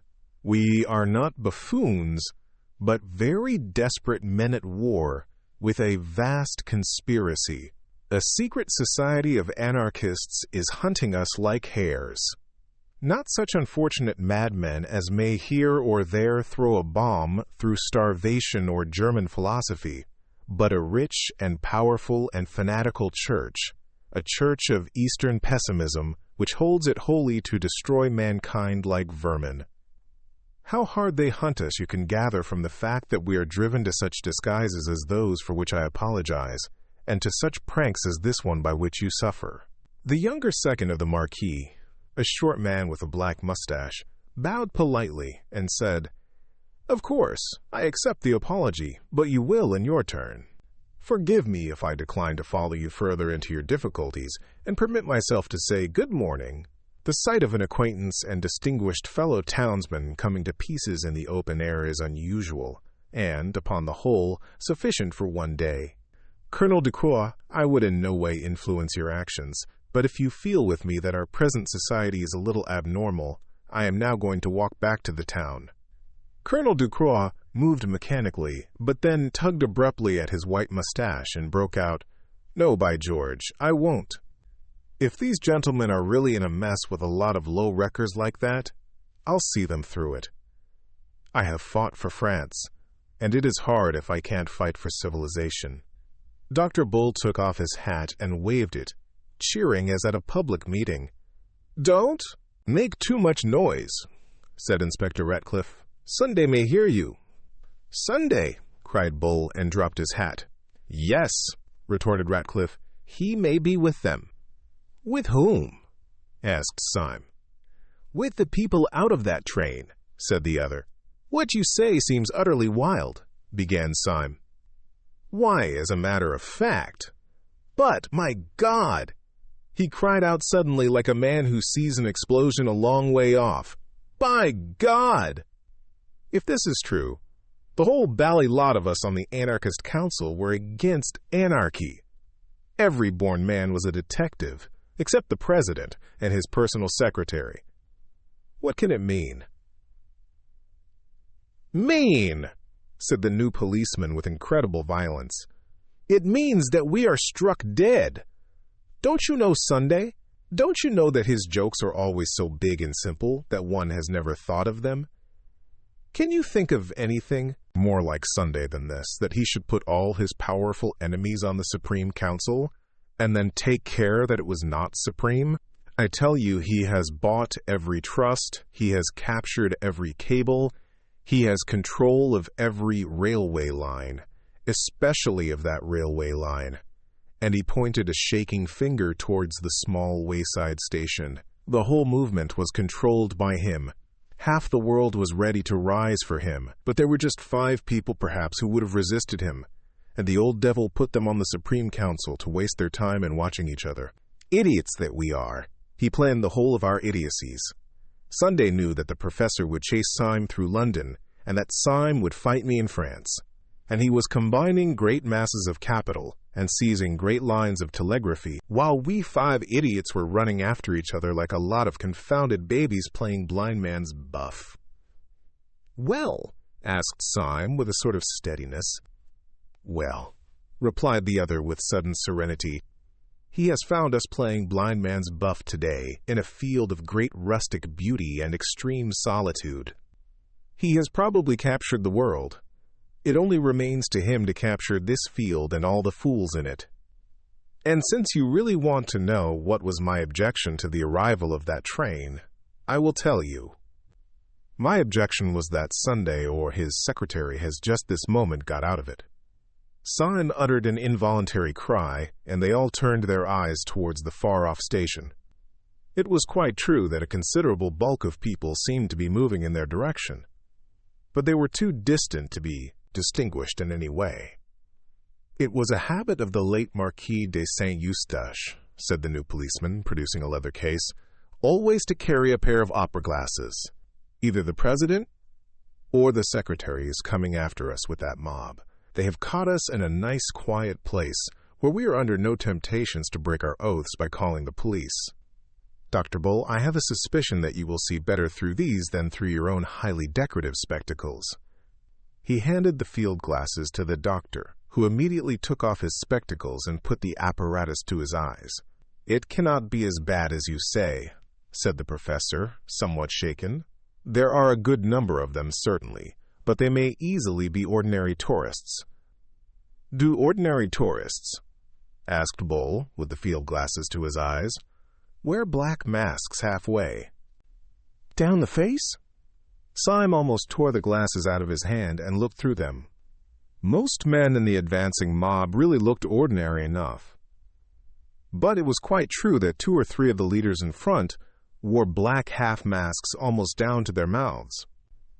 This disguise is very complete, especially at such a distance, and Syme found it impossible to conclude anything from the clean-shaven jaws and chins of the men talking in the front. But presently as they talked, they all smiled, and one of them smiled on one side. Chapter 11. Aphas atubi compacimen. The criminals chased the police. Syme put the field glasses from his eyes with an almost ghastly relief. "The president is not with them, anyhow," he said, and wiped his forehead. "But surely they are right away on the horizon," said the bewildered colonel, blinking and but half recovered from Bull's hasty though polite explanation. "Could you possibly know your president among all those people?" "Could I know a white elephant among all those people?" answered Syme somewhat irritably. "As you very truly say, they are on the horizon. But if he were walking with them, by God, I believe this ground would shake."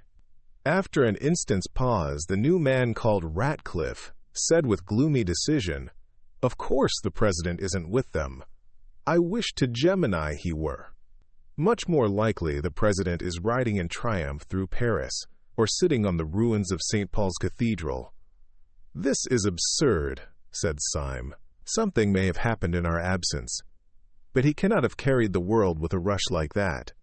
It is quite true," he added, frowning dubiously at the distant fields that lay towards the little station. "It is certainly true that there seems to be a crowd coming this way, but they are not all the army that you make out." "Oh, they," said the new detective contemptuously. "No, they are not a very valuable force, but let me tell you frankly that they are precisely calculated to our value. We are not much, my boy, in Sunday's universe. He has got hold of all the cables and telegraphs himself. But to kill the Supreme Council he regards as a trivial matter, like a postcard. It may be left to his private secretary," and he spat on the grass. Then he turned to the others and said somewhat austerely, "There is a great deal to be said for death, but if anyone has any preference for the other alternative, I strongly advise him to walk after me." With these words, he turned his broad back and strode with silent energy towards the wood.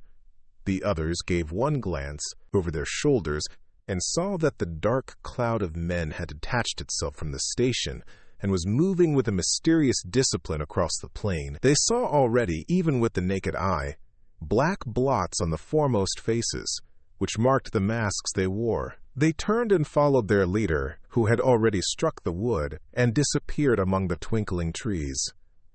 The sun on the grass was dry and hot, so in plunging into the wood they had a cool shock of shadow, as of divers who plunge into a dim pool. The inside of the wood was full of shattered sunlight and shaken shadows. They made a sort of shuddering veil, almost recalling the dizziness of a cinematograph.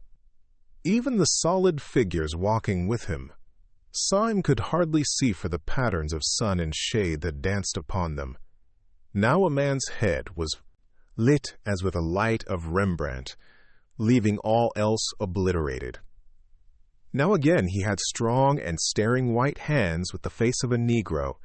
The ex-marquis had pulled the old straw hat over his eyes, and the black shade of the brim cut his face so squarely in two that it seemed to be wearing one of the black half-masks of their pursuers.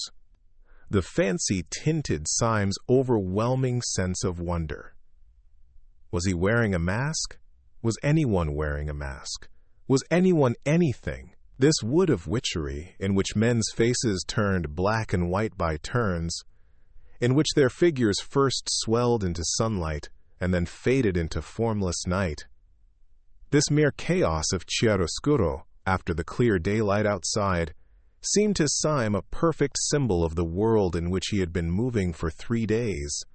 This world where men took off their beards, and their spectacles, and their noses, and turned into other people.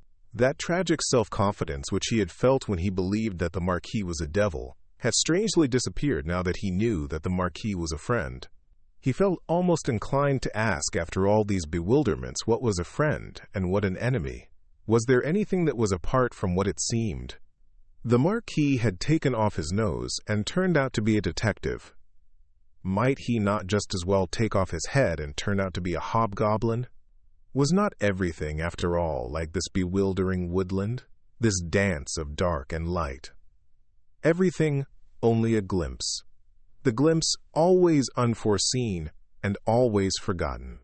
For Gabriel Syme had found in the heart of that sun-splashed wood what many modern painters had found there.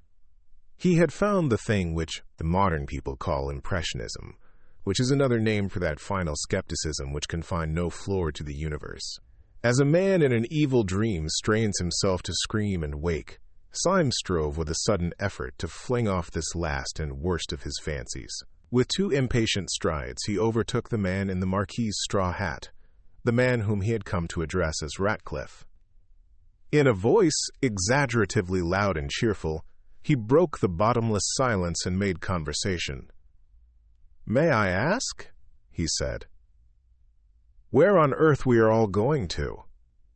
So genuine had been the doubts of his soul that he was quite glad to hear his companion speak in an easy human voice. "We must get down through the town of Lancy to the sea," he said. "I think that part of the country is least likely to be with them." "What can you mean by all this?" cried Syme. "They can't be running the real world in that way. Surely not many working men are anarchists, and surely if they were, mere mobs could not beat modern armies and police." "Mere mobs," repeated his new friend with a snort of scorn. "So you talk about mobs and the working classes as if they were the question. You've got that eternal idiotic idea that if anarchy came, it would come from the poor. Why should it? The poor have been rebels, but they have never been anarchists. They have more interest than anyone else in there being some decent government. The poor man really has a stake in the country. The rich man hasn't. He can go away to New Guinea in a yacht. The poor have sometimes objected to being governed badly. The rich have always objected to being governed at all. Aristocrats were always anarchists, as you can see from the Barons' Wars. As a lecture on English history for the little ones, said Syme, this is all very nice, but I have not yet grasped its application. Its application is, said his informant, that most of old Sunday's right-hand men are South African and American millionaires. That is why he has got hold of all the communications, and that is why the last 4 champions of the anti-anarchist police force are running through a wood like rabbits. Millionaires I can understand, said Syme thoughtfully. They are nearly all mad. But getting hold of a few wicked old gentlemen with hobbies is one thing. Getting hold of great Christian nations is another. I would bet the nose off my face, forgive the illusion, that Sunday would stand perfectly helpless before the task of converting any ordinary, healthy person anywhere. Well, said the other, it rather depends what sort of person you mean. Well, for instance, said Syme, he could never convert that person, and he pointed straight in front of him. They had come to an open space of sunlight, which seemed to express to Syme the final return of his own good sense. And in the middle of this forest clearing was a figure that might well stand for that common sense in an almost awful actuality, burnt by the sun and stained with perspiration, and grave with the bottomless gravity of small necessary toils. A heavy French peasant was cutting wood with a hatchet. His cart stood a few yards off, already half full of timber, and the horse that cropped the grass was, like his master, valorous but not desperate. Like his master, he was even prosperous, but yet was almost sad. The man was a Norman, taller than the average of the French and very angular, and his swarthy figure stood dark against a square of sunlight, almost like some allegoric figure of labor frescoed on a ground of gold. "Mr. Syme is saying," called out Ratcliffe to the French colonel, "that this man, at least, will never be an anarchist." "Mr. Syme is right enough there," answered Colonel Ducroix, laughing, "if only for the reason that he has plenty of property to defend. But I forgot that in your country you are not used to peasants being wealthy." "He looks poor," said Dr. Bull doubtfully. "Quite so," said the colonel. "That is why he is rich." "I have an idea," called out Dr. Bull suddenly. "How much would he take to give us a lift in his cart? Those dogs are all on foot, and we could soon leave them behind." "Oh, give him anything," said Syme eagerly. "I have piles of money on me." "That will never do," said the colonel. "He will never have any respect for you unless you drive a bargain." "Oh, if he haggles," began Bull impatiently. "He haggles because he is a free man," said the other. "You do not understand. He would not see the meaning of generosity. He is not being tipped." And even while they seemed to hear the heavy feet of their strange pursuers behind them, they had to stand and stamp while the French colonel talked to the French woodcutter with all the leisurely badinage and bickering of market day. At the end of the 4 minutes, however, they saw that the colonel was right, for the woodcutter entered into their plans, not with the vague servility of a tout too well paid, but with the seriousness of a solicitor who had been paid the proper fee. He told them that the best thing they could do was to make their way down to the little inn on the hills above Lancy, where the innkeeper, an old soldier who had become devout in his latter years, would be certain to sympathize with them and even to take risks in their support. The whole company, therefore, piled themselves on top of the stacks of wood and went rocking in the rude cart down the other and steeper side of the woodland. Heavy and ramshackle as was the vehicle, it was driven quickly enough, and they soon had the exhilarating impression of distancing altogether those, whoever they were, who were hunting them. For, after all, the riddle as to where the anarchists had got all these followers was still unsolved. One man's presence had sufficed for them. They had fled at the first sight of the deformed smile of the secretary. Syme every now and then looked back over his shoulder at the army on their track. As the wood grew first thinner and then smaller with distance, he could see the sunlit slopes beyond it and above it, and across these was still moving the square black mob, like one monstrous beetle. In the very strong sunlight, and with his own very strong eyes, which were almost telescopic, Syme could see this mass of men quite plainly. He could see them as separate human figures, but he was increasingly surprised by the way in which they moved as one man. They seemed to be dressed in dark clothes and plain hats, like any common crowd out of the streets. But they did not spread and sprawl and trail by various lines to the attack, as would be natural in an ordinary mob. They moved with a sort of dreadful and wicked woodenness, like a staring army of automatons.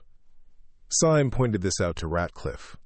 "Yes," replied the policeman, "that's discipline. That's Sunday. He is perhaps 500 miles off, but the fear of him is on all of them like the finger of God.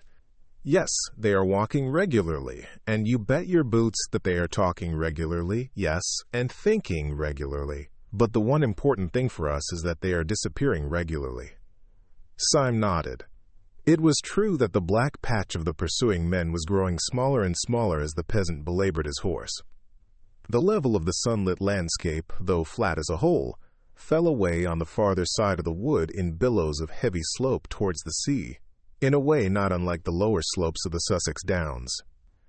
The only difference was that in Sussex the road would have been broken and angular like a little brook, but here the white French road fell sheer in front of them like a waterfall. Down this direct descent the cart clattered at a considerable angle, and in a few minutes, the road growing yet steeper, they saw below them the little harbor of Lancy and a great blue arc of the sea. The traveling cloud of their enemies had wholly disappeared from the horizon. The horse and cart took a sharp turn round a clump of elms, and the horse's nose nearly struck the face of an old gentleman who was sitting on the benches outside the little café of the Soleil d'Or. The peasant grunted an apology and got down from his seat. The others also descended one by one, and spoke to the old gentleman with fragmentary phrases of courtesy, for it was quite evident from his expansive manner that he was the owner of the little tavern. He was a white-haired, apple-faced old boy, with sleepy eyes and a gray mustache, stout, sedentary, and very innocent, of a type that may often be found in France, but is still commoner in Catholic Germany. Everything about him, his pipe, his pot of beer, his flowers, and his beehive, suggested an ancestral peace.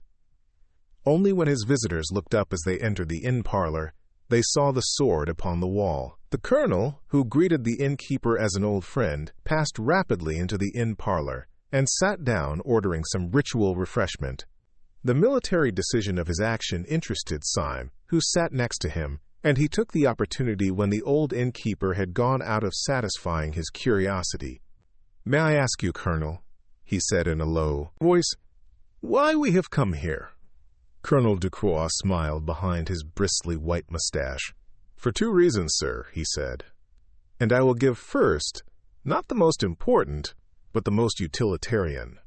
We came here because this is the only place within 20 miles in which we can get horses." "Horses?" repeated Syme, looking up quickly. "Yes," replied the other. "If you people are really to distance your enemies, it is horses or nothing for you, unless, of course, you have bicycles and motor cars in your pocket." "And where do you advise us to make for?" asked Syme doubtfully. "Beyond question," replied the colonel. "You had better make all haste to the police station beyond the town. My friend, whom I seconded under somewhat deceptive circumstances, seems to me to exaggerate very much the possibilities of a general rising. But even he would hardly maintain, I suppose, that you were not safe with the gendarmes." Syme nodded gravely. Then he said abruptly, "And your other reason for coming here?" "My other reason for coming here," said Ducroix soberly, "is that it is just as well to see a good man or two when one is possibly near to death." Syme looked up at the wall and saw a crudely painted and pathetic religious picture. Then he said, "You are right." And then, almost immediately afterwards, "Has anyone seen about the horses?" "Yes," answered Ducroix. "You may be quite certain that I gave orders the moment I came in. Those enemies of yours gave no impression of hurry, but they were really moving wonderfully fast, like a well-trained army. I had no idea that the anarchists had so much discipline. You have not a moment to waste." Almost as he spoke, the old innkeeper with the blue eyes and white hair came ambling into the room and announced that 6 horses were saddled outside. By Ducroix's advice, the 5 others equipped themselves with some portable form of food and wine, and keeping their dueling swords as the only weapons available, they clattered away down the steep white road. The 2 servants who had carried the Marquis's luggage when he was a marquis were left behind to drink at the café by common consent, and not at all against their own inclination. By this time the afternoon sun was slanting westward, and by its rays Syme could see the sturdy figure of the old innkeeper growing smaller and smaller, but still standing and looking after them quite silently, the sunshine in his silver hair. Syme had a fixed superstitious fancy, left in his mind by the chance phrase of the colonel, that this was indeed perhaps the last honest stranger whom he, a bully, should ever see upon the earth. He was still looking at this dwindling figure, which stood as a mere gray blot touched with a white flame against the great green wall of the steep down behind him. And as he stared over the top of the down behind the innkeeper, there appeared an army of black-clad and marching men. They seemed to hang above the good man and his house like a black cloud of locusts. The horses had been saddled none too soon. Chapter 12. The earth in anarchy. Urging the horses to a gallop, without respect to the rather rugged descent of the road, the horsemen soon regained their advantage over the men on the march, and at last the bulk of the first buildings of Lancy cut off the sight of their pursuers. Nevertheless, the ride had been a long one, and by the time they reached the real town, the west was warming with the color and quality of sunset, The colonel suggested that, before making finally for the police station, they should make the effort, in passing, to attach to themselves one more individual who might be useful. 4 out of the 5 rich men in this town, he said, are common swindlers. I suppose the proportion is pretty equal all over the world. The 5th is a friend of mine, and a very fine fellow. And what is even more important from our point of view, he owns a motor car. I'm afraid, said the professor, in his mirthful way, looking back along the white road on which the black crawling patch might appear at any moment. I'm afraid we have hardly time for afternoon calls. Dr. Renard's house is only 3 minutes off, said the colonel. Our danger, said Dr. Bull, is not 2 minutes off. Yes, said Syme. If we ride on fast, we must leave them behind, for they are on foot. He has a motor car, said the colonel. But we may not get it, said Bull. Yes, he is quite on your side, but he might be out. Hold your tongue, said Syme suddenly. What is that noise? For a second, they all sat as still as equestrian statues, and for a second, for 2 or 3 or 4 seconds, heaven and earth seemed equally still. Then all their ears, in an agony of attention, heard along the road that indescribable thrill and throb that means only one thing. Horses. The colonel's face had an instantaneous change, as if lightning had struck it, and yet left it scatheless. They have done us, he said, with brief military irony. Prepared to receive cavalry. Where can they have got the horses? Asked Syme, as he mechanically urged his steed to a canter. The colonel was silent for a little, then he said in a strained voice, I was speaking with strict accuracy when I said that the Soleil d'Or was the only place where one can get horses within 20 miles. No, said Syme violently. I don't believe he'd do it. Not with all that white hair. He may have been forced, said the colonel gently. They must be at least 100 strong, for which reason we are all going to see my friend Renard, who has a motor car. With these words he swung his horse suddenly round a street corner, and went down the street with such thundering speed that the others, though already well at the gallop, had difficulty in following the flying tail of his horse.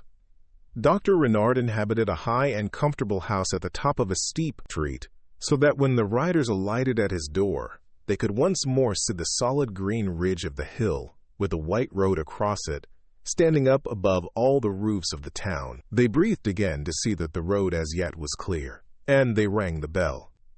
Dr. Renard was a beaming, brown-bearded man, a good example of that silent but very busy professional class which France has preserved even more perfectly than England. When the matter was explained to him, he pooh-poohed the panic of the ex-marquis altogether. He said with the solid French skepticism that there was no conceivable probability of a general anarchist rising. Anarchy, he said, shrugging his shoulders, it is childishness. Et ça, cried out the colonel suddenly, pointing over the other's shoulder. And that is childishness, isn't it? They all looked round, and saw a curve of black cavalry come sweeping over the top of the hill, with all the energy of Attila. Swiftly as they rode, however, the whole rank still kept well together, and they could see the black vizards of the first line as level as a line of uniforms.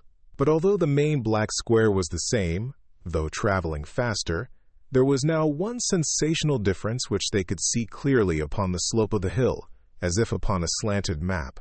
The bulk of the riders were in one block, but one rider flew far ahead of the column and with frantic movements of hand and heel urged his horse faster and faster, so that one might have fancied that he was not the pursuer, but the pursued. But even at that great distance they could see something so fanatical, so unquestionable in his figure, that they knew it was the secretary himself.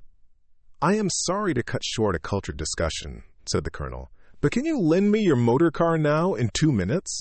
I have a suspicion that you are all mad, said Dr. Renard, smiling sociably. But God forbid that madness should in any way interrupt friendship. Let us go round to the garage. Dr. Renard was a mild man with monstrous wealth. His rooms were like the Musée de Cluny, and he had 3 motor cars. These, however, he seemed to use very sparingly, having the simple tastes of the French middle class, and when his impatient friends came to examine them, it took them some time to assure themselves that one of them even could be made to work. This, with some difficulty, they brought round into the street before the doctor's house. When they came out of the dim garage, they were startled to find that twilight had already fallen with the abruptness of night in the tropics. Either they had been longer in the place than they imagined, or some unusual canopy of cloud had gathered over the town. They looked down the steep streets, and seemed to see a slight mist coming up from the sea. "It is now or never," said Dr. Bull. "I hear horses." "No," corrected the professor, "a horse." And as they listened, it was evident that the noise, rapidly coming nearer on the rattling stones, was not the noise of the whole cavalcade, but that of the one horseman who had left it far behind, the insane secretary. Syme's family, like most of those who end in this simple life, had once owned a motor, and he knew all about them. He had leapt at once into the chauffeur's seat, and with flushed face was wrenching and tugging at the disused machinery. He bent his strength upon one handle, and then said quite quietly, "I'm afraid it's no go." As he spoke, there swept round the corner a man rigid on his rushing horse, with the rush and rigidity of an arrow. He had a smile that thrust out his chin as if it were dislocated. He swept alongside of the stationary car, into which its company had crowded, and laid his hand on the front. It was the secretary, and his mouth went quite straight in the solemnity of triumph. Syme was leaning hard upon the steering wheel, and there was no sound but the rumble of the other pursuers riding into the town. Then there came quite suddenly a scream of scraping iron, and the car leapt forward. It plucked the secretary clean out of his saddle, as a knife is whipped out of its prentice sheath, trailed him kicking terribly for 20 yards, and left him flung flat upon the road far in front of his frightened horse. As the car took the corner of the street with a splendid curve, they could just see the other anarchists filling the street and raising their fallen leader. "I can't understand why it has grown so dark," said the professor at last in a low voice. "Going to be a storm, I think," said Dr. Bull. "I say, it's a pity we haven't got a light on this car, if only to see by." "We have," said the colonel, and from the floor of the car he fished up a heavy, old-fashioned carved iron lantern with a light inside it. It was obviously an antique, and it would seem as if its original use had been in some way semi-religious, for there was a rude molding of a cross upon one of its sides. "Where on earth did you get that?" asked the professor. "I got it where I got the car," answered the colonel, chuckling. "From my best friend. While our friend here was fighting with the steering wheel, I ran up the front steps of the house and spoke to Renard, who was standing in his own porch, you will remember. 'I suppose,' I said, 'there's no time to get a lamp.' He looked up, blinking amiably at the beautiful arched ceiling of his own front hall. From this was suspended, by chains of exquisite ironwork, this lantern, one of the 100 treasures of his treasure house. By sheer force he tore the lamp out of his own ceiling, shattering the painted panels, and bringing down 2 blue vases with his violence. Then he handed me the iron lantern, and I put it in the car. Was I not right when I said that Dr. Renard was worth knowing?" "You were," said Syme seriously, and hung the heavy lantern over the front. There was a certain allegory of their whole position in the contrast between the modern automobile and its strange ecclesiastical lamp. Hitherto they had passed through the quietest part of the town, meeting at most 1 or 2 pedestrians who could give them no hint of the peace or the hostility of the place. Now, however, the windows in the houses began one by one to be lit up, giving a greater sense of habitation and humanity. Dr. Bull turned to the new detective who had led their flight, and permitted himself one of his natural and friendly smiles. "These lights make one feel more cheerful." Inspector Ratcliffe drew his brows together. "There is only one set of lights that make me more cheerful," he said, And they are those lights of the police station which I can see beyond the town. Please God we may be there in 10 minutes. Then all Bull's boiling good sense and optimism broke suddenly out of him. "Oh, this is all raving nonsense," he cried.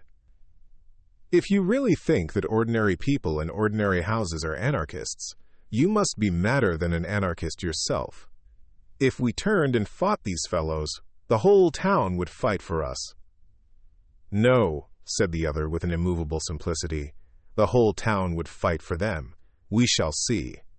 While they were speaking, the professor had leant forward with sudden excitement. "What is that noise?" he said. "Oh, the horses behind us, I suppose," said the colonel. "I thought we had got clear of them." "The horses behind us?" "No," said the professor. "It is not horses, and it is not behind us." Almost as he spoke, across the end of the street before them 2 shining and rattling shapes shot past. They were gone almost in a flash, but everyone could see that they were motor cars, and the professor stood up with a pale face and swore that they were the other 2 motor cars from Dr. Renard's garage. "I tell you they were his," he repeated, with wild eyes, "and they were full of men in masks." "Absurd," said the colonel angrily. "Dr. Renard would never give them his cars." "He may have been forced," said Ratcliffe quietly. "The whole town is on their side." "You still believe that?" asked the colonel incredulously. "You will all believe it soon," said the other with a hopeless calm. There was a puzzled pause for some little time, and then the colonel began again abruptly. "No, I can't believe it. The thing is nonsense. The plain people of a peaceable French town." He was cut short by a bang and a blaze of light, which seemed close to his eyes. As the car sped on, it left a floating patch of white smoke behind it, and Syme had heard a shot shriek past his ear. "My God!" said the colonel. "Someone has shot at us." "It need not interrupt conversation," said the gloomy Ratcliffe. "Pray resume your remarks, Colonel. You were talking, I think, about the plain people of a peaceable French town." The staring colonel was long past minding satire. He rolled his eyes all round the street. "It is extraordinary," he said. "Most extraordinary." "A fastidious person," said Syme, "might even call it unpleasant. However, I suppose those lights out in the field beyond this street are the gendarmerie. We shall soon get there." "No," said Inspector Ratcliffe, "we shall never get there." He had been standing up and looking keenly ahead of him. Now he sat down and smoothed his sleek hair with a weary gesture. "What do you mean?" asked Bull sharply. "I mean that we shall never get there," said the pessimist placidly. "They have 2 rows of armed men across the road already. I can see them from here. The town is in arms, as I said it was. I can only wallow in the exquisite comfort of my own exactitude." And Ratcliffe sat down comfortably in the car and lit a cigarette, but the others rose excitedly and stared down the road. Syme had slowed down the car as their plans became doubtful, and he brought it finally to a standstill just at the corner of a side street that ran down very steeply to the sea. The town was mostly in shadow, but the sun had not sunk. Wherever its level light could break through, it painted everything a burning gold. Up this side street the last sunset light shone as sharp and narrow as the shaft of artificial light at the theater. It struck the car of the 5 friends and lit it like a burning chariot. But the rest of the street, especially the 2 ends of it, was in the deepest twilight, and for some seconds they could see nothing. Then Syme, whose eyes were the keenest, broke into a little bitter whistle and said, "It is quite true. There is a crowd, or an army, or some such thing across the end of that street." "Well, if there is," said Bull impatiently, "it must be something else, a sham fight, or the mayor's birthday, or something." I cannot and will not believe that plain, jolly people in a place like this walk about with dynamite in their pockets. Get on a bit, Syme, and let us look at them. The car crawled about 100 yards farther, and then they were all startled by Dr. Bull breaking into a high crow of laughter. "Why, you silly mugs," he cried. "What did I tell you? That crowd's as law-abiding as a cow, and if it weren't, it's on our side." "How do you know?" asked the professor, staring. "You blind bat!" cried Bull. "Don't you see who is leading them?" They peered again, and then the colonel, with a catch in his voice, cried out, "Why, it's Renard!" There was, indeed, a rank of dim figures running across the road, and they could not be clearly seen. But far enough in front to catch the accident of the evening light was stalking up and down the unmistakable Dr. Renard, in a white hat, stroking his long brown beard and holding a revolver in his left hand. "What a fool I've been!" exclaimed the colonel. "Of course, the dear old boy has turned out to help us." Dr. Bull was bubbling over with laughter, swinging the sword in his hand as carelessly as a cane. He jumped out of the car and ran across the intervening space, calling out, "Dr. Renard! Dr. Renard!" An instant after Syme thought his own eyes had gone mad in his head. For the philanthropic Dr. Renard had deliberately raised his revolver and fired twice at Bull, so that the shots rang down the road. Almost at the same second as the puff of white cloud went up from this atrocious explosion, a long puff of white cloud went up also from the cigarette of the cynical Ratcliffe. Like all the rest, he turned a little pale, but he smiled. Dr. Bull, at whom the bullets had been fired, just missing his scalp, stood quite still in the middle of the road without a sign of fear, and then turned very slowly and crawled back to the car and climbed in with 2 holes through his hat. "Well," said the cigarette smoker slowly, "what do you think now?" "I think," said Dr. Bull with precision, "that I am lying in bed at number 217 Peabody Buildings, and that I shall soon wake up with a jump. Or, if that's not it, I think that I am sitting in a small cushioned cell in Hanwell, and that the doctor can't make much of my case. But if you want to know what I don't think, I'll tell you. I don't think what you think. I don't think, and I never shall think, that the mass of ordinary men are a pack of dirty modern thinkers. No, sir, I'm a Democrat, and I still don't believe that Sunday could convert one average navvy or counterjumper. No, I may be mad, but humanity isn't." Syme turned his bright blue eyes on Bull with an earnestness which he did not commonly make clear. "You are a very fine fellow," he said. "You can believe in a sanity which is not merely your sanity. And you're right enough about humanity, about peasants and people like that jolly old innkeeper. But you're not right about Renard. I suspected him from the first. He's rationalistic, and what's worse, he's rich. When duty and religion are really destroyed, it will be by the rich." "They are really destroyed now," said the man with a cigarette, and rose with his hands in his pockets.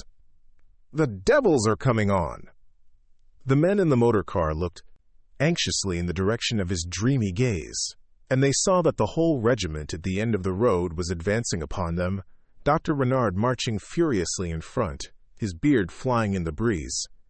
The colonel sprang out of the car with an intolerant exclamation. "Gentlemen," he cried, "the thing is incredible. It must be a practical joke.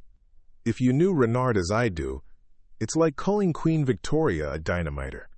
If you had got the man's character into your head—" "Dr. Bull," said Syme sardonically, "has at least got it into his hat." "I tell you it can't be," cried the colonel, stamping. "Renard shall explain it. He shall explain it to me." And he strode forward. "Don't be in such a hurry," drawled the smoker. "He will very soon explain it to all of us." But the impatient colonel was already out of earshot, advancing towards the advancing enemy. The excited Dr. Renard lifted his pistol again, but perceiving his opponent, hesitated, and the colonel came face to face with him with frantic gestures of remonstrance. "It is no good," said Syme. "He will never get anything out of that old heathen. I vote we drive bang through the thick of them, bang as the bullets went through Bull's hat. We may all be killed, but we must kill a tidy number of them." "I won't avenue it," said Dr. Bull, growing more vulgar in the sincerity of his virtue. The poor chaps may be making a mistake. Give the colonel a chance." "Shall we go back, then?" asked the professor. "No," said Ratcliffe in a cold voice. "The street behind us is held too. In fact, I seem to see there another friend of yours, Syme." Syme spun round smartly and stared backwards at the track which they had traveled. He saw an irregular body of horsemen gathering and galloping towards them in the gloom. He saw above the foremost saddle the silver gleam of a sword, and then, as it grew nearer, the silver gleam of an old man's hair. The next moment, with shattering violence, he had swung the motor round and sent it dashing down the steep side street to the sea, like a man that desired only to die. "What the devil is up?" cried the professor, seizing his arm. "The morning star has fallen," said Syme, as his own car went down the darkness like a falling star. The others did not understand his words, but when they looked back at the street above, they saw the hostile cavalry coming round the corner and down the slopes after them. And foremost of all rode the good innkeeper, flushed with the fiery innocence of the evening light. "The world is insane," said the professor, and buried his face in his hands. "No," said Dr. Bull in adamantine humility, "it is I." "What are we going to do?" asked the professor. "At this moment," said Syme with a scientific detachment, "I think we are going to smash into a lamppost."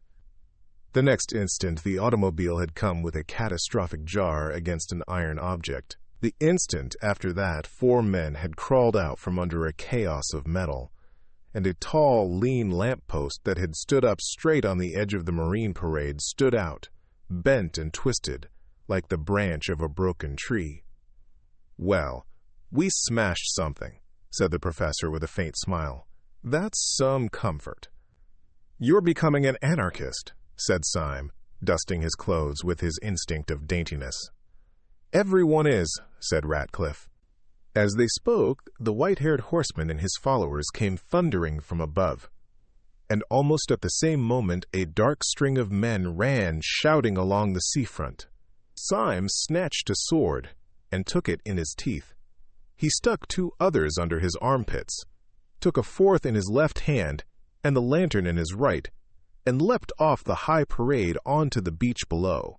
The others leapt after him with a common acceptance of such decisive action, leaving the debris and the gathering mob above them. "We have one more chance," said Syme, taking the steel out of his mouth. "Whatever all this pandemonium means, I suppose the police station will help us. We can't get there, for they hold the way. But there's a pier or breakwater runs out into the sea just here, which we could defend longer than anything else, like Horatius and his bridge. We must defend it till the gendarmerie turn out. Keep after me." They followed him as he went crunching down the beach, and in a second or two their boots broke not on the sea gravel but on broad, flat stones. They marched down a long, low jetty, running out in one arm into the dim, boiling sea, and when they came to the end of it they felt that they had come to the end of their story. They turned and faced the town. That town was transfigured with uproar. All along the high parade from which they had just descended was a dark and roaring stream of humanity, with tossing arms and fiery faces groping and glaring towards them. The long dark line was dotted with torches and lanterns, but even where no flame lit up a furious face they could see in the farthest figure, in the most shadowy gesture, an organized hate. It was clear that they were the accursed of all men, and they knew not why. 2 or 3 men, looking little and black like monkeys, leapt over the edge as they had done and dropped onto the beach. These came plowing down the deep sand, shouting horribly, and strove to wade into the sea at random. The example was followed, and the whole black mass of men began to run and drip over the edge like black treacle. Foremost among the men on the beach, Syme saw the peasant who had driven their cart. He splashed into the surf on a huge cart-horse and shook his axe at them. "The peasant!" cried Syme. "They have not risen since the Middle Ages. Even if the police do come now, said the professor mournfully. "They can do nothing with this mob." "Nonsense," said Bull desperately. "There must be some people left in the town who are human." "No," said the hopeless inspector. "The human being will soon be extinct. We are the last of mankind." "It may be," said the professor absently. Then he added in his dreamy voice, "What is all that at the end of the Dunciad? Nor public flame, nor private dares to shine, nor human light is left, nor glimpse divine. Lo, thy dread empire, chaos is restored. Light dies before thine uncreating word. Thy hand, great anarch, lets the curtain fall, and universal darkness buries all." "Stop!" cried Bull suddenly. "The gendarmes are out." The low lights of the police station were indeed blotted and broken with hurrying figures, and they heard through the darkness the clash and jingle of a disciplined cavalry. "They are charging the mob!" cried Bull in ecstasy or alarm. "No," said Syme. "They are formed along the parade." "They have unslung their carbines!" cried Bull, dancing with excitement. "Yes," said Ratcliffe, "and they are going to fire on us." As he spoke, there came a long crackle of musketry, and bullets seemed to hop like hailstones on the stones in front of them. "The gendarmes have joined them," cried the professor, and struck his forehead. "I am in the padded cell," said Bull solidly. There was a long silence, and then Ratcliffe said, looking out over the swollen sea, all a sort of gray-purple, "What does it matter who is mad or who is sane? We shall all be dead soon." Syme turned to him and said, "You are quite hopeless, then?" Mr. Ratcliffe kept a stony silence. Then at last he said quietly, "No, oddly enough, I am not quite hopeless. There is one insane little hope that I cannot get out of my mind. The power of this whole planet is against us, yet I cannot help wondering whether this one silly little hope is hopeless yet." "In what or whom is your hope?" asked Syme with curiosity. "In a man I never saw," said the other, looking at the leaden sea. "I know what you mean," said Syme in a low voice, the man in the dark room. "But Sunday must have killed him by now." "Perhaps," said the other steadily. "But if so, he was the only man whom Sunday found it hard to kill." "I heard what you said," said the professor with his back turned. "I also am holding hard on to the thing I never saw." All of a sudden Syme, who was standing as if blind with introspective thought, swung round and cried out like a man waking from sleep, "Where is the colonel? I thought he was with us." "The colonel! Yes," cried Bull. "Where on earth is the colonel?" "He went to speak to Renard," said the professor. "We cannot leave him among all those beasts," cried Syme. "Let us die like gentlemen if—" "Do not pity the colonel," said Ratcliffe with a pale sneer. "He is extremely comfortable. He is—" "No! No! No!" cried Syme in a kind of frenzy. "Not the colonel, too! I will never believe it." "Will you believe your eyes?" asked the other, and pointed to the beach. Many of their pursuers had waded into the water shaking their fists, but the sea was rough, and they could not reach the pier. 2 or 3 figures, however, stood on the beginning of the stone footway and seemed to be cautiously advancing down it. The glare of a chance lantern lit up the faces of the 2 foremost.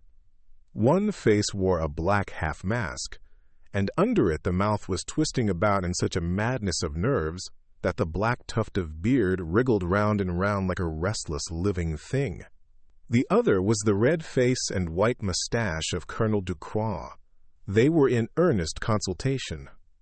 "Yes, he is gone too," said the professor, and sat down on a stone. "Everything's gone. I'm gone. I can't trust my own bodily machinery. I feel as if my own hand might fly up and strike me." "When my hand flies up," said Syme, "it will strike somebody else." And he strode along the pier towards the colonel, the sword in one hand and the lantern in the other. As if to destroy the last hope or doubt, the colonel, who saw him coming, pointed his revolver at him and fired.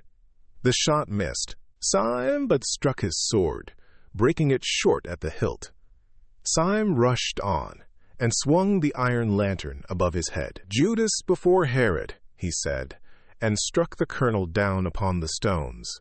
Then he turned to the secretary, whose frightful mouth was almost foaming now, and held the lamp high with so rigid and arresting a gesture that the man was, as it were, frozen for a moment, and forced to hear. "Do you see this lantern?" cried Syme in a terrible voice. "Do you see the cross carved on it, and the flame inside? You did not make it. You did not light it. Better men than you, men who could believe and obey, twisted the entrails of iron and preserved the legend of fire. There is not a street you walk on, there is not a thread you wear, that was not made as this lantern was, by denying your philosophy of dirt and rats. You can make nothing.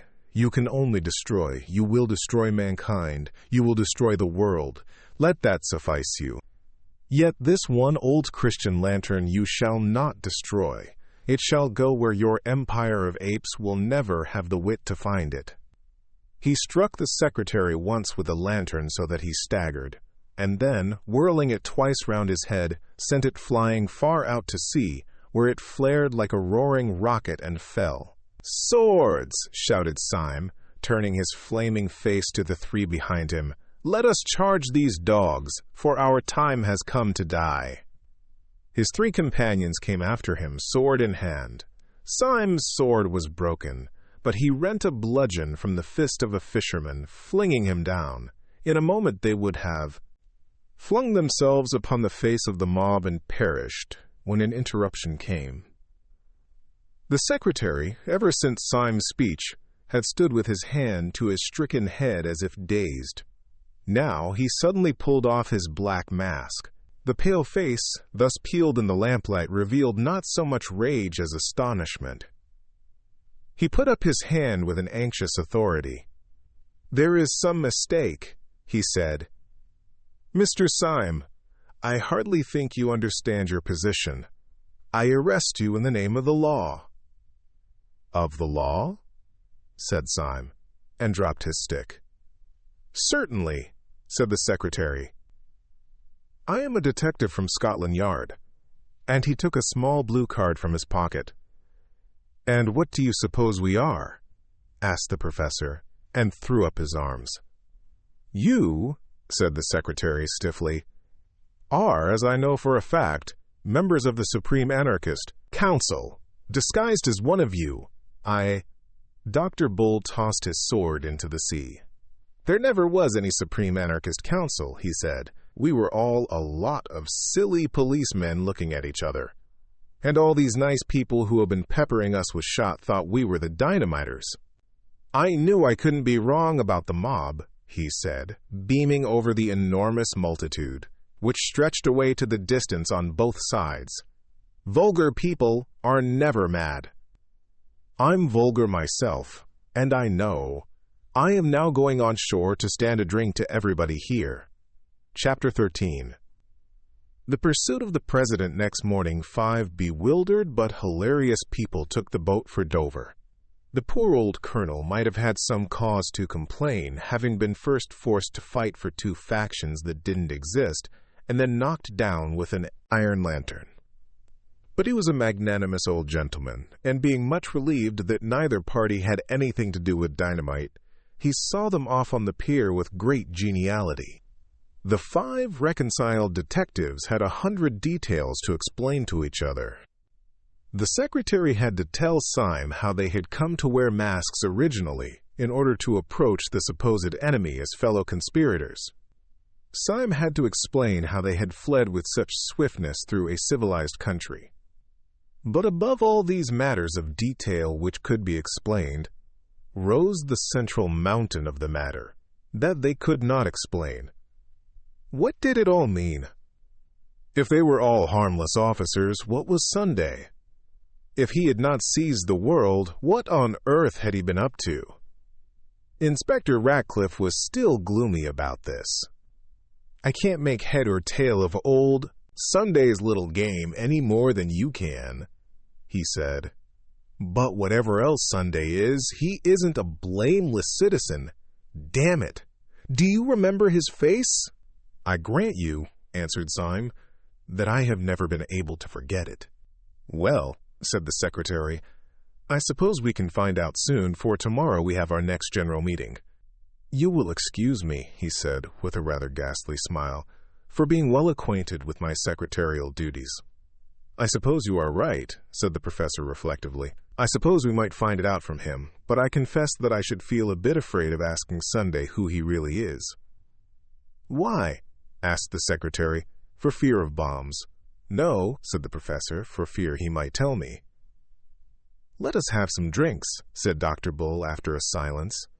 Throughout their whole journey by boat and train they were highly convivial, but they instinctively kept together. Dr. Bull, who had always been the optimist of the party, endeavored to persuade the other four that the whole company could take the same hansom cab from Victoria, but this was overruled, and they went in a four-wheeler with Dr. Bull on the box, singing. They finished their journey at an hotel in Piccadilly Circus, so as to be close to the early breakfast next morning in Leicester Square. Yet even then the adventures of the day were not entirely over. Dr. Bull, discontented with the general proposal to go to bed, had strolled out of the hotel at about 11 to see and taste some of the beauties of London. 20 minutes afterwards, however, he came back and made quite a clamor in the hall. Syme, who tried at first to soothe him, was forced at last to listen to his communication with quite new attention. "I tell you I've seen him," said Dr. Bull with thick emphasis. "Whom?" asked Syme quickly. "Not the president?" "Not so bad as that," said Dr. Bull with unnecessary laughter. "Not so bad as that. I've got him here." "Got whom here?" asked Syme impatiently. "Hairy Man," said the other lucidly. "Man that used to be hairy man. Google. Here he is." And he pulled forward by a reluctant elbow the identical young man who 5 days before had marched out of the council with thin red hair and a pale face, the first of all the sham anarchists who had been exposed. "Why do you worry with me?" he cried. "You have expelled me as a spy." "We are all spies," whispered Syme. "We're all spies," shouted Dr. Bull. "Come and have a drink." Next morning, the battalion of the reunited Six marched stolidly towards the hotel in Leicester Square. "This is more cheerful," said Dr. Bull. "We are 6 men going to ask one man what he means." "I think it is a bit queerer than that," said Syme. "I think it is 6 men going to ask one man what they mean." They turned in silence into the square, and though the hotel was in the opposite corner, they saw at once the little balcony, and a figure that looked too big for it. He was sitting alone with bent head, poring over a newspaper, but all his councillors who had come to vote him down crossed that square as if they were watched out of heaven by 100 eyes. They had disputed much upon their policy, about whether they should leave the unmasked Gogol without and begin diplomatically, or whether they should bring him in and blow up the gunpowder at once. The influence of Syme and Bull prevailed for the latter course, though the secretary to the last asked them why they attacked Sunday so rashly. "My reason is quite simple," said Syme. "I attack him rashly because I am afraid of him." They followed Syme up the dark stair in silence, and they all came out simultaneously into the broad sunlight of the morning and the broad sunlight of Sunday's smile. "Delightful," he said. "So pleased to see you all. What an exquisite day it is. Is the Tsar dead?" The secretary, who happened to be foremost, drew himself together for a dignified outburst. "No, sir," he said sternly. "There has been no massacre. I bring you news of no such disgusting spectacles." "Disgusting spectacles," repeated the president, with a bright, inquiring smile. "You mean Dr. Bull's spectacles?" The secretary choked for a moment, and the president went on with a sort of smooth appeal. "Of course, we all have our opinions and even our eyes, but really to call them disgusting before the man himself." Dr. Bull tore off his spectacles and broke them on the table. "My spectacles are blackguardly," he said, "but I'm not. Look at my face." "I dare say it's the sort of face that grows on one," said the president. In fact, it grows on you. And who am I to quarrel with the wild fruits upon the tree of life? I dare say it will grow on me some day." "We have no time for tomfoolery," said the secretary, breaking in savagely. "We have come to know what all this means. Who are you? What are you? Why did you get us all here? Do you know who and what we are? Are you a half-witted man playing the conspirator, or are you a clever man playing the fool? Answer me, I tell you." "Candidates," murmured Sunday, "are only required to answer 8 out of the 17 questions on the paper. As far as I can make out, you want me to tell you what I am, and what you are, and what this table is, and what this council is, and what this world is for all I know.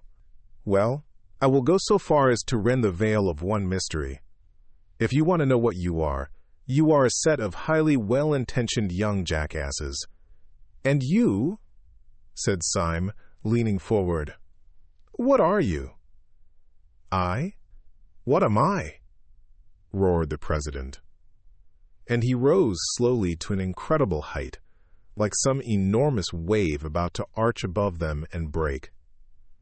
"You want to know what I am, do you? Bull, you are a man of science. Grub in the roots of those trees and find out the truth about them. Syme, you are a poet. Stare at those morning clouds. But I tell you this, that you will have found out the truth of the last tree and the topmost cloud before the truth about me. You will understand the sea, and I shall be still a riddle. You shall know what the stars are, and not know what I am. Since the beginning of the world, all men have hunted me like a wolf, kings and sages and poets and lawgivers, all the churches and all the philosophies. But I have never been caught yet, and the skies will fall in the time I turn to bay. I have given them a good run for their money, and I will now." Before one of them could move, the monstrous man had swung himself, like some huge orang-outang, over the balustrade of the balcony. Yet before he dropped, he pulled himself up again as on a horizontal bar, and thrusting his great chin over the edge of the balcony, said solemnly, "There's one thing I'll tell you, though, about who I am. I am the man in the dark room, who made you all policemen."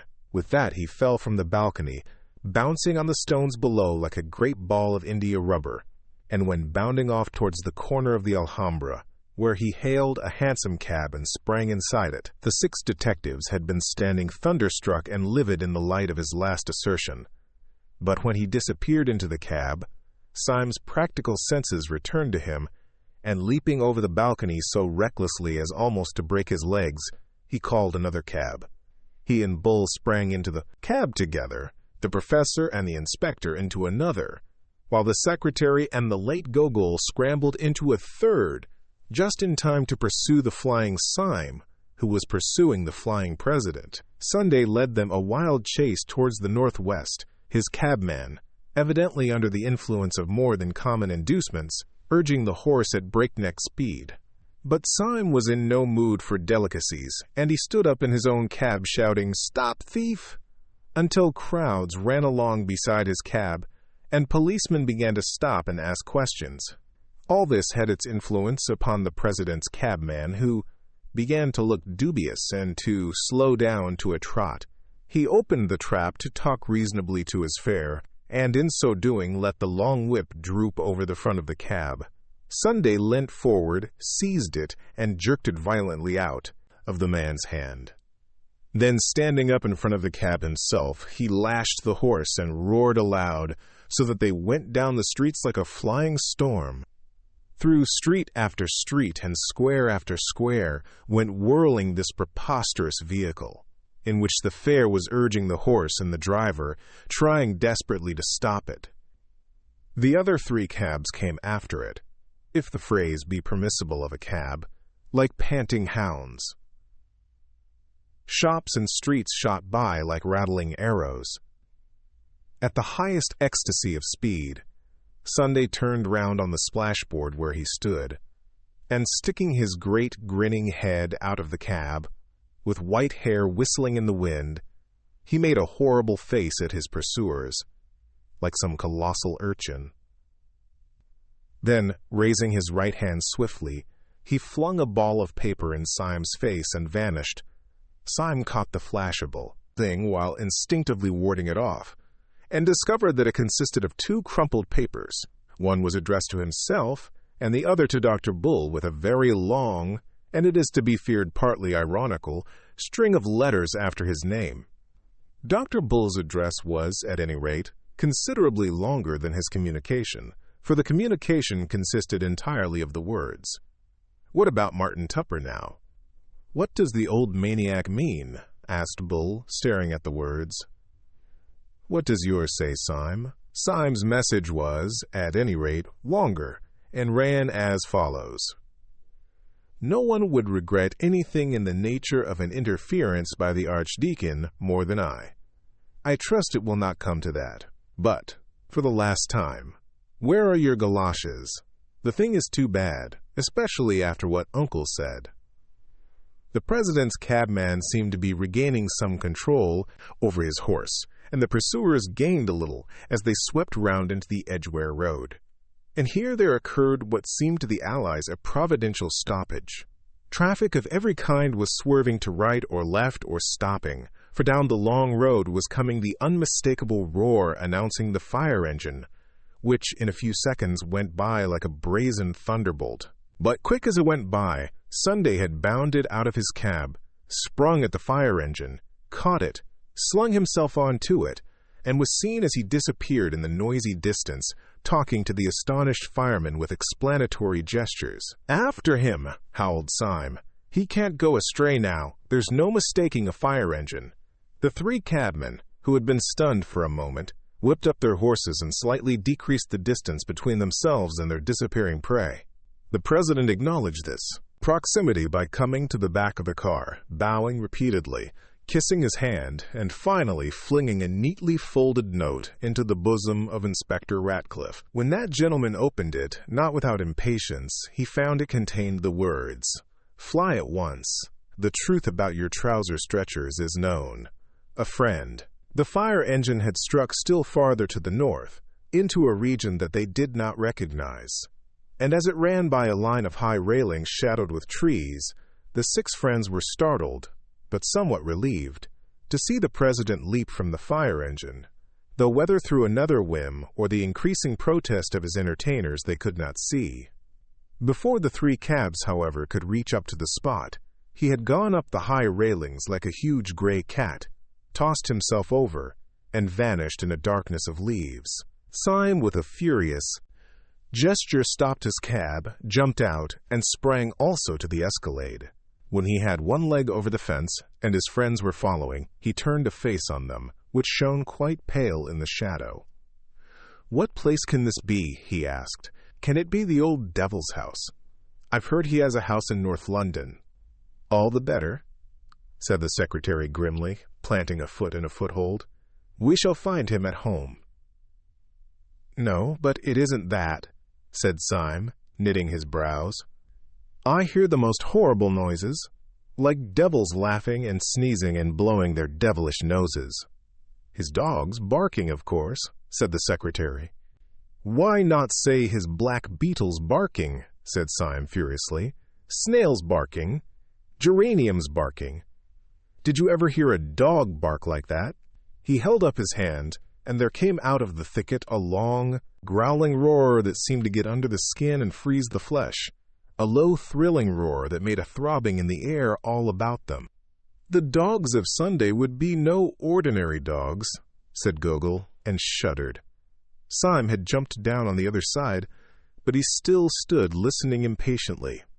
"Well, listen to that," he said. "Is that a dog?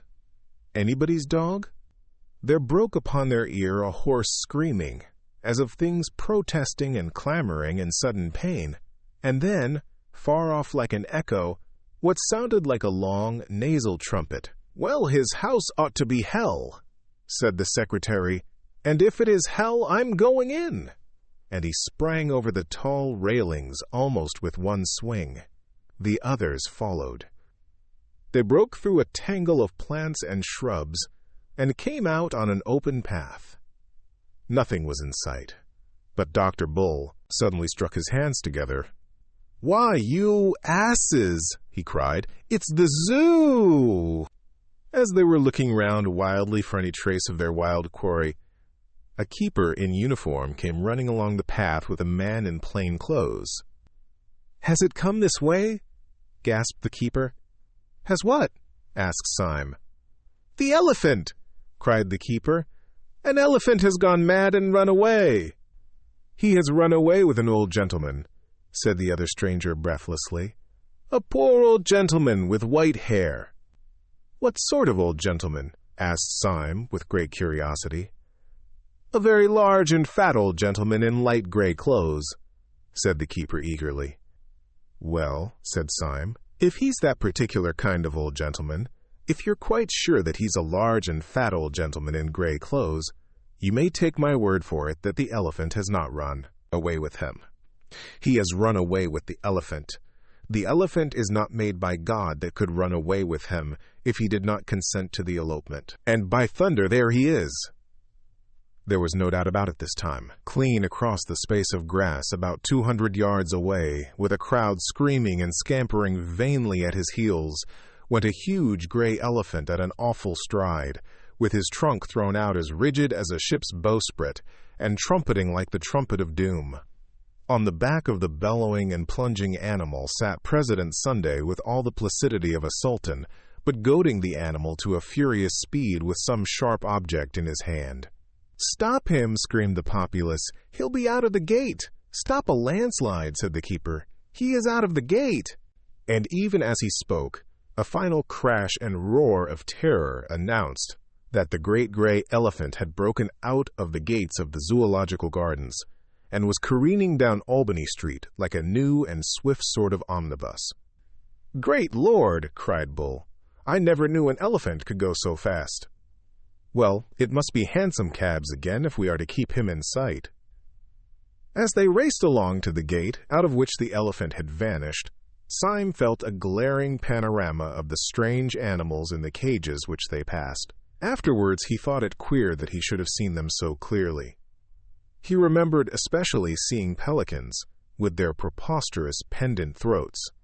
He wondered why the pelican was the symbol of charity, except it was that it wanted a good deal of charity to admire a pelican. He remembered a hornbill, which was simply a huge yellow beak with a small bird tied on behind it. The whole gave him a sensation, the vividness of which he could not explain, that nature was always making quite mysterious jokes. Sunday had told them that they would understand him when they had understood the stars. He wondered whether even the archangels understood the hornbill. The 6 unhappy detectives flung themselves into cabs and followed the elephant, sharing the terror which he spread through the long stretch of the streets. This time Sunday did not turn round, but offered them the solid stretch of his unconscious back, which maddened them, if possible, more than his previous mockeries.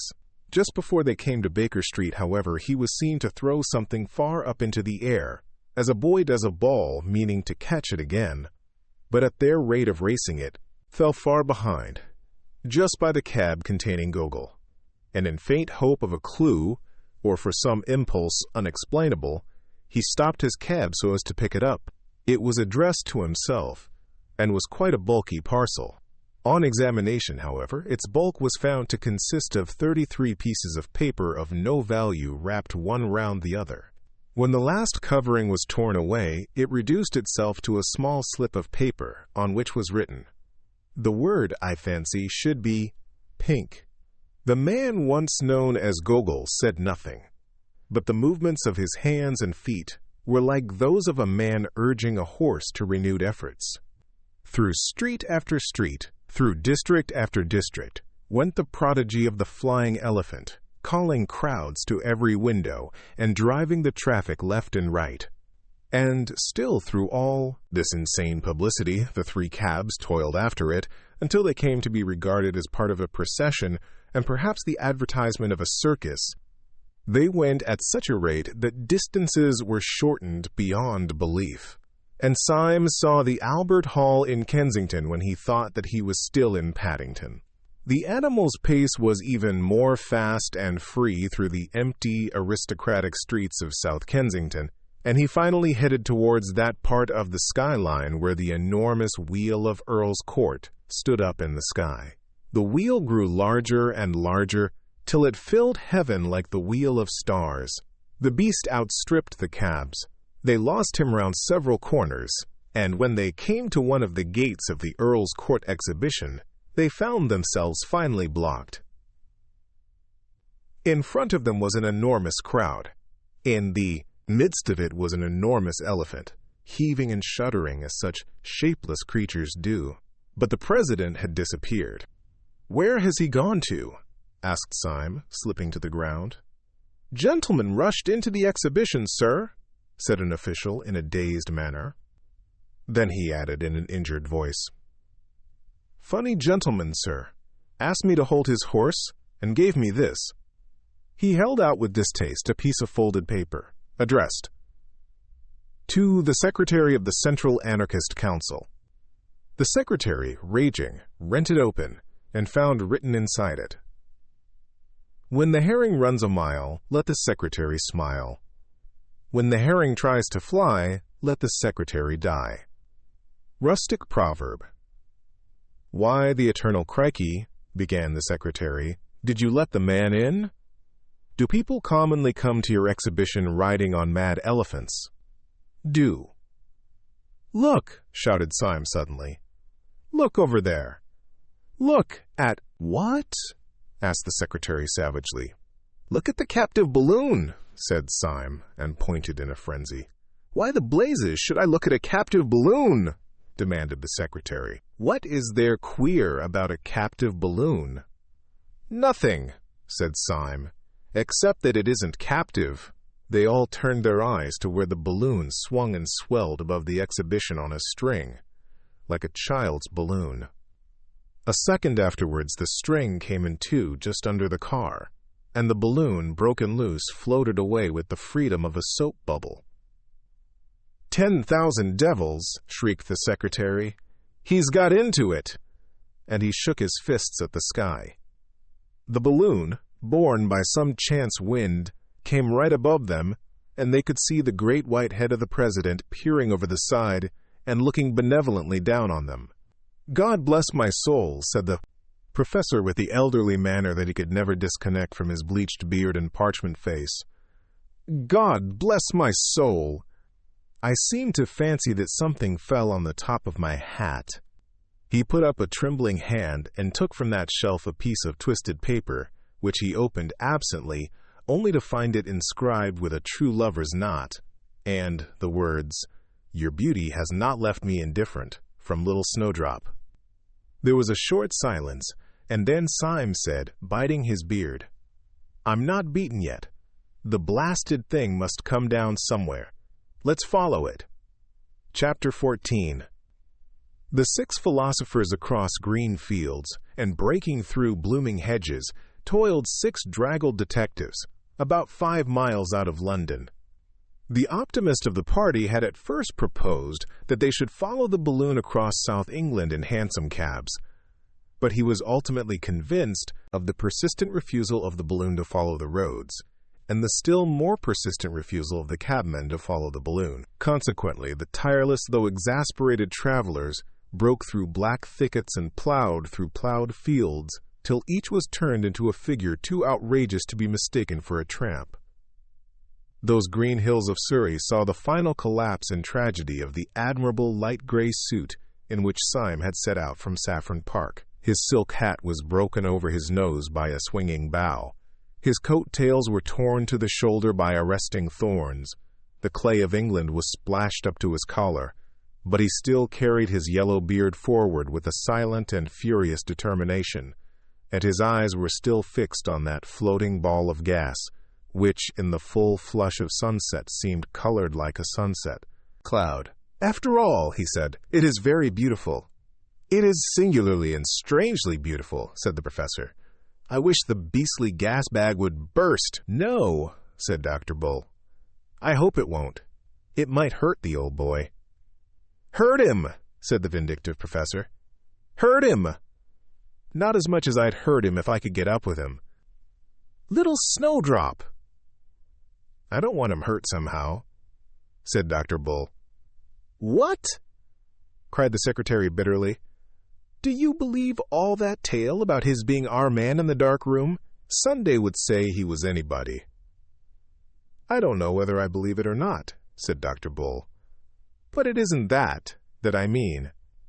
I can't wish old Sunday's balloon to burst because—" "Well," said Syme impatiently, "because—" "Well, because he's so jolly like a balloon himself," said Dr. Bull desperately. "I don't understand a word of all that idea of his being the same man who gave us all our blue cards. It seems to make everything nonsense, but I don't care who knows it. I always had a sympathy for old Sunday himself, wicked as he was, just as if he was a great bouncing baby. How can I explain what my queer sympathy was? It didn't prevent my fighting him like hell. Shall I make it clear if I say that I liked him because he was so fat?" "You will not," said the secretary. "I've got it now," cried Bull. "It was because he was so fat and so light, just like a balloon.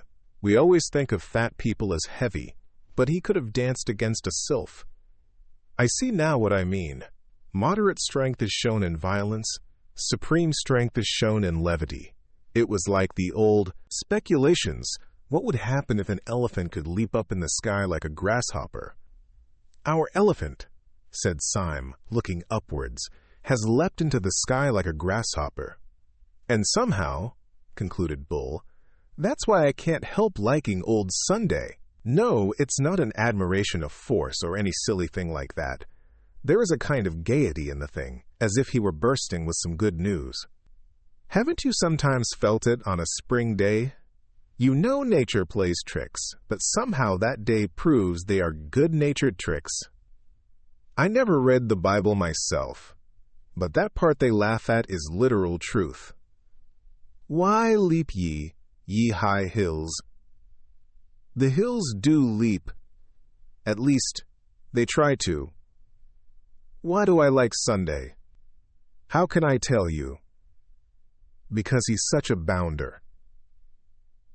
There was a long silence, and then the secretary said in a curious, strained voice, "You do not know Sunday at all. Perhaps it is because you are better than I, and do not know hell. I was a fierce fellow, and a trifle morbid from the first. The man who sits in darkness, and who chose us all, chose me because I had all the crazy look of a conspirator, because my smile went crooked, and my eyes were gloomy even when I smiled. But there must have been something in me that answered to the nerves in all these anarchic men. For when I first saw Sunday, he expressed to me, not your airy vitality, but something both gross and sad in the nature of things. I found him smoking in a twilight room, a room with brown blind down, infinitely more depressing than the genial darkness in which our master lives. He sat there on a bench, a huge heap of a man, dark and out of shape. He listened to all my words without speaking or even stirring. I poured out my most passionate appeals and asked my most eloquent questions. Then, after a long silence, the thing began to shake, and I thought it was shaken by some secret malady. It shook like a loathsome and living jelly. It reminded me of everything I had ever read about the base bodies that are the origin of life, the deep-sea lumps and protoplasm. It seemed like the final form of matter, the most shapeless and the most shameful. I could only tell myself from its shudderings that it was something, at least that such a monster could be miserable. And then it broke upon me that the bestial mountain was shaking with a lonely laughter, and the laughter was at me. Do you ask me to forgive him that? It is no small thing to be laughed at by something at once lower and stronger than oneself. Surely you fellows are exaggerating wildly, cut in the clear voice of Inspector Ratcliffe. President Sunday is a terrible fellow for one's intellect, but he is not such a Barnum's freak physically as you make out. He received me in an ordinary office, in a gray check coat, in broad daylight. He talked to me in an ordinary way. But I'll tell you what is a trifle creepy about Sunday. His room is neat, his clothes are neat, everything seems in order. but he's absent-minded. Sometimes his great, bright eyes go quite blind. For hours he forgets that you are there. Now, absent-mindedness is just a bit too awful in a bad man. We think of a wicked man as vigilant. We can't think of a wicked man who is honestly and sincerely dreamy, because we daren't think of a wicked man alone with himself. An absent-minded man means a good-natured man. It means a man who, if he happens to see you, will apologize. But how will you bear an absent-minded man who, if he happens to see you, will kill you? That is what tries the nerves, abstraction combined with cruelty. Men have felt it sometimes when they went through wild forests, and felt that the animals there were at once innocent and pitiless. They might ignore or slay. How would you like to pass 10 mortal hours in a parlor with an absent-minded tiger? "And what do you think of Sunday, Gogol?" asked Syme. "I don't think of Sunday on principle," said Gogol simply, "any more than I stare at the sun at noonday." "Well, that is a point of view," said Syme thoughtfully. "What do you say, Professor?"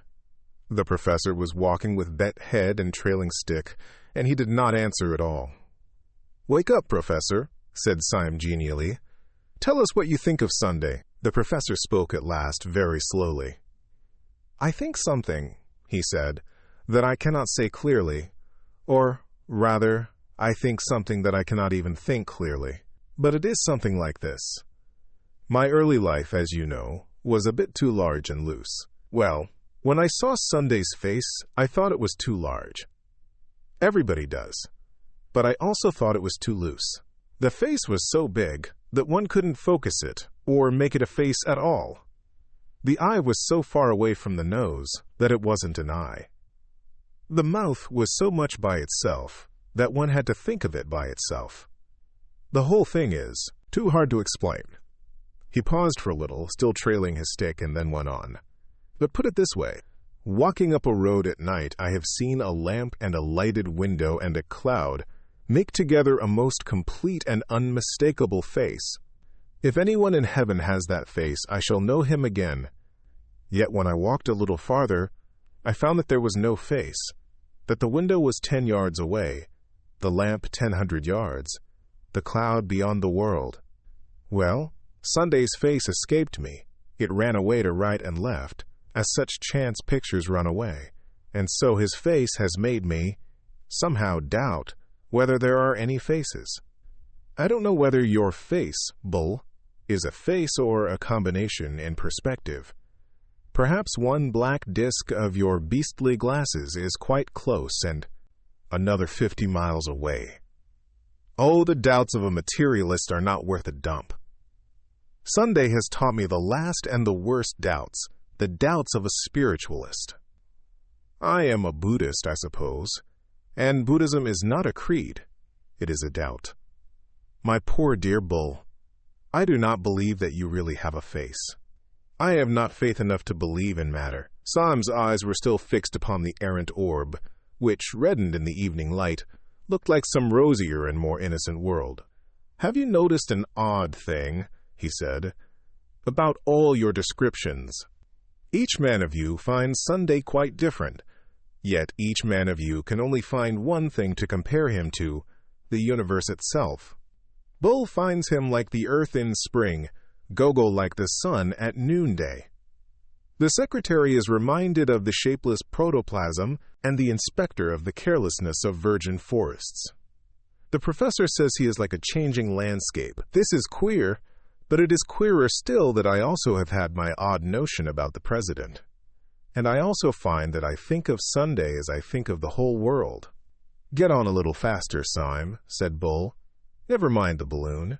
"When I first saw Sunday," said Syme slowly, "I only saw his back, and when I saw his back, I knew he was the worst man in the world. His neck and shoulders were brutal, like those of some apish god. His head had a stoop that was hardly human, like the stoop of an ox. In fact, I had at once the revolting fancy that this was not a man at all, but a beast dressed up in men's clothes." "Get on," said Dr. Bull. And then the queer thing happened. I had seen his back from the street as he sat in the balcony. Then I entered the hotel, and coming round the other side of him saw his face in the sunlight. His face frightened me, as it did everyone, but not because it was brutal, not because it was evil. On the contrary, it frightened me because it was so beautiful, because it was so good. "Syme," exclaimed the secretary, "are you ill?" It was like the face of some ancient archangel, judging justly after heroic wars. There was laughter in the eyes, and in the mouth honor and sorrow. There was the same white hair, the same great, gray-clad shoulders that I had seen from behind. But when I saw him from behind, I was certain he was an animal, and when I saw him in front, I knew he was a god. Pan, said the professor dreamily, was a god and an animal. Then, and again and always, went on Syme like a man talking to himself. That has been for me the mystery of Sunday, and it is also the mystery of the world. When I see the horrible back, I am sure the noble face is but a mask. When I see the face but for an instant, I know the back is only a jest. Bad is so bad that we cannot but think good an accident. Good is so good that we feel certain that evil could be explained. But the whole came to a kind of crest yesterday when I raced Sunday for the cab and was just behind him all the way. "Had you time for thinking, then?" asked Ratcliffe. "Time," replied Syme, "for one outrageous thought. I was suddenly possessed with the idea that the blind, blank back of his head really was his face, an awful, eyeless face staring at me. And I fancied that the figure running in front of me was really a figure running backwards and dancing as he ran." "Horrible," said Dr. Bull and shuddered. "Horrible is not the word," said Syme. "It was exactly the worst instant of my life. And yet 10 minutes afterwards, when he put his head out of the cab and made a grimace like a gargoyle, I knew that he was only like a father playing hide-and-seek with his children." "It is a long game," said the secretary, and frowned at his broken boots. "Listen to me," cried Syme with extraordinary emphasis. "Shall I tell you the secret of the whole world? It is that we have only known the back of the world. We see everything from behind, and it looks brutal. That is not a tree, but the back of a tree. That is not a cloud, but the back of a cloud. Cannot you see that everything is stooping and hiding a face? If we could only get round in front." "Look!" cried out Bull clamorously. "The balloon is coming down." There was no need to cry out to Syme, who had never taken his eyes off it. He saw the great luminous globe suddenly stagger in the sky, right itself, and then sink slowly behind the trees like a setting sun. The man called Gogol, who had hardly spoken through all their weary travels, suddenly threw up his hands like a lost spirit. "He is dead!" he cried, "and now I know he was my friend in the dark." "Dead," snorted the secretary. "You will not find him dead easily. If he has been tipped out of the car, we shall find him rolling as a colt rolls in a field, kicking his legs for fun." "Clashing his hoofs," said the professor. "The colts do, and so did Pan." "Pan again," said Dr. Bull irritably. "You seem to think Pan is everything." "So he is," said the professor. "In Greek, he means everything." "Don't forget," said the secretary, looking down, "that he also means panic." Syme had stood without hearing any of the exclamations. "It fell over there," he said shortly. "Let us follow it." Then he added with an indescribable gesture, "Oh, if he has cheated us all by getting killed, it would be like one of his larks." He strode off towards the distant trees with a new energy, his rags and ribbons fluttering in the wind. The others followed him in a more footsore and dubious manner. And almost at the same moment, all 6 men realized that they were not alone in the little field. Across the square of turf, a tall man was advancing towards them, leaning on a strange long staff like a scepter. He was clad in a fine but old-fashioned suit with knee breeches, Its color was that shade between blue, violet, and gray which can be seen in certain shadows of the woodland. His hair was whitish-gray, and at the first glance, taken along with his knee breeches, looked as if it was powdered. His advance was very quiet, but for the silver frost upon his head, he might have been one to the shadows of the wood. "Gentlemen," he said, "my master has a carriage waiting for you in the road just by." "Who is your master?" asked Syme, standing quite still. "I was told you knew his name," said the man respectfully. There was a silence, and then the secretary said, "Where is this carriage?" "It has been waiting only a few moments," said the stranger. "My master has only just come home." Syme looked left and right upon the patch of green field in which he found himself. The hedges were ordinary hedges. The trees seemed ordinary trees. Yet he felt like a man entrapped in fairyland. He looked the mysterious ambassador up and down, but he could discover nothing except that the man's coat was the exact color of the purple shadows, and that the man's face was the exact color of the red and brown and golden sky. "Show us the place," Syme said briefly, and without a word, the man in the violet coat turned his back and walked towards a gap in the hedge, which let in suddenly the light of a white road. As the six wanderers broke out upon this thoroughfare, they saw the white road blocked by what looked like a long row of carriages, such a row of carriages as might close the approach to some house in Park Lane. Along the side of these carriages stood a rank of splendid servants, all dressed in the gray-blue uniform, and all having a certain quality of stateliness and freedom which would not commonly belong to the servants of a gentleman, but rather to the officials and ambassadors of a great king. There were no less than 6 carriages waiting, one for each of the tattered and miserable band. All the attendants, as if in court dress, wore swords, and as each man crawled into his carriage they drew them, and saluted with a sudden blaze of steel. "What can it all mean?" asked Bull of Syme as they separated. "Is this another joke of Sundays?" "I don't know," said Syme, as he sank wearily back in the cushions of his carriage. "But if it is, it's one of the jokes you talk about. It's a good-natured one." The 6 adventurers had passed through many adventures, but not one had carried them so utterly off their feet as this last adventure of comfort. They had all become inured to things going roughly, but things suddenly going smoothly swamped them. They could not even feebly imagine what the carriages were. It was enough for them to know that they were carriages, and carriages with cushions. They could not conceive who the old man was who had led them, but it was quite enough that he had certainly led them to the carriages.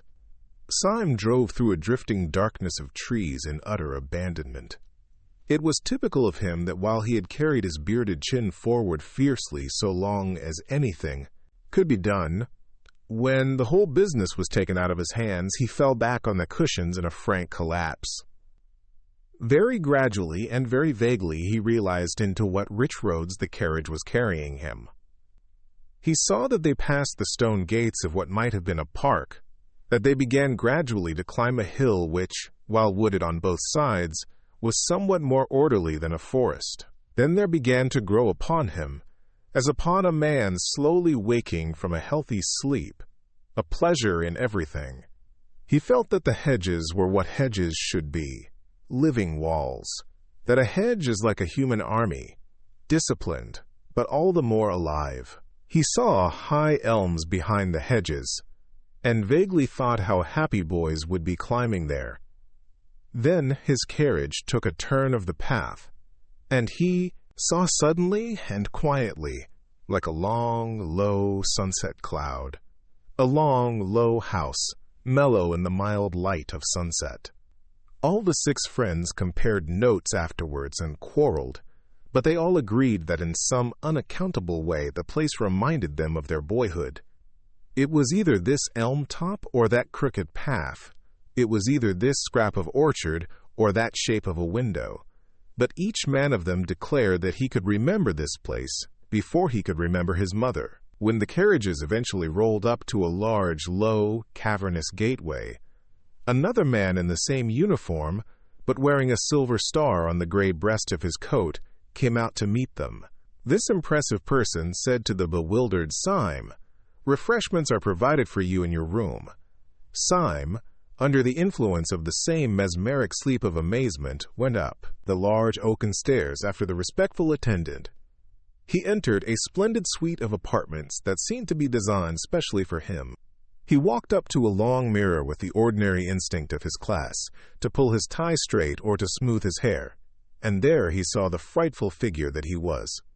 Blood running down his face from where the bough had struck him, his hair standing out like yellow rags of rank grass, his clothes torn into long, wavering tatters. At once the whole enigma sprang up, simply as the question of how he had got there, and how he was to get out again. Exactly at the same moment a man in blue, who had been appointed as his valet, said very solemnly, "I have put out your clothes, sir." "Clothes?" said Syme sardonically. "I have no clothes except these." And he lifted two long strips of his frock coat in fascinating festoons and made a movement as if to twirl like a ballet girl. "My master asks me to say," said the attendant, "that there is a fancy dress ball tonight, and that he desires you to put on the costume that I have laid out.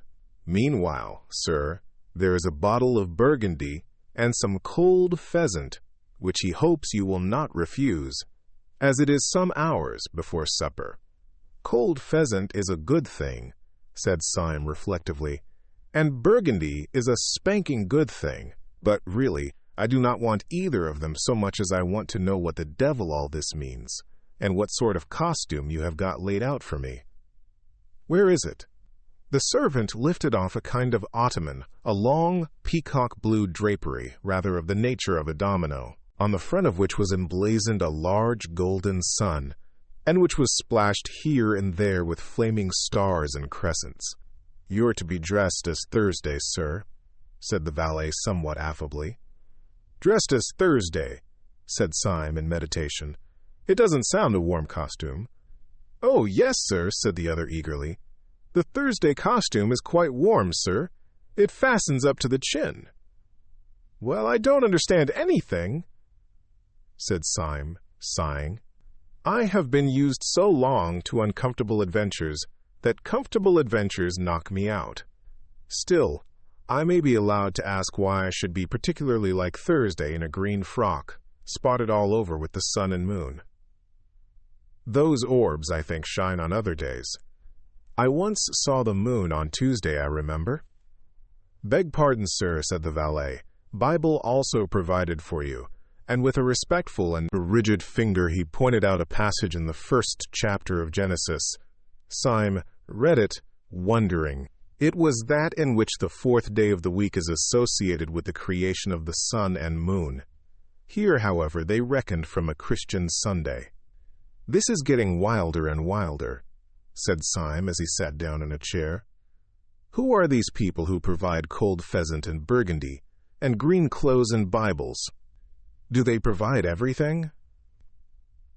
"Yes, sir, everything," said the attendant gravely. "Shall I help you on with your costume?" "Oh, hitch the bally thing on," said Syme impatiently.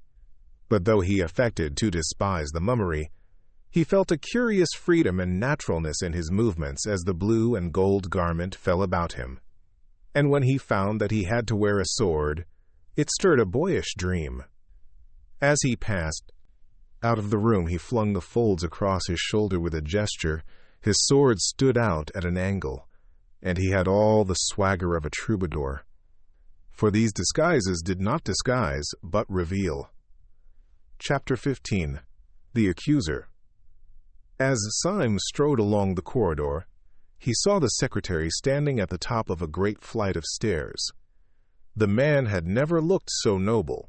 He was draped in a long robe of starless black, down the center of which fell a band or broad stripe of pure white, like a single shaft of light. The whole looked like some very severe ecclesiastical vestment. There was no need for Syme to search his memory or the Bible in order to remember that the first day of creation marked the mere creation of light out of darkness. The vestment itself would alone have suggested the symbol, and Syme felt also how perfectly this pattern of pure white and black expressed the soul of the pale and austere secretary with his inhuman veracity and his cold frenzy, which made him so easily make war on the anarchists, and yet so easily pass for one of them. Syme was scarcely surprised to notice that amid all the ease and hospitality of their new surroundings, this man's eyes were still stern. No smell of ale or orchards could make the secretary cease to ask a reasonable question. If Syme had been able to see himself, he would have realized that he, too, seemed to be for the first time himself and no one else. For if the secretary stood for that philosopher who loves the original and formless light, Syme was a type of the poet who seeks always to make the light in special shapes, to split it up into sun and star. The philosopher may sometimes love the infinite, the poet always loves the finite. For him, the great moment is not the creation of light, but the creation of the sun and moon. As they descended the broad stairs together, they overtook Ratcliffe, who was clad in spring green like a huntsman, and the pattern upon whose garment was a green tangle of trees.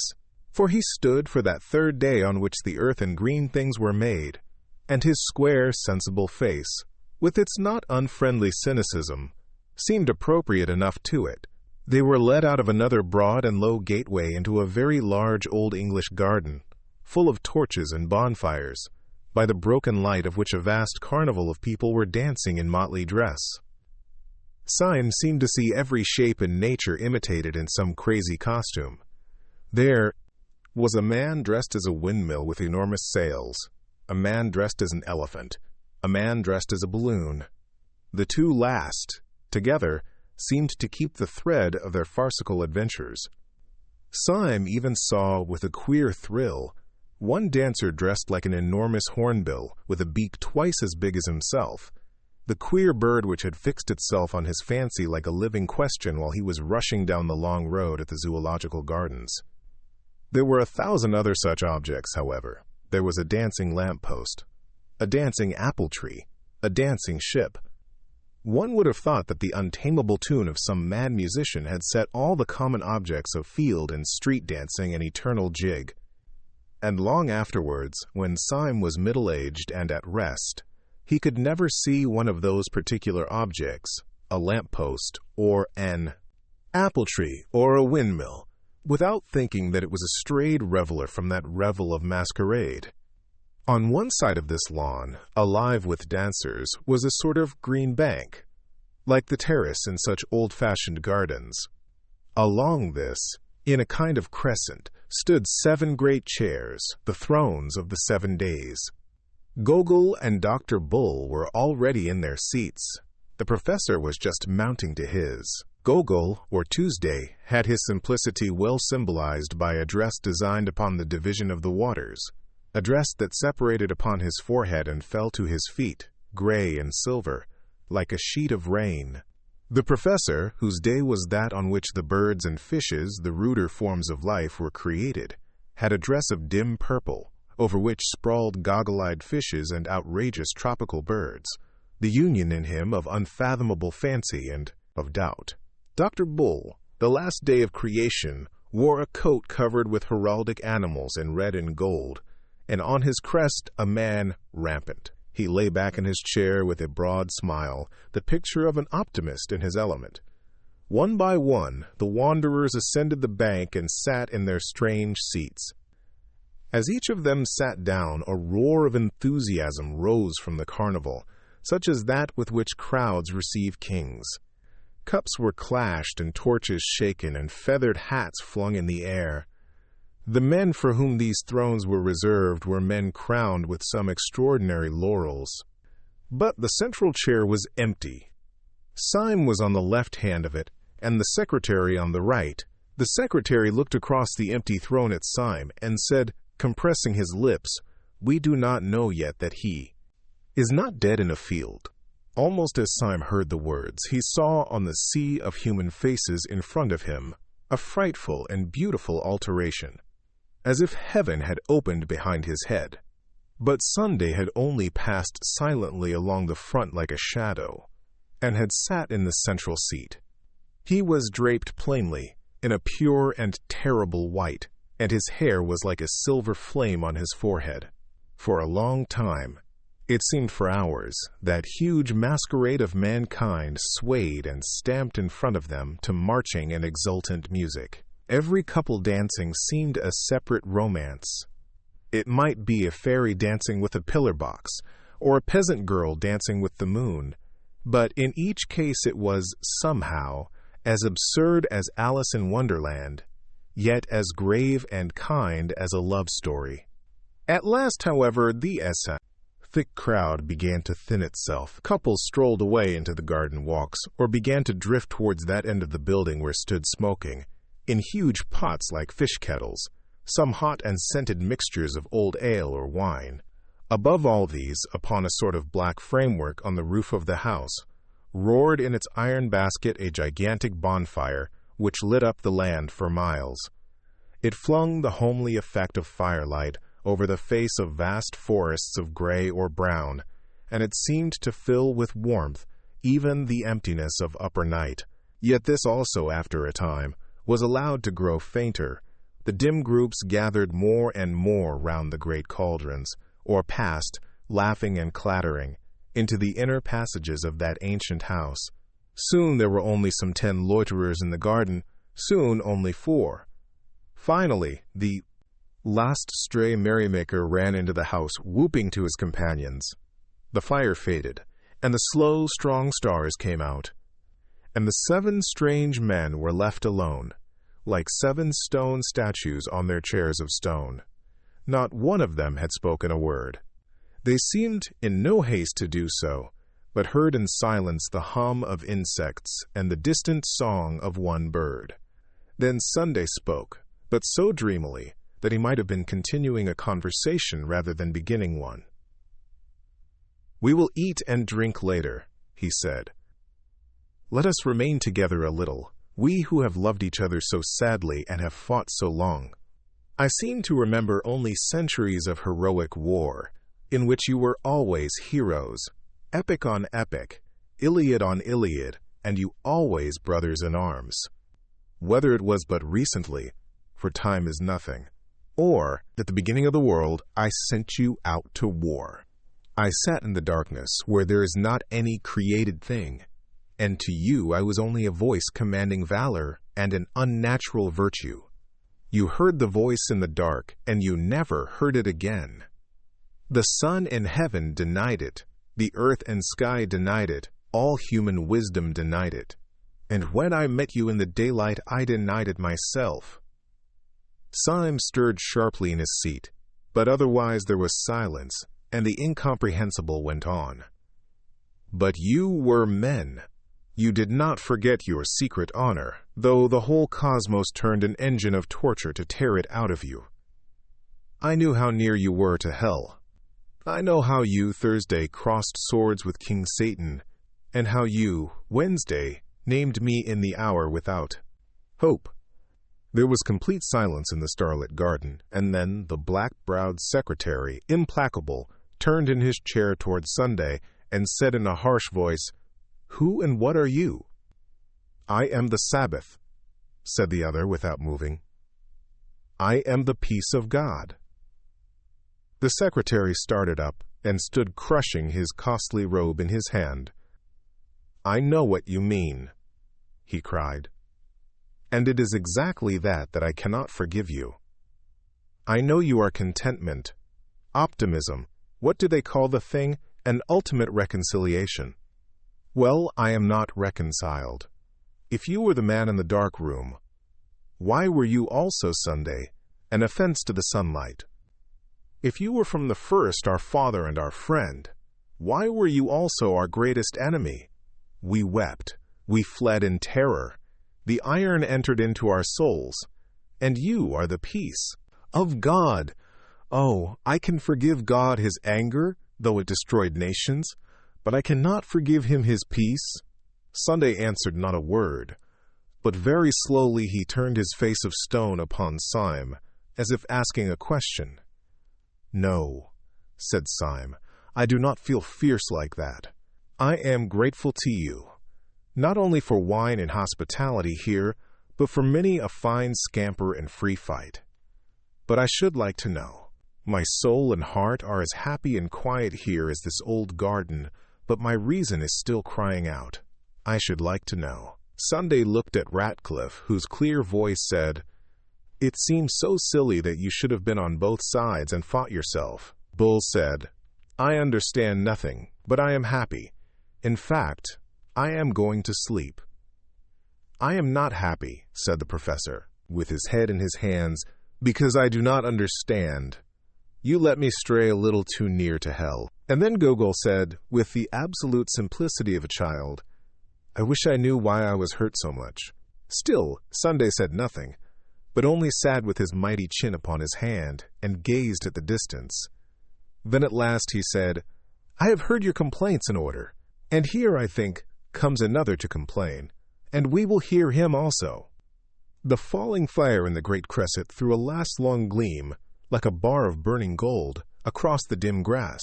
Against this fiery band was outlined in utter black the advancing legs of a black-clad figure. He seemed to have a fine, close suit with knee breeches such as that which was worn by the servants of the house, only that it was not blue, but of this absolute sable. He had, like the servants, a kind of sword by his side. It was only when he had come quite close to the crescent of the seven and flung up his face to look at them that Syme saw with thunderstruck clearness that the face was the broad, almost ape-like face of his old friend Gregory, with its rank red hair and its insulting smile. "Gregory," gasped Syme, half rising from his seat, "why, this is the real anarchist." "Yes," said Gregory with a great and dangerous restraint, "I am the real anarchist. Now there was a day," murmured Bull, who seemed really to have fallen asleep, "when the sons of God came to present themselves before the Lord, and Satan came also among them." "You are right," said Gregory, and gazed all round. "I am a destroyer. I would destroy the world, if I could." A sense of a pathos far under the earth stirred up in Syme, and he spoke brokenly and without sequence. "Oh, most unhappy man," he cried, "try to be happy. You have red hair like your sister." "My red hair, like red flames, shall burn up the world," said Gregory. "I thought I hated everything, more than common men can hate anything. But I find that I do not hate everything so much as I hate you." "I never hated you," said Syme very sadly. Then out of this unintelligible creature the last thunders broke. "You!" he cried. "You never hated because you never lived. I know what you are, all of you. From first to last, you are the people in power. You are the police, the great fat smiling men in blue and buttons. You are the law, and you have never been broken. But is there a free soul alive that does not long to break you only because you have never been broken? We in revolt talk all kind of nonsense, doubtless about this crime or that crime of the government. It is all folly. The only crime of the government is that it governs. The unpardonable sin of the supreme power is that it is supreme. I do not curse you for being cruel. I do not curse you, though I might, for being kind. I curse you for being safe. You sit in your chairs of stone, and have never come down from them. You are the 7 angels of heaven, and you have had no troubles.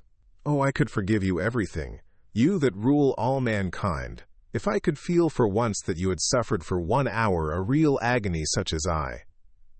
Syme sprang to his feet, shaking from head to foot.